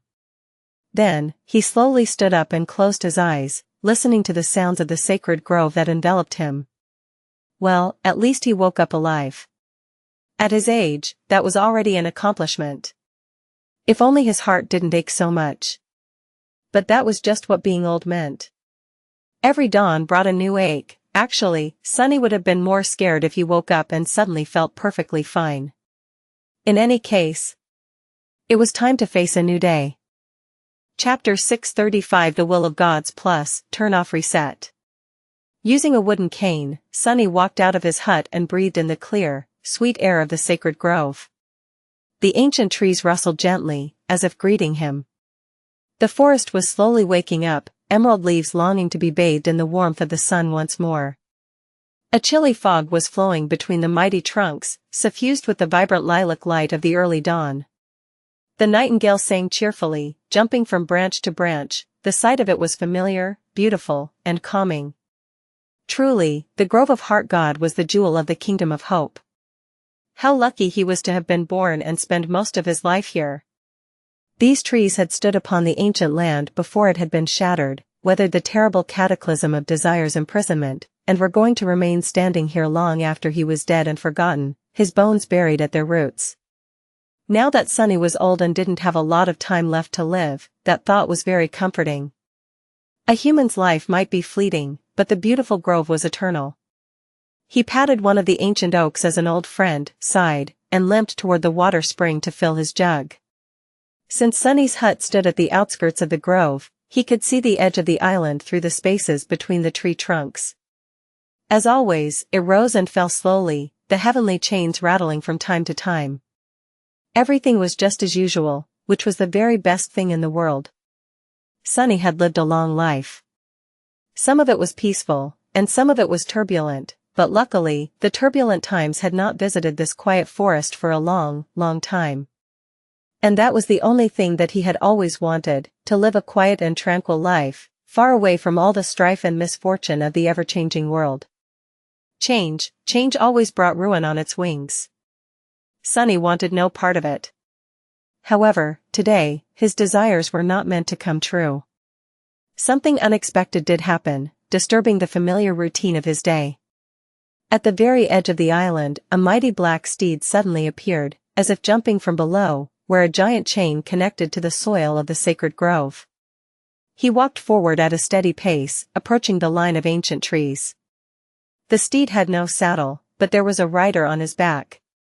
A pretty young woman in a simple red tunic sat there, her ivory legs svelte and bare. She had a graceful figure, a face so lovely that it simply demanded to be gazed upon, and chestnut hair that fell down like a silken waterfall. Sunny stared at the young woman, mesmerized by her beauty. Then, he scoffed, and shook his head. "What are you even doing, old fool? Your days of ogling pretty girls are long over. This beauty is young enough to be your granddaughter. Have some shame, you vile lecher." He chuckled wryly, and then changed his course to greet the unexpected guest. A dozen meters or so away from the line of trees, the young beauty stopped her horse, jumped down with breathtaking grace, and knelt in the soft grass, looking down as other pilgrims would usually do. Sunny made his way toward the girl, panting a little from the strain, and tried to put on a smile worthy of an enlightened elder. For some reason, the closer he got to the beauty, the worse his heart ached. "Ah, what's wrong with this frail body of mine today? Greetings, young lady. Welcome. What brings you to the Heart Grove? Tell this old man your worries, maybe I'll be able to help." The beauty did not raise her head, still looking down, as if to show her respect and reverence. Her voice, when she spoke, was melodious and calm. However, Sunny had been meeting pilgrims like her for many decades. All of them came here overwhelmed by sorrows and regret, that was why they sought out a passage to the sacred grove. This was a place of solace. He could sense a deep ocean of darkness hiding behind the facade of calmness the young woman had put on, too. She said, "I seek audience with the Lady of the Grove." Sunny lingered for a bit, then sighed. So young, and yet so troubled, how sad. Then, he leaned on his cane and smiled. "Well, she ought to be up and about, by now. How about that? I'll wait with you until the lady arrives." The young beauty didn't answer, and simply continued to stare down, still like a statue. Her breathing was deep and steady. Even her scary black horse seemed patient and indifferent. Suddenly, Sunny felt a strange unease. He took a closer look at the girl, and frowned. "Do I have dementia now? What, in the name of hope, is that?" His eyes seemed to be playing tricks on him. Sunny could swear that he saw a radiant sphere of light burning inside the young beauty's chest, not that he was looking in that direction. Without any reason, his hand suddenly stretched sideways, his palm opening, as if waiting to grasp something out of the air. Sunny stared at it in confusion. "Weird. What are you doing, stupid hand?" He awkwardly hid the willful hand behind his back and cleared his throat. Maybe he didn't quite recover from that terrible nightmare yet. As he did so, the young woman suddenly spoke, her head still bowed. "Tell me, have you ever seen the ivory tower?" What an unexpected question. Sunny grinned. "Oh, sure. When I was a senseless youth, not much older than you." Hee hee. It might not look like it, but this elder was quite a wastrel once. I ran away from home and went on an adventure. That was when I saw the Ivory City, and many other things. But eventually, I came back to this grove. There is nowhere better than home, I believe. He thought for a few moments, and then said, "Why do you ask?" The young woman remained silent for a while. "I heard that there's an evil demon locked inside the tower. That the gods put her there as a punishment for her malevolence, corruption, and pride. Do you think it's true?" Sunny chuckled. "Ah, that. Sometimes I forget how much knowledge has been lost by us, the inhabitants of the Kingdom of Hope. Yes, young lady, there is indeed a demon imprisoned within the ivory tower. However, she was never evil, malevolent, or corrupt. In fact, Hope was very kind and generous to us, humans." The beauty shifted slightly. "Oh? Why did the gods punish her, then?" Sunny sighed dejectedly. "That is the question, isn't it? Why destroy this land and put its kind lady in shackles? Who knows, if mortals like us could know the will of gods, then, maybe, we'd be gods instead." There it was again. The radiant flame in the young woman's chest. He wasn't imagining things, it was really there. Sunny was about to try and get a better look, uncaring of how improper such an attempt would seem, but at that moment, a dearly familiar voice came from behind him. However, he had never heard that voice sound so somber and grave. The Lady of the Grove said, "Why are you here, Sylvain? Why have you come here, Sylvain?" Sunny turned around, looking at the delicate woman who stood behind him, her dress woven out of simple green fabric, a girdle of tree bark wrapped around her thin waist. Despite looking only slightly older than their guest, with soft skin and sparkling hazel eyes, she had a calm and confident presence about her that brought peace and a feeling of safety to all who surrounded her. The woman looked beautiful, wise, and young. So young. She also resembled Sunny very much. As always, seeing her brought both warm joy and deep sadness to his heart. Sunny smiled, hiding his sorrow, then said in a tone most gentle and loving, "Hey, Mom. We have a guest." The Lady of the Grove, his mother, looked at him for a short moment, and then answered in a voice that rang with tension and urgency. "Get away from her, child. Now." Sunny frowned, confused, then did as he was told, arduously pushing his old body forward with the help of the cane. His heart was sending pulses of pain radiating through his chest. Even walking was hard today. Behind him, a dark smile appeared on the face of the young beauty whom his mother called Sylvain. She slowly rose from the grass and faced the Lady of the Grove, her radiant eyes burning with grim light. "You must know why I came here. There is no need to pretend, Ader." Sunny finally reached his mother and stood beside her, turning around to look at the strange pilgrim.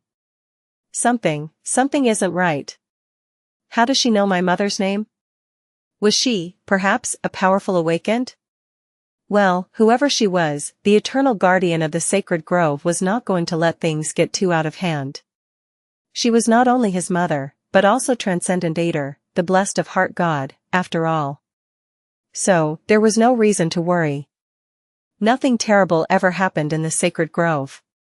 His thoughts were interrupted by the fact that, suddenly, another brilliant sphere of light appeared in view, this one inside the body of his own mother. Sunny stared at her back for a few moments, then glanced at Sylvain.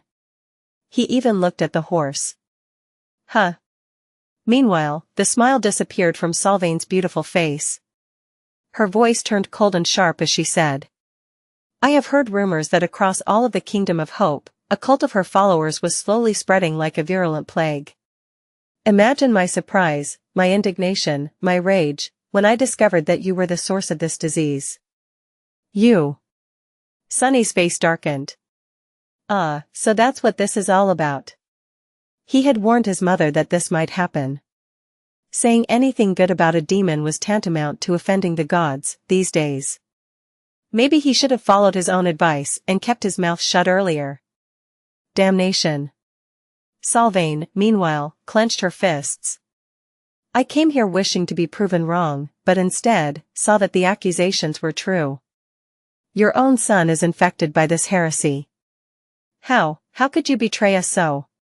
You have created a cult of demon worshippers. You have nurtured the very thing that we were created to prevent. The Lady of the Grove scowled.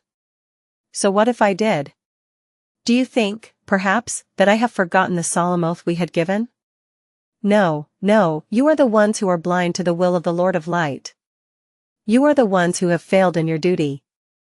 Sylvain stared at the delicate woman in the green dress for a while, her expression grim. Then, she slowly shook her head. You are, so broken. How did you allow your soul to get so twisted? You, out of all of us, should have been the last to become lost. Your God should have protected you, he is the God of souls, is he not? Sunny heard his mother chuckle, her voice devoid of amusement. Be done with it, Sylvain. Did you not say that there was no need for us to pretend? Just say what you have come to say, and leave this place. War isn't welcomed here. The young beauty in a red tunic remained silent for a long time, then slowly raised her hand. Sunny frowned, noticing that there was now a strange knife forged out of a single strip of dull metal in it. Where did it come from? His mother suddenly trembled. He had never seen her afraid before. You wouldn't dare. Sylvain gritted her teeth. You forced my hand, Ader. None of us wanted this. But in the end, they all agreed. The Lady of the Grove fell silent, then shook her head. You lie. Noctis would never abandon me. She took a step forward, and smiled. No one agreed. You are here of your own will, with none of the other chain lords giving their permission. Do you really think that they would allow something like that to happen? No matter which one of us falls, the one who remains will no longer be fateless. The balance of power between us seven will be no irrevocably broken, obliterated. Are you mad? Can you even imagine what kind of disaster will follow? But then, her voice trailed off, and she stumbled. Her beautiful hazel eyes widened. Sunny shivered, feeling that, just then, something had gone terribly, terribly wrong. His mother stared at Sylvain, her face growing deathly pale. And then, she whispered. Unless you do, better than any of us. Oh, Sylvain. How ruthless you are. Sunny felt his heartache growing stronger. There was a cold sensation grasping his chest, making him clutch at it with a pained grimace. Arg. What are they even talking about? I don't understand, what is going on? Ader of the Sacred Grove looked down for a long time, then spoke. Her voice was quiet and full of sorrow. I see. I see now. I understand. I should have known, that out of all of us, you are the bravest. This sacrifice, Sylvain, even in the realm of shadows, I won't forget it. With that, she turned to Sunny, who was really confused by what was happening, and smiled sadly. And you? I'm sorry, child. Please forgive me, if you can. With that, his mother faced the beauty in the red tunic and raised her delicate hand, a knife carved out of a single piece of wood suddenly appearing in it, as though out of nowhere. Her voice grew firm and determined. However, Sylvain, you should not have never challenged me on this hallowed ground. I won't give up without a fight, and neither will my grove. The young woman facing her smiled, her radiant eyes shining with a furious light. Prove it. Mom. Sunny crawled through the ash, suffocating on bitter smoke. Tears streamed down his wrinkled cheeks, evaporating because of the terrible heat. His heart ached, oh, it ached so horribly. All of him was in pain. And all around him, the sacred grove burned, enveloped by incinerating, raging fire. He could hear the screams of its inhabitants echoing in the dim darkness, humans and beasts alike, burning alive as their whole world was being slowly turned into ash. How can this be? How? P1Es visit N0V1B, in.net. Pushing himself forward with the weak hands of a useless old man, he crawled toward the delicate figure lying on the ground a few meters, so far, away. He refused to die before he reached it. The ground was scorching his palms, which were now covered in terrible blisters, but he persisted, unwilling to give up. Mom. And then, finally, he reached her. The Lady of the Grove lay dead amidst the fire, shards of a strange iron dagger sizzling in the blood-soaked mud around her. Swallowing tears, Sunny awkwardly hugged her body and let out a stifled howl. Why did it feel so familiar? As though he had felt this pain once, a long time ago, already, in another world. Why are you dead? Weren't you supposed to be immortal? How can this be? No, this is just a bad dream, a nightmare. I need to wake up. Wake up, you old fool. Wake up. But no matter what he did, he couldn't. Even if it was just a nightmare, he was trapped in it, unable to escape. Trapped in a nightmare? As this strange thought rang in his mind, a trunk of an ancient tree suddenly fell nearby, a whirlwind of fiery sparks and burning debris raising into the air. Sunny stared at it, feeling his vision darken and his thoughts disappear one after another. He was coughing, unable to stop, he couldn't breathe, he was suffocating. How did this happen? The old man stared at the burning forest, his eyes aflame with grief and mad disbelief. How could the sacred grove be destroyed? Wasn't it supposed to stand tall, beautiful and tranquil, long after he was dead? Wasn't it supposed to outlive him? A sense of utter, lightless sorrow and despair drowned his mind, just like smoke was drowning his lungs and pain was drowning his body. This is a nightmare, just a nightmare, it can't be real, no. That bitter thought was the last one that appeared in Sunny's mind before he fell into the searing darkness. And in that darkness, alone and hurting, he died. Pain. Terrible, torturous pain. His heart was in pain, but so was the rest of him. Sunny couldn't open his eyes, because they were glued together with dried blood. But if he did, all he would see would be the dark walls of a dungeon cell, where he was strapped to a rusty torture device, red-hot metal spikes thrust into his body. Lost and forgotten, far away from the light of the blessed sun. A familiar voice invaded his ears, making him shudder. Ah, you're awake. Good. You've been out of it for so long this time, my friend. Shall we continue? More torture. Sunny sighed, knowing what awaited him all too well. He could barely remember who he was before ending up in this cold dungeon, or why he was being tormented by the owner of the cursed voice. All he knew was pain, darkness, and despair. However, this time all of it didn't seem so terrible. What could have been worse than the harrowing nightmare he had just seen? Sylvain, Ader, Noctis, the names sounded familiar.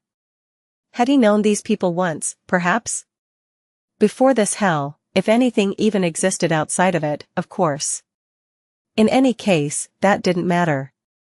All that mattered was pain, torment, and hopelessness. He gritted his teeth. It was time to face a new day. The torture continued without end. Day after day, night after night. Sunny screamed when he had the voice, and remained silent when he lost it. A long time ago, decades ago, he still had pride, and endured the torment without giving the torturer the satisfaction of hearing him howl, cry, and beg. But there was no point. Pride had no place here, only pain. Anyone should have died from the inhuman agony he was subjected to and the terrible wounds dealt to his body. But Sunny didn't die, was unable to die, and so, there was no end to his anguish. Every morning, his wounds were gone, as if he was born anew. Every morning, the torturer returned, and the cycle continued. The torturer, himself, never asked Sunny any questions. It was as though he was tormenting his prisoner just for the sake of torment. However, the master of the dungeon never seemed to enjoy his cruelty. He never reveled in the agony of his victim, and instead seemed almost sad while performing his duties. Why was this happening? How long had it been happening? When would this never-ending nightmare end? Never-ending nightmare. Sunny didn't know, he barely knew himself anymore. All he knew was fear, darkness, and pain. Lord, save me. On one of these days, he opened his eyes to see the torturer entering the cell. His personal executioner was tall and noble in bearing, with skin as white as ivory, lustrous golden hair, and amber eyes that were full of calmness, conviction, and melancholy. Just like always, the torturer started preparing his tools, and just like always, Sunny strained his mangled body, pointlessly trying to break free of his shackles. But this time, something unexpected happened. Sunny froze and stared at the radiant man in front of him, his eyes widening. Can this be? Just like in the harrowing nightmare he had seen a few days ago, there was a beautiful sphere of light burning within the torturer's chest. Its splendor washed over Sunny, making the terrible pain recede for a moment. A weak, pale smile found its way onto his face. Sunny bathed in the light, and whispered. Sun. Oh, how he had longed to see the sun again. The torturer froze, then slowly turned to him. His amber eyes shone with sudden emotion. You are speaking again? He took a tentative step forward and studied Sunny's face, then gently caressed it. Brother, my brother, how good it is to hear your voice once more. Sunny shivered. Brother? Are we brothers? He was weak and confused. Thoughts danced chaotically in his broken mind, fragile like snowflakes in the summer's heat. He found it hard to concentrate on anything, even if he wanted to. But he didn't want to. Not for a long time. The torturer smiled sadly. Have you forgotten even me? Sunny frowned, trying to remember. Brother, did he have a brother? Yes, he used to, once. His brother was noble, valiant, and wise. His brother was blessed by the Lord of Light. He was entrusted with a sacred duty. And so was Sunny himself. Or maybe he was just remembering shattered fragments of old nightmares. Who could tell? He weakly shook his head. If we are brothers, then, why? Why are you torturing me? The torturer remained silent for a while, then laughed sadly. Ah, that old question. You haven't asked it in decades. He leaned forward and looked at Sunny with sorrow. Don't you remember? You were the one who asked me to do this, after all. Sunny's pupils widened. No, no. I asked you? The torturer nodded. As penitence, for the terrible sin you committed. For betraying the trust of the Lord of Light. Was it a century ago? Yes, almost. He turned away and picked up a long blade, thrusting it into the flames that burned furiously in a golden brazier. It has been almost a century since you abandoned me. Ah, enduring our duty alone was not easy, my brother. It wasn't easy at all. But I never broke my word to you.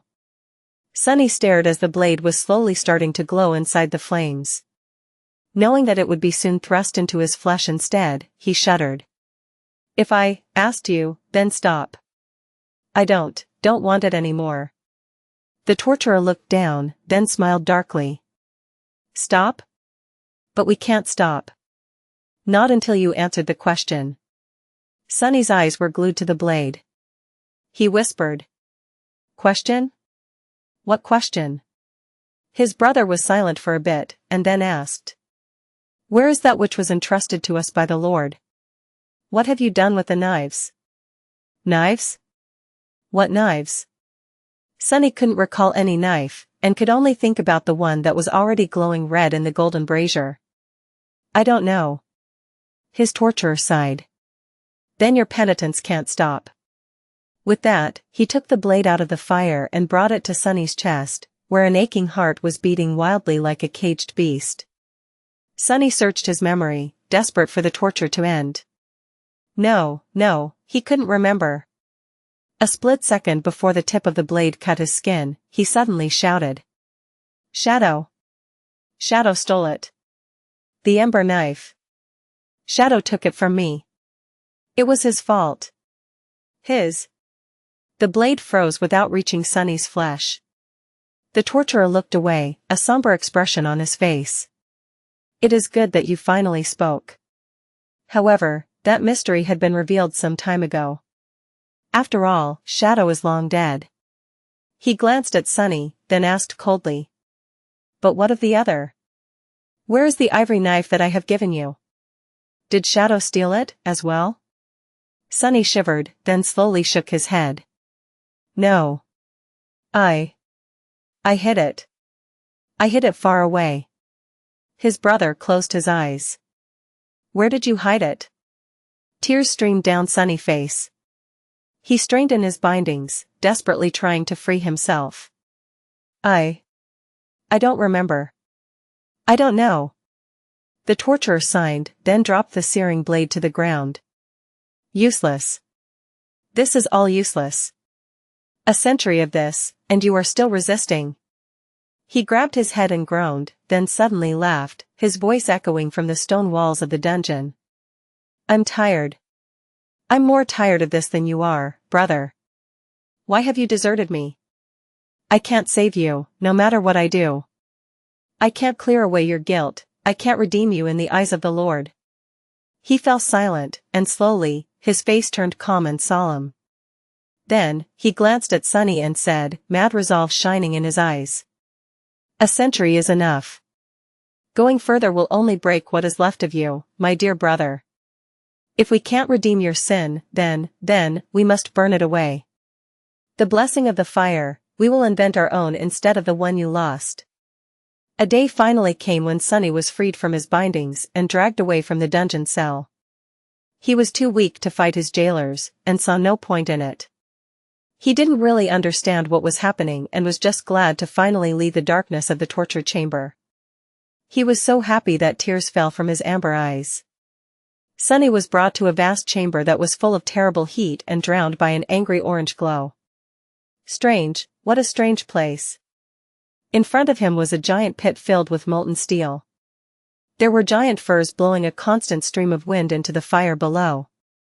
He heard the sound of hooves ringing on the stones and saw a mighty horse with blinders on his eyes walk constantly in circles, spinning the wooden wheel it was attached to, which in turn worked the firs. In front of the pit, a strange iron cage lay on the floor. It was made in the shape of a man's body and opened, revealing the human-shaped emptiness within. What is this? Be brave, my brother. Sunny flinched, hearing the familiar voice. He turned his head and saw the torturer standing beside him, with a dark and determined expression on his face. Today, we will burn away your sin, we will make you into the tool of the gods once more. I don't understand. Before Sunny could realize what was happening, he was placed into the strange cage, which was then closed shut, leaving him in utter darkness. His new prison hugged his body like a metal carapace.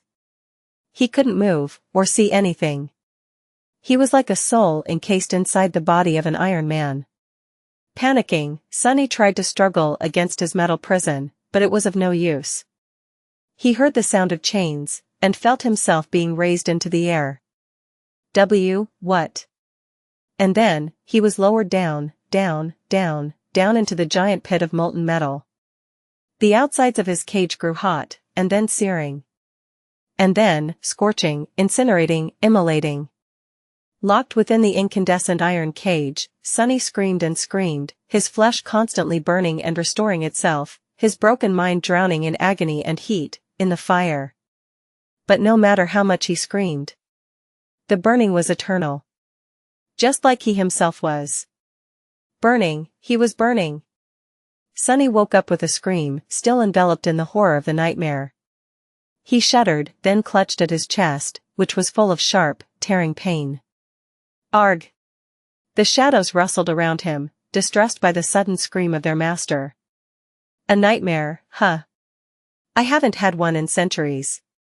He grimaced, and then stood up, listening to the rattling of the heavenly chains in the distance. It was time to face a new day. Hopefully, his last. Sunny walked through the empty halls of his castle, shrouded in shadows. Wherever he passed, the pale radiance of moonlight disappeared, devoured by the tide of flowing darkness. His steps were silent, and so were his thoughts. Raising a hand clad in a glove of black silk, he traces his fingers across the intricate engravings, uncaring to remember the events depicted on the ancient stone walls. They were his triumphs and his victories, etched into the annals of history, but all of it was so distant and had happened so long ago, at the dawn of the Age of Heroes. He had been a hero once, too, battling the remnants of the corruption across the mortal realms. He had been cunning and fearless, valiant and unrelenting, full of faith and hope. The age of heroes was over, but Sunny still remained. By now, all of his servants and warriors had long left, taking the treasures he did not care about anymore with them. The halls of the castle were populated by shadows, and nothing else. Well, except for one loyal fool who was too stubborn to get the hint. Sorry, kid. You should have found a better master. Damnation, why did his heart suddenly hurt so much? Sunny opened the gates to the courtyard, not bothering to close them as he left. This castle of his would be, without a doubt, overtaken by one of the other chain lords soon enough. Or maybe even a ragtag gang of random bandits. He did not care too much about it, either. Standing in the darkness, Sunny hesitated, and then took out 2 knives from the hidden sheaths on his forearms. One seemed to be cut from a single piece of ghostly glass, the other from beautiful ember. One was the knife entrusted to him by the Lord of Light, and the other was the one he had stolen. The nightmare he had seen must have been because of a sense of guilt he had not known he felt. But why would he? The fool only had himself to blame for losing the knife to Sunny. And surely, the 2 brothers were not demented enough to come up with something that distasteful, at least not yet. Sunny sighed and shook his head, indifferent to the fate of the other immortals. Then, he turned slightly and watched as a tall figure appeared from the darkness. A towering demon with pale gray skin, for arms, and twisting horns approached him and bowed his head, a sorrowful expression contorting the bestial lines of his face. Sunny smiled. Don't look so gloom, kid. You knew that this would happen eventually. The demon didn't answer. Not that he was able to. With another sigh, Sunny hid the ember knife in its sheath, and handed the glass one to the tall creature, who hesitated for a few moments and took it with fear and reverence. Be careful not to drop it. A god made that knife, you know? It is a very precious thing, precious enough that even you aren't suited to wield it. The others will eat you alive if they ever find out. He looked northeast, considering something, and then added. Take it to the Temple of the Chalice and give it to the War Maiden. Tell her that we'll meet again, in the realm of shadows. That is my last order to you, kid. After that, you will be free. No? LBI.net. The demon clenched his fists, then slowly shook his head. Sunny chuckled. And yet, this is how it has to be. Now, go. Your master commands you. The creature looked down, then growled sorrowfully, and disappeared into the darkness. Sunny watched him go. Soon, the towering demon left the castle, crossed the hills of emerald grass, and climbed down to one of the chains leading away from the island. Making sure that the creature was gone, Sunny recalled his shadow scouts and then clicked his tongue. TSK. He didn't even look back once. What a heartless little imp. With that, he walked toward the gates of the castle, followed by a sea of shadows. As he walked, a beautiful black stallion rose from them, his mane as dark as night, with long horns protruding from his head and his teeth resembling that of a wolf more than that of a normal horse. The stallion's eyes burned with menacing crimson flames. Sunny smiled. Greetings, old friend. Will you let me ride on your back one last time? He jumped into the saddle, and sent his terrifying steed galloping across the land. They flew through shadows and raced across the chains that swayed between 2 lightless skies, jumping from one island to another, full of bliss and exhilaration of speed. This is the one thing I will miss. After centuries of being burdened by the crushing weight of knowledge and duty, Sunny was finally free, and at peace. The night sky above him was vast and beautiful, and so was the one below. Everything was perfect, except for one thing. Why did his heart have to hurt so much? Surely, he didn't have any regrets left. Just before dawn approached, they reached a secluded and lonesome island.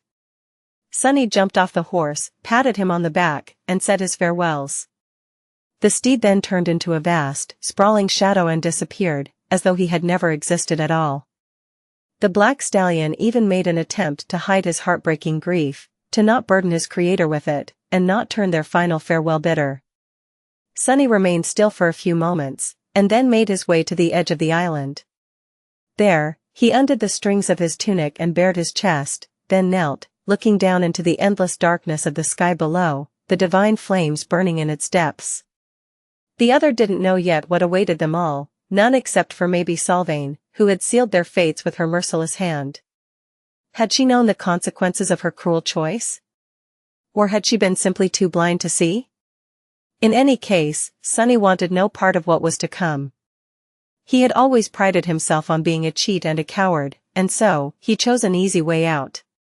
The moon was already gone, and the sun had not yet risen. In this darkest of hours, he was surrounded by nothing except shadows and the singing of the wind. A deep sigh escaped from his lips. Came like dew, disappears like dew. With that, Sunny raised his hand and, without even flinching, thrust the beautiful ember knife through the intricate scales of the serpent that coiled around his chest. As terrible pain drowned his mind with agony, a pale smile appeared on his face. Free. I am, finally, free. His body swayed, and then fell down into the endless abyss of the sky below, disappearing from the edge of the island just as the first ray of sunlight appeared over the horizon. Sunny fell into absolute darkness. Wrapped in its soothing embrace, finally, he died. Sunny woke up. His chest hurt, for some reason, but he couldn't allow himself to sleep any longer. It was time to face anew. What the hell? Doesn't this seem awfully familiar? Sunny woke up from a nightmare where he was a shadow that had lost the will to live, who woke up from a nightmare where he was a prince being drowned in a fiery tomb of molten steel, who woke up from a nightmare where he was an old man dying as he held the body of his murdered mother, who woke up from a nightmare where he was a mortal watching his world being destroyed by a god. Soon enough, Sunny found himself tied to a stake, with fire spreading through the pile of tinder beneath his bare feet as a crowd of people whom he had considered friends and neighbors watched with demented glee. All he could do was struggle desperately against his bonds and pray that the smoke would smother him before the flames reached his flesh. But his prayers were not answered. Screaming from inside the fire, he died. It was time to face a new day. Sunny fought desperately as sharp fangs tore his flesh apart, as he was being eaten alive. But no matter how much he struggled, it was of no use. The monster was just too strong, and mad, and cruel. And then, he died. It was time to face a new day again. Sunny drowned, a heavy chain tied around his legs. Sunny bled to death on a battlefield, suffering from terrible thirst and too weak to move, hungry crows tearing at his face with sharp beaks. Sunny watched his entire family be executed before being hanged from the walls of a somber fortress. Thrown into the boundless darkness of the sky below by his heartless mother, Sunny died of hunger, thirst, and fear, too tired to scream or cry. Sunny was killed and turned into a wooden doll by a vengeful sorcerer, and then killed again after an eternity of silent servitude, the doll burning to ashes as it fell into an ocean of white flames. His heart was pierced with an obsidian knife on an altar made of pure darkness. His body was cleaved apart by the blade of a giant warrior in a red tattered robe while the jubilant crowd cheered from the stone seats of an ancient theater. It was time to face a new day again. The nightmares never ended, bleeding into one another. Each time, Sunny woke up sure that the agony he had experienced was just a harrowing dream. But very soon, his waking life would turn into pure horror itself. And then, he would die. And then, it would be time to face a new day again. Sunny dreamt of being mighty and weak, young and old, men and women, humans and beasts. Their end was always the same. Everywhere he went, everywhere he fled, no matter who he was, there was only pain and death. And madness. It was as though everyone he met was infected by a terrible, unexplainable madness. The whole world was mad. And he was slowly going mad, too. After a while, he found that waking up was getting harder and harder. Sometimes, he failed to differentiate which of his lives was real, and which ones he had just dreamed of. Even though the horrors he had experienced seemed like a nightmare, their weight accumulated, slowly breaking his spirit apart. His faces changed, his memories changed, but one thing always remained the same. The terror. The ever-present, chilling terror of waking up from a nightmare only to be thrust into a worse one instead. And two other things remained the same, as well. The pain in his chest, and the spheres of light that he saw from time to time burning inside someone's soul. Sunny was a soldier in a war between the Ivory City and the Red Colosseum. Consumed by terror, he watched as a brilliant colossus made of lustrous steel stepped forward, making the whole island shake. A giant metal hand slowly moved forward, catching a swift flying ship and crushing the vessel in its enormous fist. And then, the iron giant took another step. Suddenly, the sky disappeared, replaced by a vast expanse of polished metal. The colossus brought his foot down, crushing Sunny, and all of his comrades, into a bloody paste. Sunny died. And then, he woke up with a scream. It was time to face a new day again. That was too much.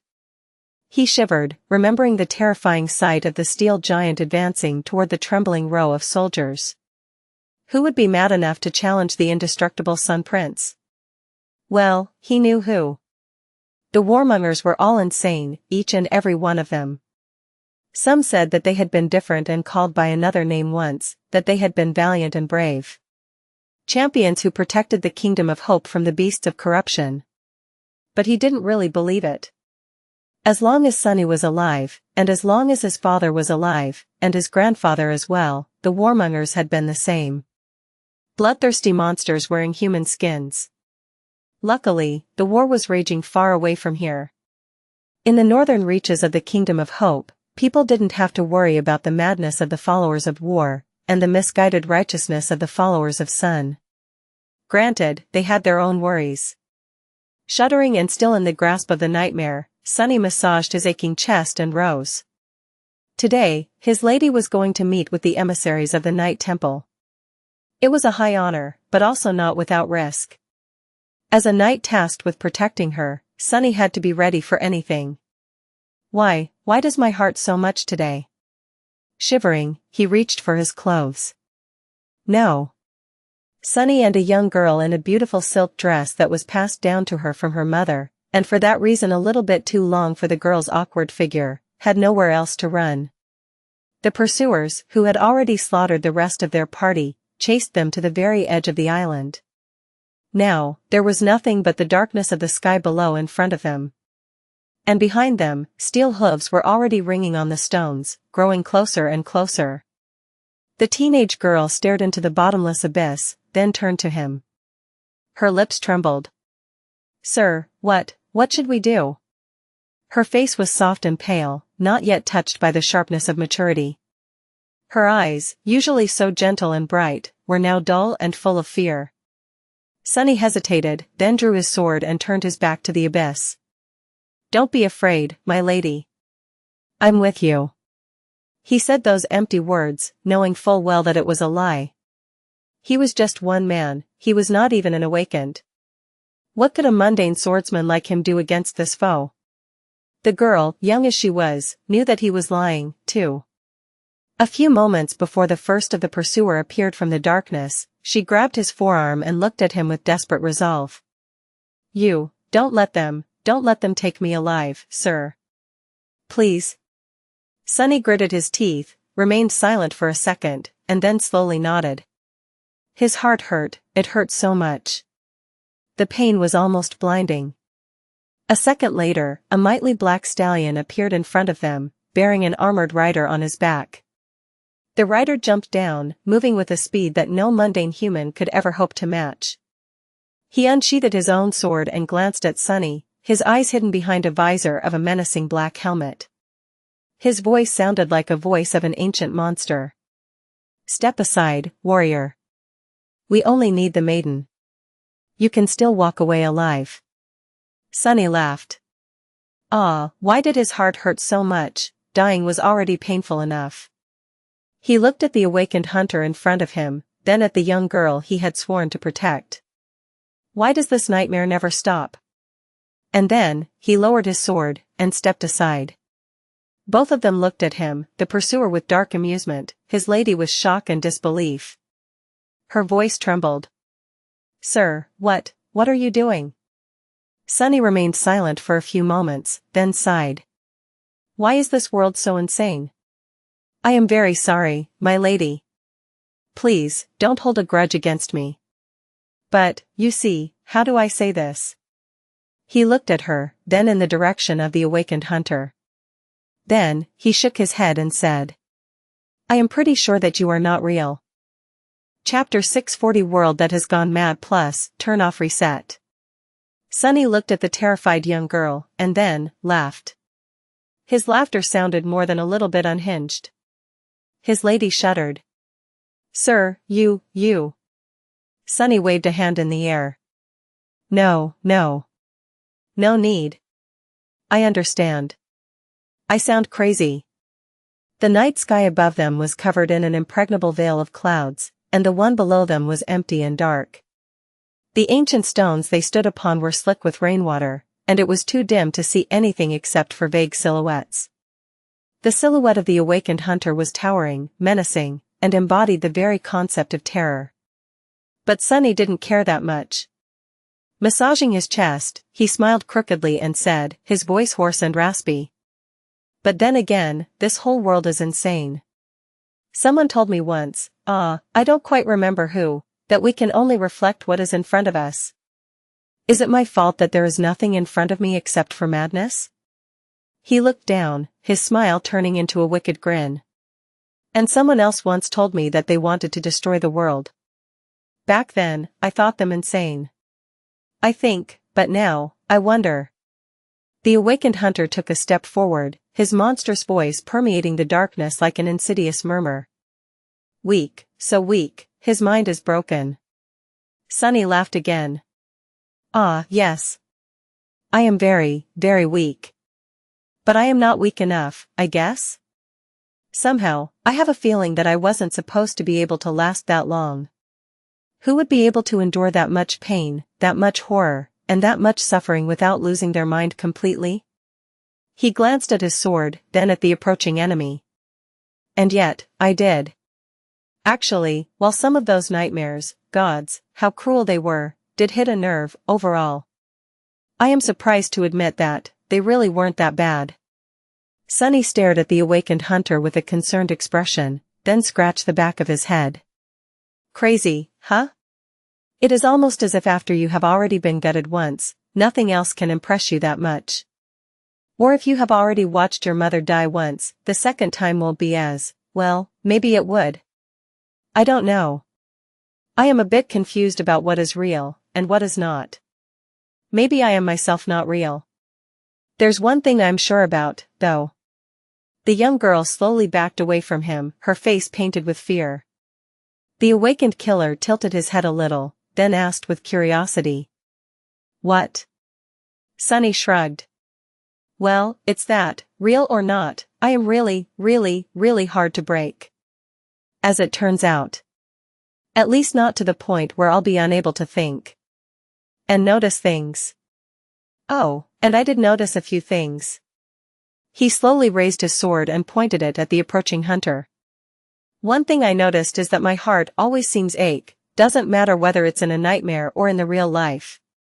So, that demands a question, if the heartache is the same, then maybe the nature of both the dream and the reality is the same, as well? He took a step forward, a confused expression on his face. The second thing I noticed was that many of my thoughts, actions, and reactions don't really make sense. Sometimes my hands will try to do something on their own, and sometimes fragments of feelings, ideas, and judgments that I have to cause to possess will just appear on their own. Easy to explain in a dream, not so much in the waking world. And I am awake, am I? Or am I? Or am I not? Sometimes, it's hard to say. He laughed again and assumed a defensive position, waiting for the terrifying awakened hunter to attack. Well, and the last thing I noticed were the radiant spheres of light I seemed to be able to see inside the souls of living beings, or vile orbs of darkness in those of the corrupted. It took me a few nightmares to realize that those were soul cores. Strangely, once again, this ability pursued me from the nightmares into reality, making the two seem so much alike. So, with all that said, I am really only curious about one thing. Sunny smiled, ready to meet his death, once more. You see, in my nightmares, I met all kinds of creatures. Awakened warriors, corrupted monsters, even transcendent immortals. Some of them had one soul core, some two or three. He lingered for a moment, and then looked past his enemy, at the mighty black steed standing motionless behind him, barely visible in the shadows. So, my question is, why does this damned horse always have 6? With that, he dashed in the opposite direction from where the hunter's sword flashed, abandoning the young girl he was sworn to protect without a second thought. Sliding on the wet stones, Sunny dove under the flying blade and jumped to his feet, putting all of his weight into an attack of his own. However, his strike was not directed at the menacing killer, instead, it was directed at the tenebrous steed.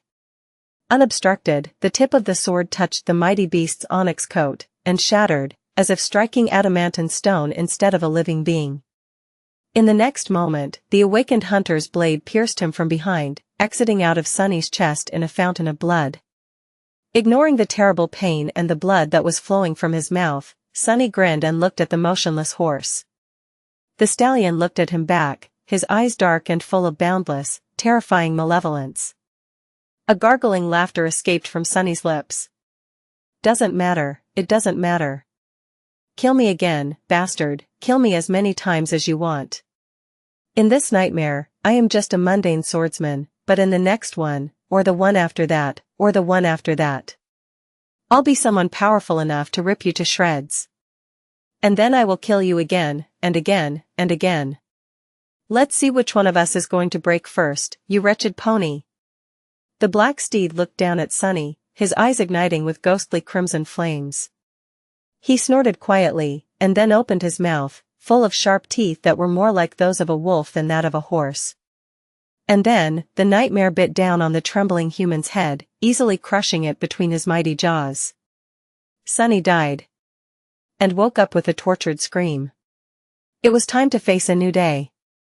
He rolled out of the dingy tent he had been sleeping in and grinned, mad sparks igniting in his dark eyes. It was time to hunt an evil horse. Sunny and the diabolical steed of the fallen Shadow Lord battled across an endless tapestry of nightmares. Both were possessed by an insatiable desire to destroy the other, burning with bloodlust, fury, and relentless killing intent. Their blood flowed across 100 harrowing dreams, dissolving into the crimson rivers that had been spilled in the kingdom of hope across the centuries. As the weaker of the two, it was Sunny who bled most of the time, but every time he was torn apart and killed, he made sure to at least leave a mark on the stallion's tenebrous black body. No matter how many times the damned horse killed Sunny, he had to share in the pain. Sunny was not only being hunted, no, he was a hunter himself. What did it matter how many deaths he experienced, what ghastly torments the nightmares held in store for him? In this realm of terrors, he was as immortal as the Stygian steed. Every time he died, he was reborn anew. And every time he was reborn, there was a chance of becoming someone, or something, that the infernal stallion would not be able to defeat. When that happened, their roles reversed, and it was the black horse that had to suffer, be broken, and die by his hand. Every kill filled Sunny's soul with jubilant, dark glee. He didn't care about dying over and over again, about witnessing atrocious horrors and experiencing the worst cruelty a person could imagine. He wasn't even sure that he was a person, after all. But no matter who or what he was, Sunny was content to endure as much agony as there was, as long as he could make the dark courser feel it too. Neither of them could die in the dream, so this battle was going to be decided by the tenacity of their wills. They were going to see whose spirit would break first. Sadly, the opportunities to really hurt the Shadow Steed were few and far between. Across all of the history of the Kingdom of Hope, there were not that many creatures that could challenge his vicious strength, and even less that Sunny was fortunate enough to inhabit in their darkest moment of despair. That was not to say that his hunt was without success. After giving in to madness and abandoning faith in the reality of the nightmares, and of his own memories, Sunny was left with a gaping emptiness in place of where his identity was supposed to be. He knew very few things about who he really was, and didn't really care to know more. It held no meaning for his goal of tormenting and killing the black horse, over and over again. Nevertheless, a few constant things soon revealed themselves. His aching heart, his gift of gazing into the very souls of living beings, and his name. That was the only thing he managed to remember. Lost from light. That was his name, and that was who he was. After Lost from Light managed to remember his name, it acted as an irresistible anchor that slowly pulled other things from the darkness of oblivion that shrouded his true self. Not actual memories, but far more useful things, skills, fragments of knowledge, insights, patterns of thought. Just like a body had a memory of its own, a soul had one as well. Knowing one's name, the true name, was a key to unlocking it. So, he wasn't completely helpless against the infernal steed. What's more, Lost from Light discovered that he had a strange aptitude for this harrowing dream battle of theirs.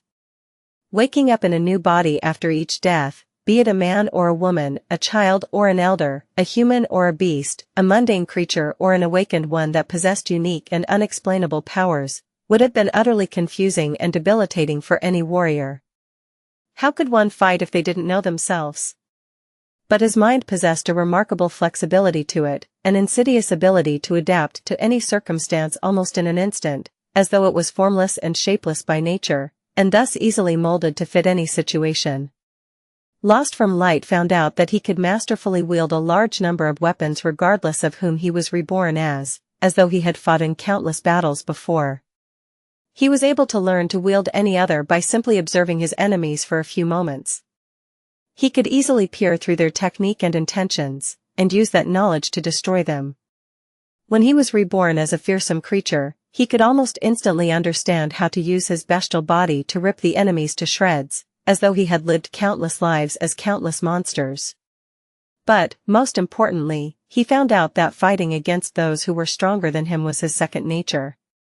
Lost from Light's mind was full of treachery and cunning, which he could use to deliver terrible wounds to the fearsome stallion even when their might was vastly incomparable. And so, they hunted and killed each other through numerous nightmares, waiting to see which one would break first under the weight of hopelessness and never-ending suffering. Lost from Light wouldn't break. But the damned horse refused to break, too. The black steed was as resilient as he was, as stubborn, as willful, and as ruthless. It endured the endless stream of wounds and deaths Lost from Light delivered upon him with the same unbreakable determination, his hatred and murderous fury only growing stronger. The courser possessed an evil will and a devious mind of his own. He was ready to suffer terrible torment for eternity, too, as long as it meant destroying his enemy over and over again. Not caring about the agony, the stallion seemed darkly content to share it with his feral prey, as well. The black steed was as mad as Lost from Light was.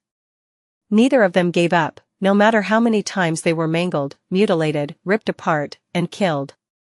Neither of them broke. So, in the end, it was the never-ending nightmare that had to fracture and fall apart instead.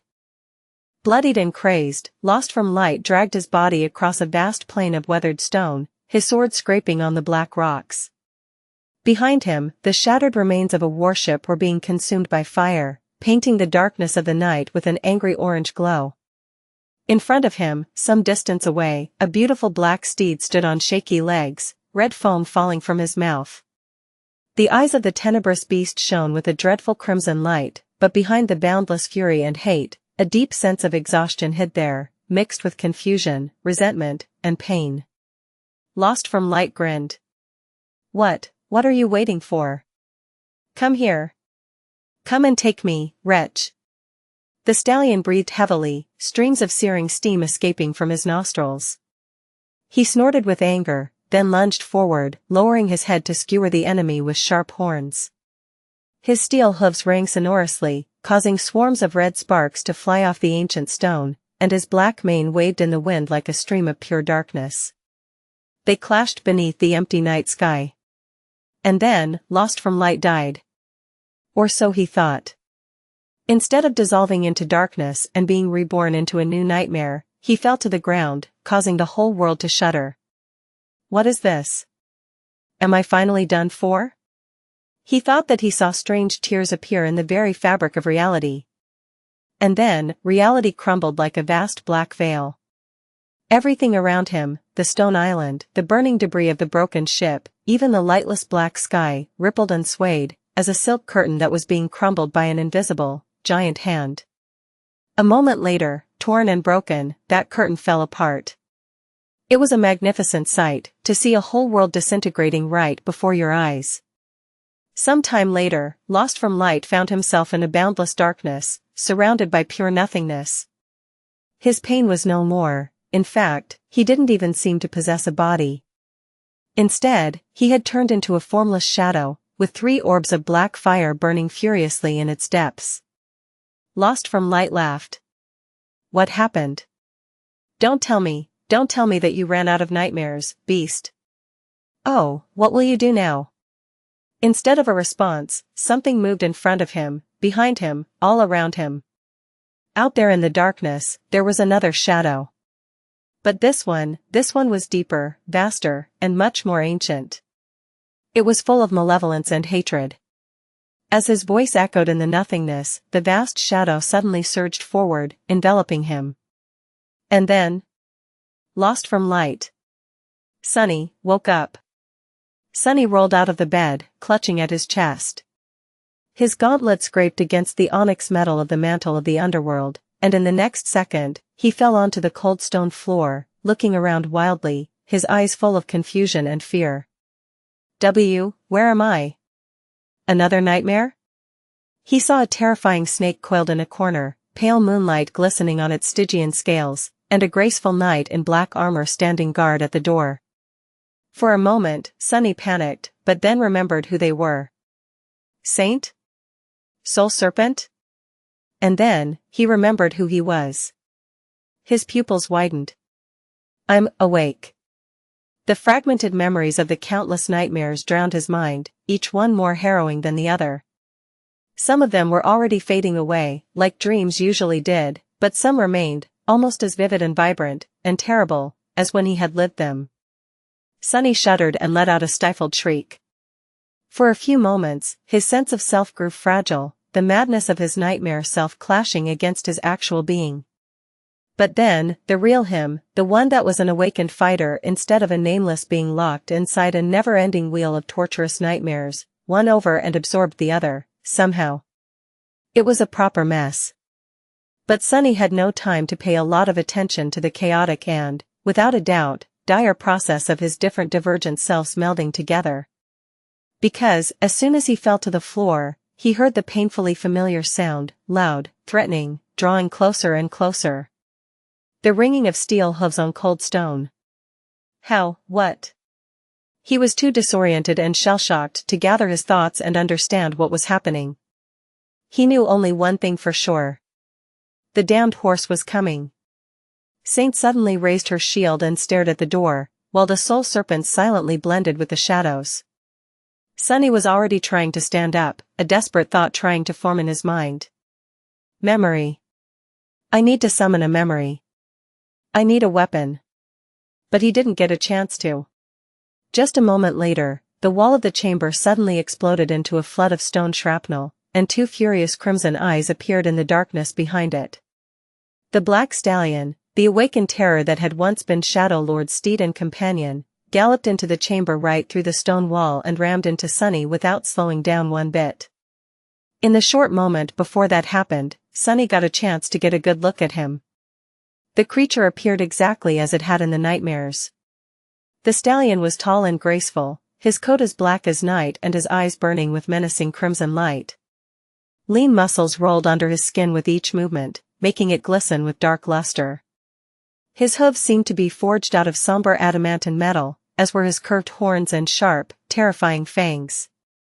The tenebrous steed seemed to be surrounded by shadows, his silhouette cloaked in their dark mantle.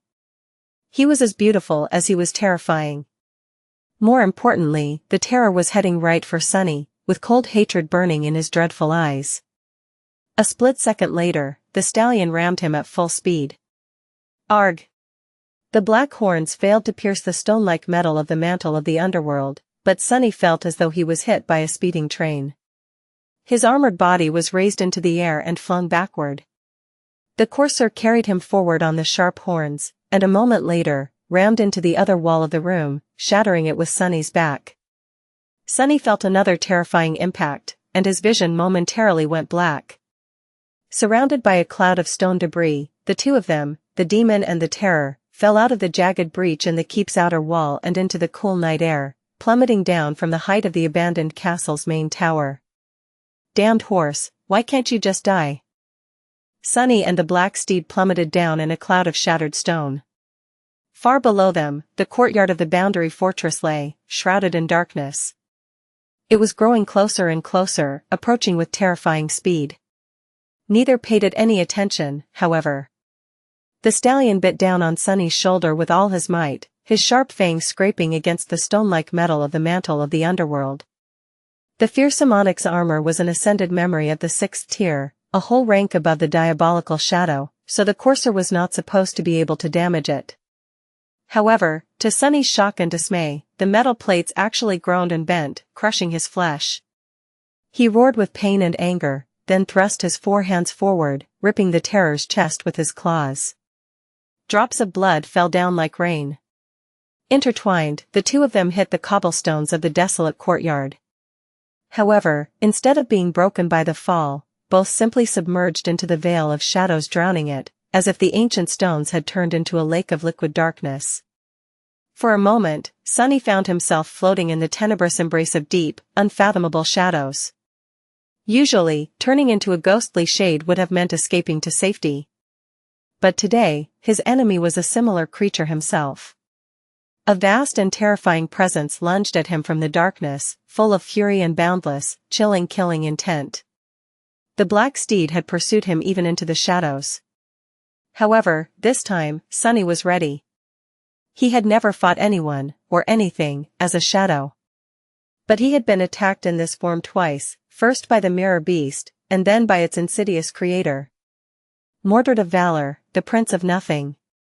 Both were able to steal his own ability, and use it against him. What did it mean? It meant that while Sunny could not damage mundane shadows, as Shadow Blade Kurt had been able to, he was capable of destroying other shadow creatures, just like they were capable of destroying him. In his shadow state, Sunny was shapeless and formless, but that also meant that he could assume any shape and any form. It was just a matter of his will, mind, and imagination. As the vast presence that was the nightmare steed lunged at him, he moved to meet it, turning into a long, narrow blade made of darkness. They clashed, tearing each other's souls apart. Sunny's whole being was instantly drowned by terrible suffering, but he also felt a silent scream of agony escaping from the rippling shadow that was trying to enshroud him. Both the demon and the terror were thrown back into the corporeal world, Sunny rolling away on the cold stones, the tenebrous steed sliding on them as his hooves struck sparks into the air. Kill. I'm gonna kill you, bastard, just you wait. Sunny roared and rose to his feet, outstretching one hand to summon the cruel sight, and another to summon the moonlight shard. 2 burning crimson eyes streaked through the darkness, and he was hit in the chest again. His lower hands grabbed the horns of the infernal stallion, and the mantle of the underworld suddenly grew as heavy as a mountain. That didn't slow down the courser one bit, however. Together, they struck the wall of the dilapidated fortress. Sunny shrieked, feeling his spine come very close to snapping. If not for Bone Weave, he would have undoubtedly been shattered into pieces. Instead, the wall of the fortress was shattered instead. A whole section of it cracked, and then crumbled, making the ground tremble as a vast cloud of dust rose into the air and blotted out the stars. The damned terror carried him through the cloud, emerging from the other side of it a split second later, and then threw Sunny to the ground, trying to impale him with the horns. But his enemy never let go of them, so instead, the 4-armored demon was dragged across the emerald grass, tearing the soil apart. One of his hands flashed forward, piercing one of the stallion's eyes with a ghostly stiletto. Or at least, trying to. At the last moment, the black horse snapped its head sideways and bit down on the blade of the moonlight shard with his fangs, then jerked his neck and sent Sunny flying through the air. Damnation! Sunny spun in the air and landed on his feet, sliding back a dozen meters as the soles of his armored boots tore the ground. A moment later, he grasped the shaft of the cruel sight from the air and raised the somber spear, ready to strike the enemy. But the black steed had somehow disappeared and was nowhere in sight. His vertical pupils narrowed, and then Sunny spun, sensing a swift and vast shadow circling him from behind. The blade of the cruel sai suddenly shone with pure light, tearing the darkness apart. The nightmarish courser was forced back into the corporeal form, and instantly came under attack. The tip of the spear bit deep into his shoulder, causing more blood to fall on the grass. Uncaring, the terror twisted and shifted his weight, standing on his front legs as both hind ones were thrown into the air, drawn like powerful springs. Sunny shivered. Cra.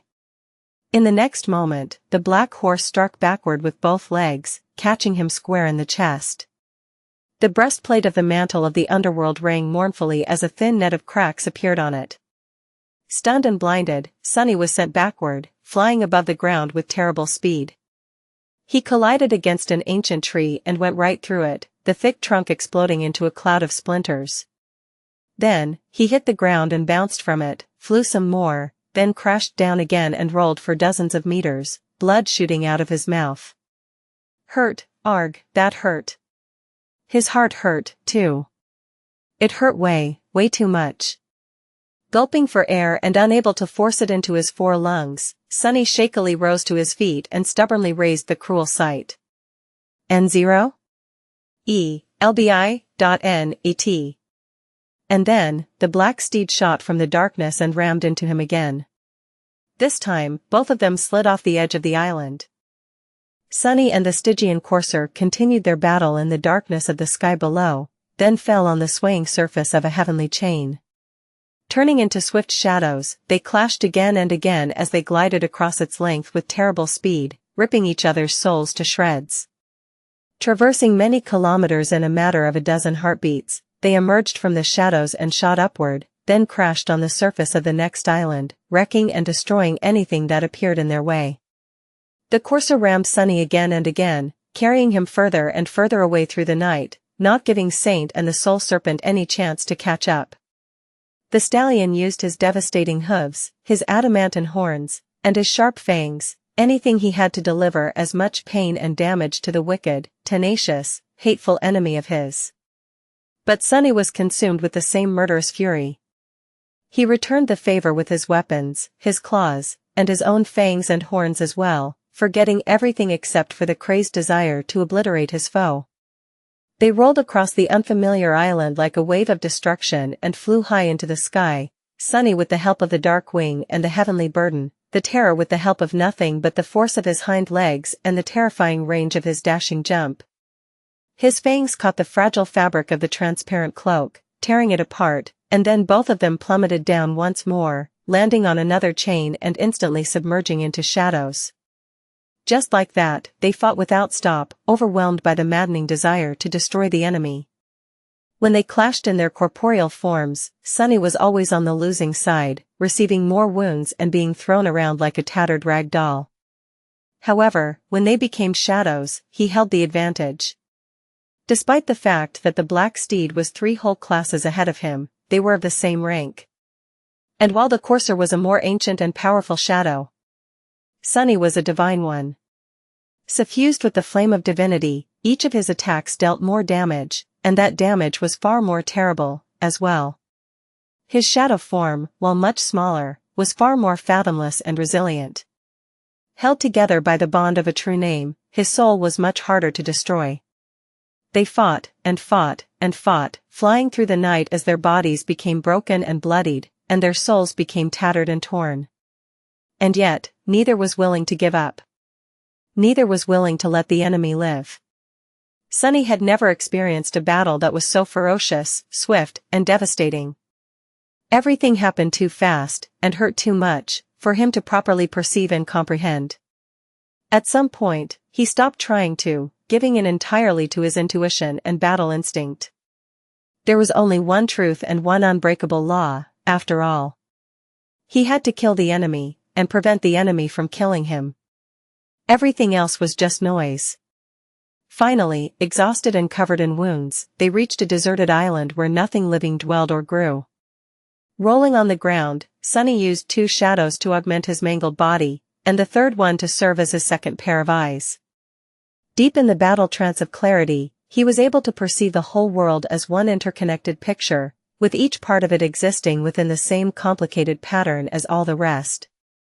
His mind was forged into a single sharp edge, all of his thought dedicated to the battle, clear, purposeful, and swift.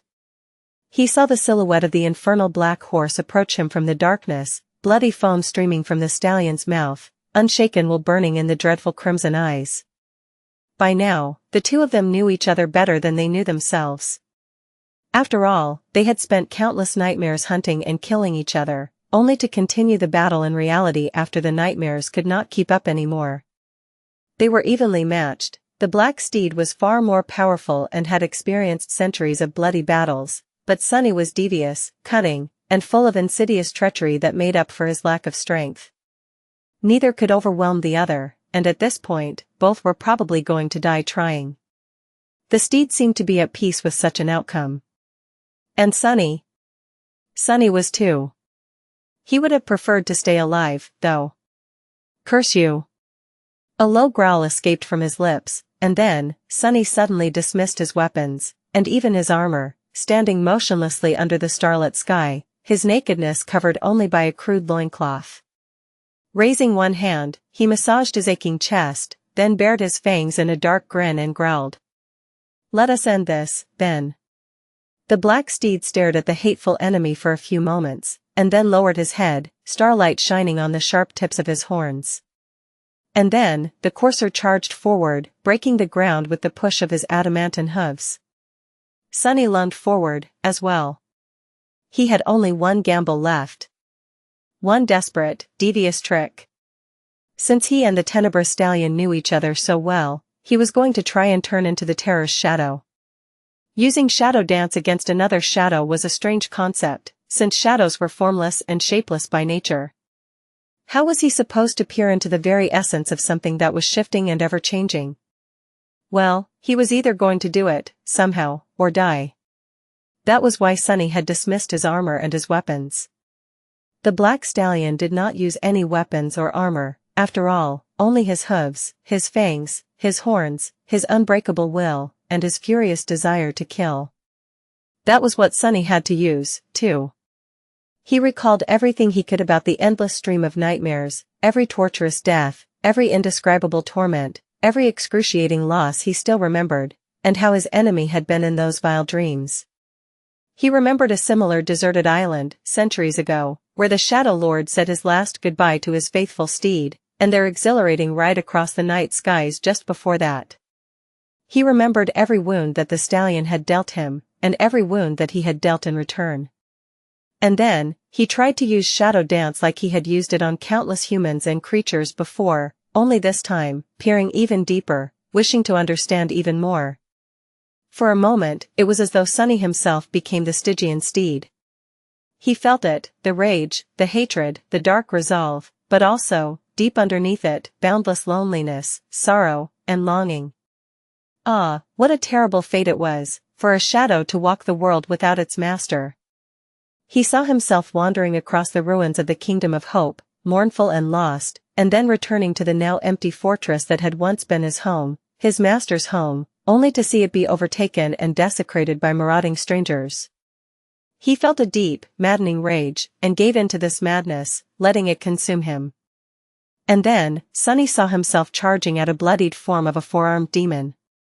He saw clearly what the black steed was going to do to kill him, a split second before it happened. And so, he sidestepped the attack before it even came, raised his upper arms, locked his fists together, and brought them down with all the devastating, inhuman power he had. The charge of the stallion missed, and instead, a terrible blow descended from above, landing on his spine and shattering it. The black steed tumbled to the ground, suddenly paralyzed, and remained laying there, his side rising and falling shakily, his hoarse breathing slowing down and down. Sunny fell, too. Hell. It felt like he was dying, too.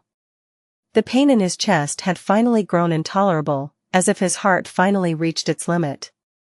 Turning his head, he stared at the dying horse, whose dreadful crimson eyes were slowly growing dim and cold. After a while, the madness burning in them was extinguished, and a shadow of a new emotion appeared in them.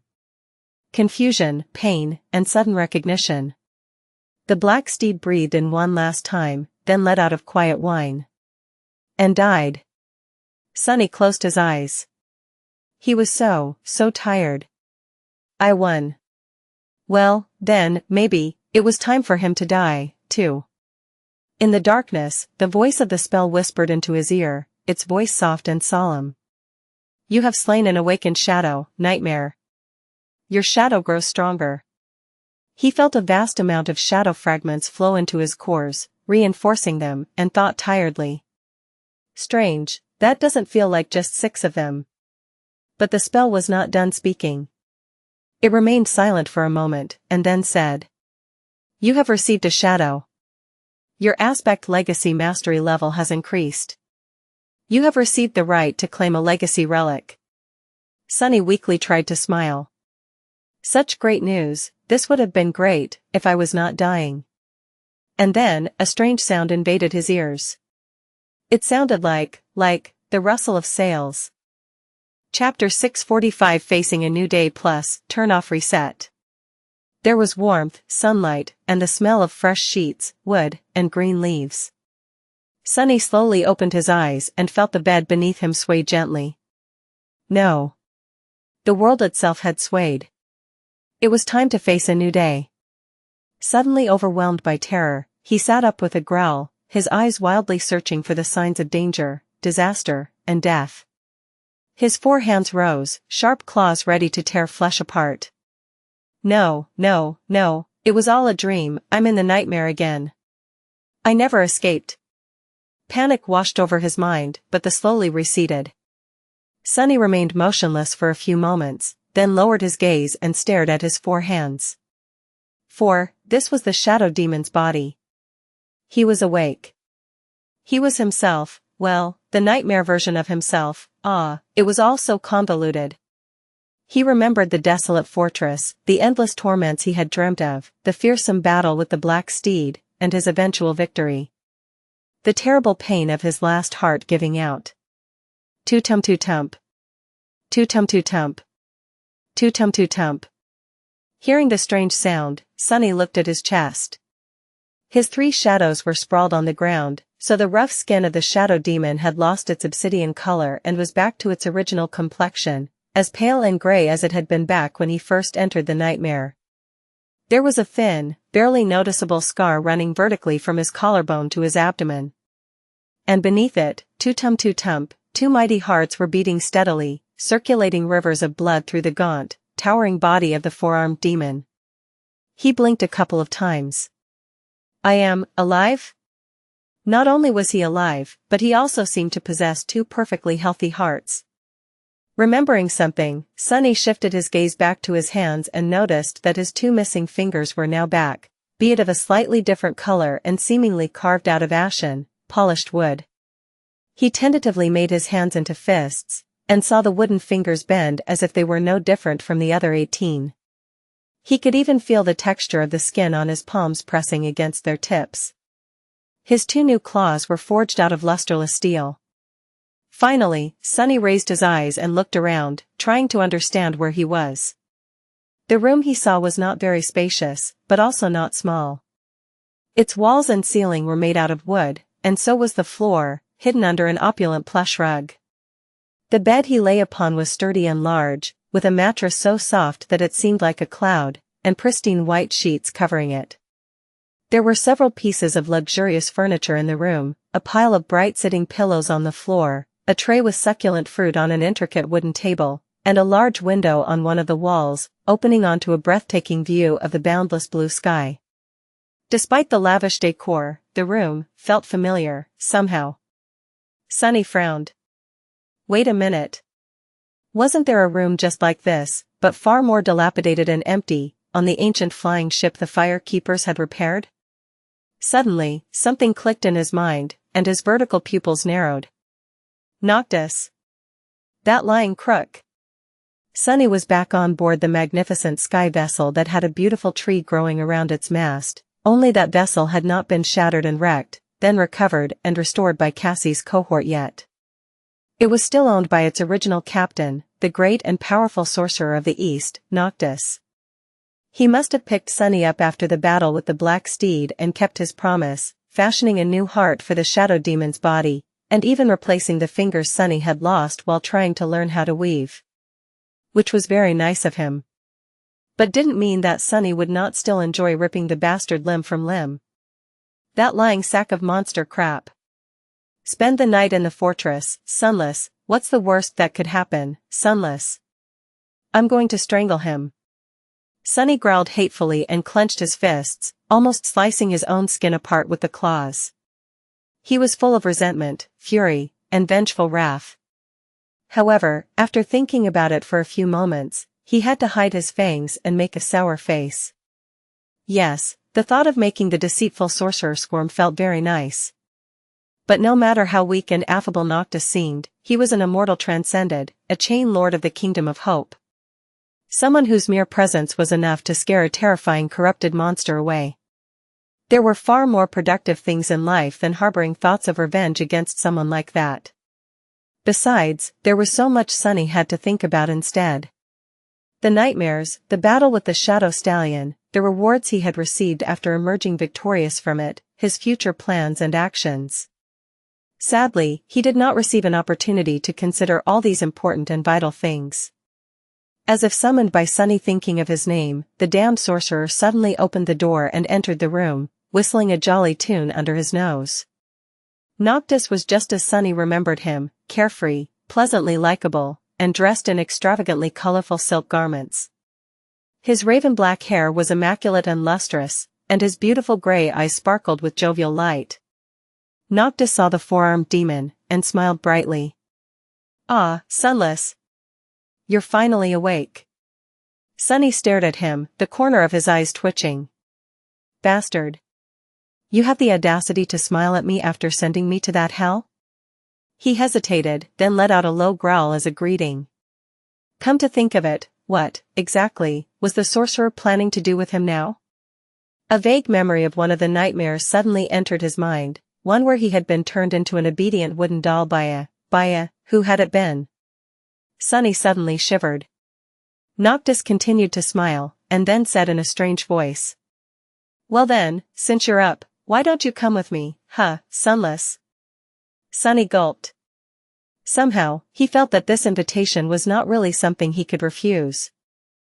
Thinking that it was unwise to refuse the immortal sorcerer, Sunny rose from the bed and hesitated for a moment, noticing that he was completely naked. Numerous wounds that he had received in the Red Colosseum and later, in the battle with the Black Steed, had turned his gray skin into a map of scars, with lean muscles rolling under it like mountain chains. Noctis gave him a funny look, then cleared his throat and pointed to a chair that had a black kimono hanging on its backrest. The garment was made out of silk, intricately stitched, and fit his towering figure perfectly. It even had 4 sleeves instead of 2, revealing that someone must have sewn the thing specifically for him.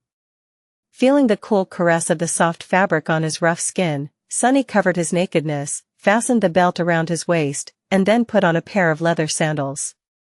Feeling somewhat like a proper human again, or rather, a proper demon, he then tied his wild black hair with a black ribbon and followed Noctis out of the room. As they walked to the upper deck, the sorcerer couldn't help but throw glances at him, mumbling some nonsense in a barely audible voice. "Wonderful, marvelous. My complexion is, without a doubt, the fairest there is in the Kingdom of Hope, but alas, black doesn't suit me at all. I won't be caught dead wearing black. Or alive, really. But this is just perfect. Finally, someone to do justice to this night silk I bought. It must be fate, indeed, no doubt about it." Sunny stared at the immortal transcendent with a concerned scowl on his face. The man was clearly a raving lunatic. Another one. Why the hell is everyone in this damned nightmare insane? They walked onto the upper deck of the flying ship, where Sunny saw a somewhat familiar picture. There was a beautiful tree growing around the main mast, with the middle of the vessel drowning in the cool shade of its wide branches. The bark of the tree was ivory white, and its leaves were vibrant emerald in color. The difference with how the flying ship had been in the future was that the original tree he was staring at right now was much taller, stronger, more robust, ancient. Now that he had witnessed the consecrated grove of Heart God, Sunny easily recognized its origin. He also shuddered, remembering the nightmare in which he was reborn as an old man. That one was perhaps the most terrible of them all. Mostly because it reminded him of his own past, his own mother. His own loss. Noticing a subtle shift in the expression of the sullen demon and misunderstanding it, Noctis smiled proudly. Ah, yes. She's a real beauty. This noble ship is the last of her kind. An original. All those flying buckets the rest of them use are just crude imitations. He patted the bark of the sacred tree in passing and continued forward, heading for the bow of the ship. You are probably too young to remember, sunless, but a long time ago, the sky below was full of divine flame. Back then, there were fearless daredevils who dove down into the ocean of immolating fire to harvest some of it. This is the last remaining vessel of their fleet. The sorcerer smiled. All the rest were turned to ash, along with their crews. Even the memory of them is long gone. Shame, those guys were really something, the fire hunters. A fun crowd. Not very bright, though, which was how I got my hands on this beauty. Won her in a game of cards, and made some improvements. He laughed. I am the best player in all of the Kingdom of Hope, you know. I even won that obsidian knife you carry once, from the one in the north. Oh, you should have seen her face when she had to give me the prize. That was back when she cared about such stuff, of course. Sunny blinked and stared at the sorcerer, dumbfounded. No way. He won one of the 7 knives playing cards? The 7 knives created by Sun God? Noctis glanced at him and winked. Ah, yes, the rest of the lords had the exact same expression you do right now. They were very angry with us too. It was a giant mess. I sort of lost that knife later on, though, so they mellowed out. He grew silent for a bit, and then added, his voice a little darker. But these knives, they never really stay lost for long, you know. It's really, really hard to get rid of one. Impossible, in fact. They continued forward in silence. Disturbed, Sunny turned away and looked over the railing of the flying ship. It seemed that Noctis had not moved the vessel away from the deserted island where the battle between Sunny and the Black Stallion had ended. It was still below, empty except for a few jagged rocks laying here and there. The only difference was that, now, there were beautiful white flowers growing from the soil where the drops of the lonesome steed's blood had fallen on it. A giant mess. Sunny knew that there were 7 immortals created by the Lord of Light to guard, or rather, contain, hope. Their strings were torn out of the tapestry of fate, made to loop endlessly onto themselves, and placed into 7 strange knives. And so, the knives were both what made the chain lords eternal, and the only thing that could kill them. Each of Hope's wardens was entrusted with the key to another's death. This was what kept the balance between them, so, of course Noctis had made a huge mess by managing to get his hands on a second one. No wonder the other lords were angry. Even though losing one of the knives was something only a complete idiot would do, in this instance, the sorcerer had been lucky to somehow manage such a feat. Otherwise, he might have found himself in hot water, or molten steel. Sunny shuddered and closed his eyes for a moment. Finally, they reached the bow of the ship and descended a set of stairs, eventually stopping in front of a heavily reinforced door that looked faintly familiar. Noctis unlocked the door, and invited Sunny inside. There, Sunny saw armored walls, a high ceiling, and 3 chests standing in the center of the room.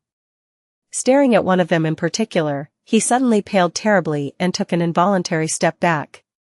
Noctis glanced at him with confusion, then shook his head. You are very strange.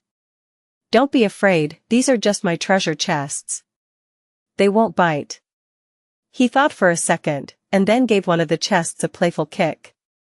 Well, except for this one. This one will eat you alive. Sunny stared at the painfully familiar chest, his black eyes full of fright and venomous resentment. Of course, he had recognized it instantly. It was his old nemesis, the mordant mimic, the vile creature that had almost eaten him alive once, in the distant future. Granted, he had ended up being the one to feast on the flesh of the abomination, instead. Which had been a traumatic experience in and of itself. But who was to say that he would be able to kill the fallen devil again? Sure, Sunny was much stronger and more experienced now. He had more cores, thousands more shadow fragments reinforcing them, much better equipment, and inhabited the body of an actual demon. But there was also no crushing in this era to help him hold the creature down while the broken oath did its job. Thankfully, the bastard seemed to be behaving itself, maybe out of fear of its master. Actually. Sunny looked closer and frowned, noticing that the chest had only 3 soul cores, none showing any sign of corruption. They were bright and pristine, just like that of any other creature following the path of ascension. However, they were also too dim to be of the ascended rank. The mimic was neither fallen nor a devil yet. It was simply an awakened demon masquerading as a treasure chest.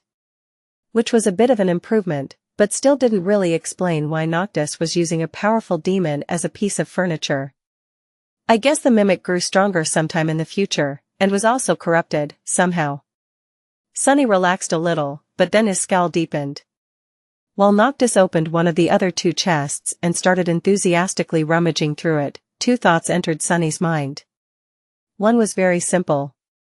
Coins. However, no matter how alluring the image of the miraculous coins was, the second thought took precedence. What the hell? Those words Noctis had just said, weren't they mentioned in the description of the covetous coffer? Yes, they were. So Sunny was, and had always been, the pale friend mentioned in it? Huh? How could the spell have known that this exact scene would play out, all that time ago?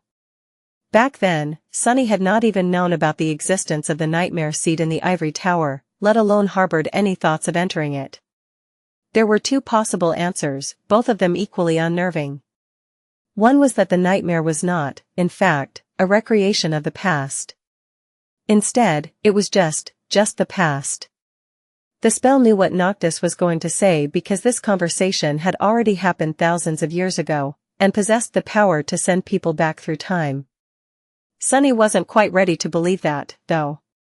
Things didn't really add up. If each nightmare allowed Awakened to travel through time and return to the past, they would have been able to cause changes in the present through their actions.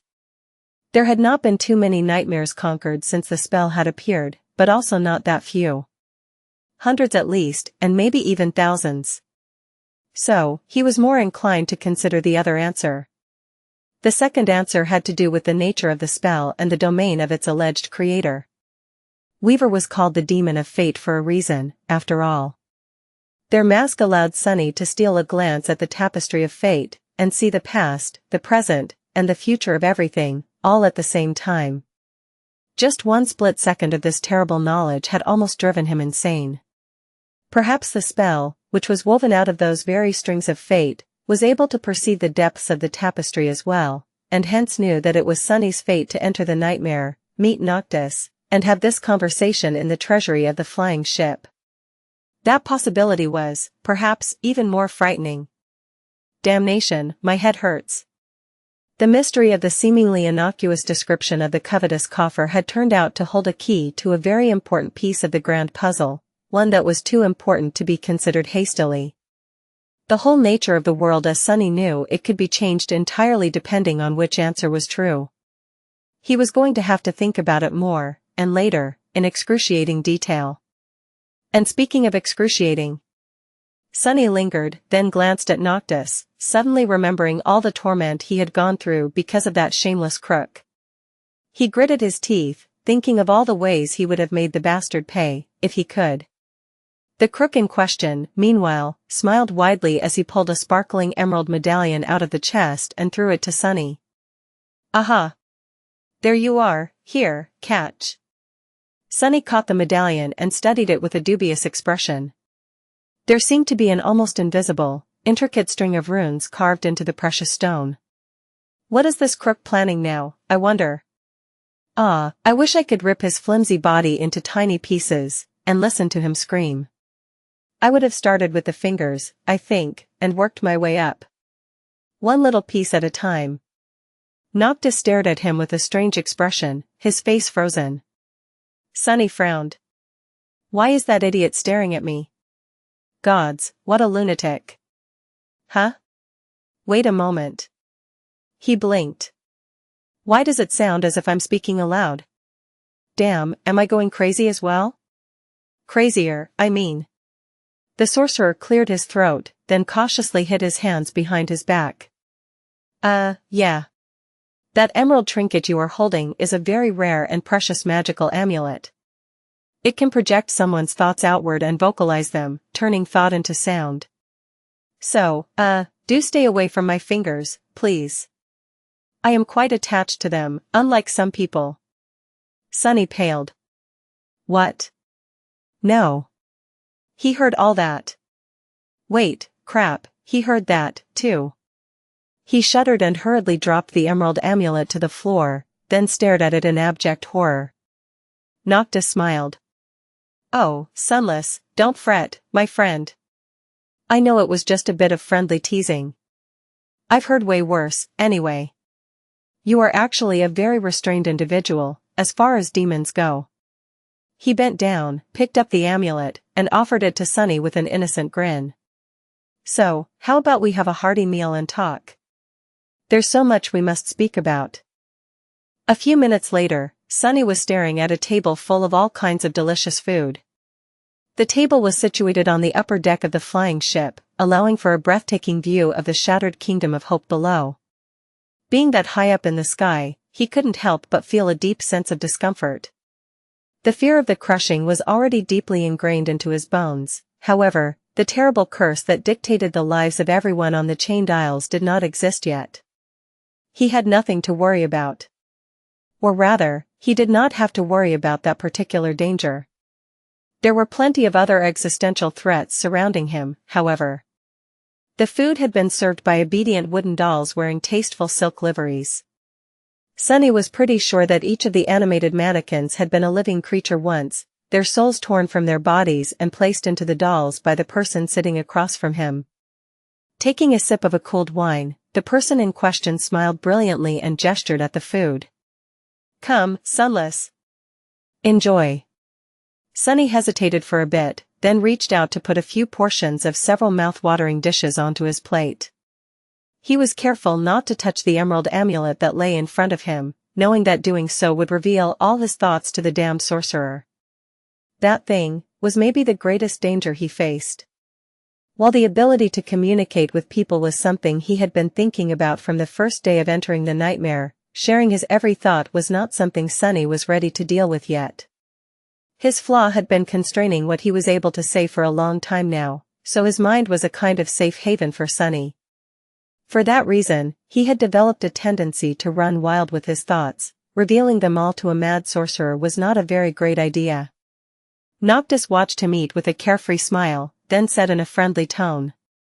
By the way, great job killing that nasty horse. What a feat. What a gallant deed. Truly, vanquishing it was an exploit worthy of being sung about. But, Sunless. The sorcerer hesitated for a moment, then leaned forward and asked with a bit of exasperated desperation in his voice. Please tell me, why, for the love of the gods, did you kill the horse? Sunny, who was taking a sip of cold water, spat it all out. Coughing, he stared at Noctis with murderous fury burning in his bestial black eyes, then ground his fangs and put his palm on the emerald amulet. What the hell do you mean, why did I kill the horse? You were the one who sent me into his damned lair. The horse was this close to becoming the end of me, what else was I supposed to do? Then, he clenched his 4 fists and growled. The nerve of this bastard. Sunny, of course, meant for that last thought to remain unsaid, but sadly, one of his fists was still touching the enchanted amulet. Noctis looked at him, blinked a few times, and then flung his hands into the air. I never meant for you to fight it. Do I look like an idiot? That horse destroyed hundreds of creatures much scarier than you, why would I send a mere demon to battle it? Sunny opened his mouth, then closed it, then opened it again. Finally, he hissed. Yes. I don't know. Why did you send me into the fortress? The sorcerer gulped down his wine, remained silent for a bit, then let out a bitter sigh. Oh, well, you know. I just thought that since you were both shadow creatures, it might have liked you. Didn't you know each other back when your master was still around?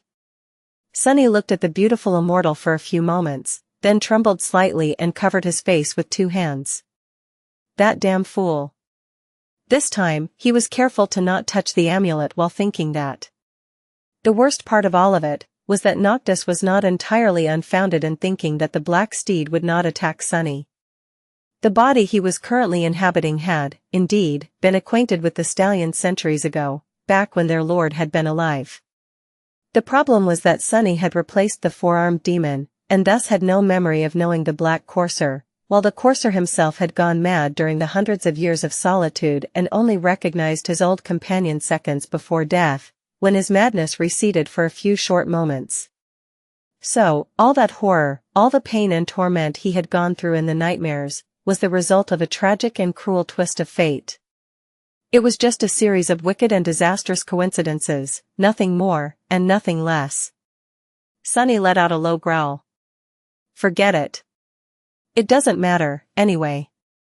Not now, and not anymore. The important part is. Noctis might look like an eccentric idiot, but he's anything but. If he wanted me to reunite with Shadow Lord's steed, there was a reason for that. What does he really want? He hesitated, then placed his hand back onto the amulet. Why did you want me to meet that thing? The sorcerer remained silent for a bit, then smiled charmingly. Oh, right. By any chance, before you killed it, has Nightmare shared anything with you? The location of a certain glass knife, for example? Sunny snorted. Ah. So that's what all of this is about. P1E's visit N0V1B, in.net. He took a bite out of a loaf of delicious freshly baked bread, chewed it unhurriedly, thinking about nothing at all, and then responded in a calm tone. Sure, there is something that I learned. Why? Noctis cleared his throat, glanced at the scenery, then back at Sunny. Finally, he said with a bit of visibly forced indifference. Oh? Well, would you mind sharing? Sunny stared at him for a bit, then grinned. With his bestial face and 2 rows of sharp fangs, that grin looked truly frightening. Would I mind, huh?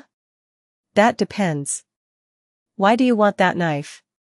Noctis smiled with his usual carefree attitude, then waved his hand dismissively. Ah, it's nothing much. A small thing, really, you see, I just want to gather the knives, start a war against both the Ivory City and the Red Colosseum, kill all of the Chain Lords, defy the Lord of Light, break the will of gods, and release the demon of desire out of her prison. And then maybe have a cup of tea. The sorcerer grew silent for a moment, and then added thoughtfully. Actually, on second thought, maybe I'll have the tea first. Sunny stared at the immortal sorcerer, stunned by those words. The scale and scope of the bloodshed and adversity Noctis was striving for were simply beyond comprehension.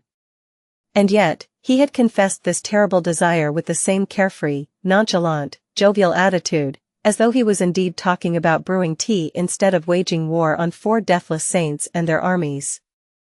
Sunny remembered the first time he saw Noctis, bloodied, crestfallen, sitting motionlessly in front of the fire with a diamond sickle laying at his feet, its blade marred with crimson. A grim and somber thought formed in his mind all by itself. Insane, you are insane. All of you are. He flinched, then removed his trembling hand from the emerald amulet. Noctis threw his head back and laughed, as if he heard the funniest joke in the world. The silent sailor dolls stood around him, motionless, staring into emptiness with their crudely carved eyes. The scene that was strange and fantastical a few moments ago suddenly seemed threatening and eerie. After a while, the sorcerer grew quiet, then glanced at Sunny with a mischievous smile and asked. Yes, indeed. I could not have said it better myself. All of us are insane. But don't you get it yet, Sunless? Don't you understand why? Sunny frowned, then shook his head. What the hell is he trying to say? How was he supposed to know why everyone in this damned nightmare seemed completely mad? And then, something moved in his mind. A seed of a thought, a nascent hint of understanding. His pupils narrowed slightly. There was something strange about the kingdom of hope. He had first sensed it after escaping the Red Colosseum and facing Sylvain, that beautiful and utterly demented fiend. Her actions made a perverse, and yet perfect sense. But there was still something wrong about her. Back then, he had felt a vague suspicion. Something seemed out of place, something didn't make sense. And after, when he had been thrust into the never-ending nightmares, this feeling only grew stronger. He just had no time to think about it. Everyone here seemed slightly, or greatly, off. Every emotion was sharper and cut deeper, every vice or virtue grew out of control until it turned into a destructive obsession. He had experienced it all, lived through all of it in the nightmares over and over again. Pain, sorrow, tragedy, madness. Even Sunny himself was affected by this insidious strangeness. His single-minded obsession with learning how to weave, the sudden intensity of his affection toward Ilias, the subsequent crushing heartbreak over the young man's death, the unquenching hatred he had felt for the black steed, all of those things were not exactly out of his character, but slightly more consuming than they should have been. Remembering the past few months, Sunny shivered. Wait. Feverishly, he tried to recall all he knew about this nightmare. The 7 knives, the 7 immortals, 1,000 years of solemn duty, the terrible torture one of the rules of the Ivory City had been subjected to by his own brother, the destruction of the sacred grove, the Shadow Lord making a choice to take a coward's way out before what? Suddenly, an expression of shocked understanding appeared on Sunny's face. He looked at Noctis for a while, and then cautiously picked up the emerald amulet. A single word formed in his mind. Hope? The sorcerer smiled, then nodded and looked at the vast expanse of the shattered kingdom below them. Indeed. Hope. Noctis took a sip of wine, the smile disappearing from his face. A few moments later, he said indifferently. The Lord of Light bound Hope with 7 brilliant shackles, and made those shackles eternal. That was us, me and the rest of the Chain Lords. He entrusted each of us with the fate of another, and a solemn duty to never let the demon escape. And, for a few centuries, everything was fine. His face grew dark and cold. The sorcerer remained silent for a while, and then continued. But slowly, we grew tired. Doubt found its way into our hearts. Eternity is a heavy burden, sunless. And under its weight, unnoticed, one of us grew twisted. So, another one made a choice to uproot the corruption. That was how the first of the Chain Lords died. Ader, my dear friend, murdered by that wicked slayer, Sylvain, her beautiful grove burned to the ground. Noctis remained motionless, but the wooden mannequins surrounding them suddenly clenched their fists, their fingers splintering from the immense pressure. Their crude faces did not move, but Sunny could feel an almost palpable feeling of fury radiating from their figures. The sorcerer sighed. And so, all of our fates were sealed. Yes, 6 shackles still remained. But Hope's prison wasn't perfect anymore. Her will, her insidious influence sipped out, little by little, infecting us all, slowly devouring the whole kingdom, every living being in it, from the smallest insect to the mightiest immortal, igniting our desires, twisting them, changing us into something different. Something terrible, rampant, and vile. He laughed. Oh. Of course, none of us noticed it for a long, long time. Hundreds of years, even. Maybe only shadow, and by the time the rest of us understood, at least those who were still sane enough, it was already too late. The whole of the Kingdom of Hope had been driven mad by its former ruler. Had been turned into a vicious hell. We were all taken by Hope. Best. Noctis smiled and sipped his wine, then chuckled. So, yeah, sunless. All of us here are insane. I thought you would have known already, judging by the scars covering your body. The warmongers are all insane, and so is their leader, Sylvain. The citizens of the Ivory City are also mad, just as their 2 rulers are. The one in the north is perhaps the craziest of us all. Well, except for me, of course. I am the maddest person in all of the Kingdom of Hope, I would have you know. Sunny stared at the gleefully smiling sorcerer, suddenly overwhelmed by terror. That damned seed, that damned Mordred. Curse the day he told me about how rare and precious it is. The sorcerer chuckled. Well, I don't know who Mordred, and what seed you are talking about. However, there is one thing I do know. Actually, it's a question. That question, it has been tormenting me for centuries, sunless. Do you know what that question is?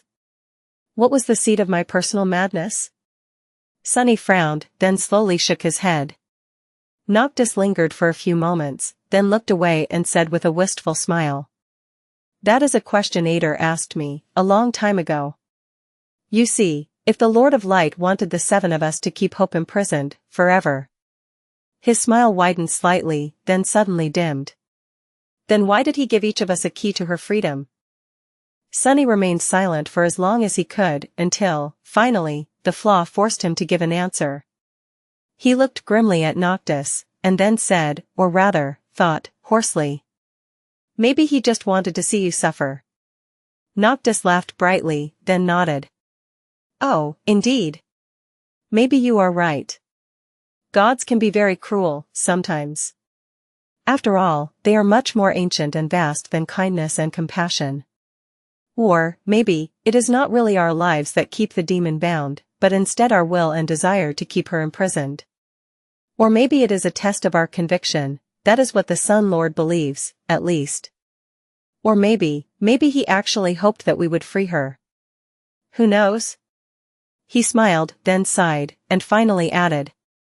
If mortals like us could know the will of gods, then we'd be gods instead. After that, a somber silence settled over the deck of the flying ship. Sunny stared at the delicious food in front of him, realizing that he had lost all his appetite. Hope, the demon of desire. How terrifying she was. Slowly, several things that had seemed random and meaningless fell into place. The jubilant crowd in the blood-soaked Red Colosseum, the perverse conviction of beautiful Sylvain, the harrowing torture of the Sun Prince, the madness that burned in the eyes of the Black Steed, all of it was the result of her harrowing power. Hope held domain over desire, after all. And with that power, she had reached through the tiny cracks in her prison, and drove a whole realm utterly insane, turning it into a ghastly, hideous, demented hell. Every aspiration, every desire, every dream, every hope were twisted, set aflame, and turned into a weapon. An insidious, invisible weapon that struck at human hearts and minds from within. No one was immune to her power. Neither mundane humans nor awakened, not even saints. Those who were closed and those who were far, all fell victim to the demon's curse. And what was her own hope? What was the demon of desire yearning for?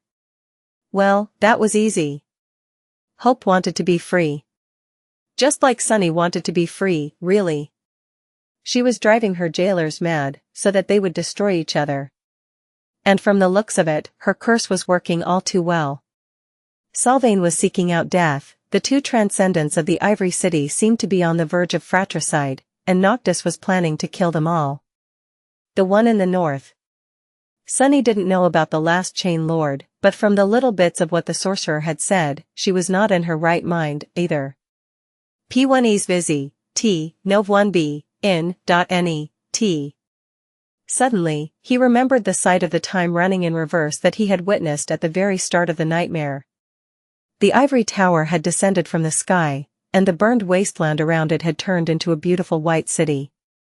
Which meant that one day, perhaps soon, the Ivory City would be burned to the ground, and Hope's prison would then break off its 7 chains and rise above the chained isles. And then, the crushing would be created, somehow. A cold, dire feeling grasped his 2 hearts. Oh, no. Suddenly, Sunny came to a harrowing realization. His eyes widened, and he glanced at Noctis with fear. This was the conflict he, Cassie, Effie, Kai, and Mordred, had to resolve to conquer the nightmare. They had to either help this mad sorcerer free the terrifying demon, or make sure that she would never escape. The 5 of them were pitted against the 5 immortal saints. A barely audible groan escaped from his lips. How is this possible? What happened to the spell always being fair? How the hell can this be fair? Another revelation suddenly appeared in his mind. Those words Ader had said before accepting Sylvain's challenge, the gratitude she expressed. Had Sylvain really eradicated the blessed of heart god to punish Ader for her heresy? Or had the beautiful warrior known all along what would happen if one of the chain lords was killed, and doomed all of the remaining immortals, including herself, to a fate worse than death, to a slow and inevitable descent into madness, followed by eventual destruction? All in order to free Hope from her prison, and herself from eternal life? If so, she had indeed been the bravest of them all, and also the most hateful. Or admirable, depending on how one looked at it. But that didn't really matter. Sunny grasped the emerald amulet and channeled a somber thought, which came out in a hoarse voice. There was one thing that he still couldn't understand. The obsidian knife that I carry, the one that you lost, how were you going to kill the other chain lords without it, and without the knowledge about the glass knife that I received from the Black Steed? Noctis looked at him for a bit, then smiled darkly. The drastic thing I was about to do? Well, it was a really terrible choice. I am very glad that fate sent you to me when it did, Sunless. He chuckled. You see, Sunless, desire is a very powerful thing. In fact, it is perhaps the most powerful thing in the world. It is what the gods were born from, after all, in the endless, ever-changing void of chaos. But there is one force more terrifying than desire. And that force is fate. The sorcerer looked away with a distant expression. Even gods are afraid of fate, Sunless. So, I was going to make a deal with a certain creature. A harrowing, evil, and insidious monster. The vile demon known as Weaver, who holds domain over fate. These knives can kill us because they hold the strings of our fates, so, if anyone can find a way to end our lives without the knives, it would be Weaver. As Noctis mentioned Weaver's name, he shuddered, then forced out a pale smile. But, the demon of fate would have asked a terrible price of me, I'm sure. So, it is very fortunate that you came along.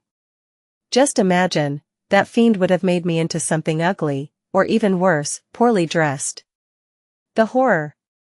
Noctis laughed and gave one of the sailor dolls a command to bring another amphora of wine. He either didn't notice or pretended to overlook the sudden tension that appeared in Sunny's eyes. So, Noctis wanted to make a deal with Weaver to free Hope, and then, I suddenly appeared? A cold shiver suddenly ran down his spine. What, exactly, does that mean?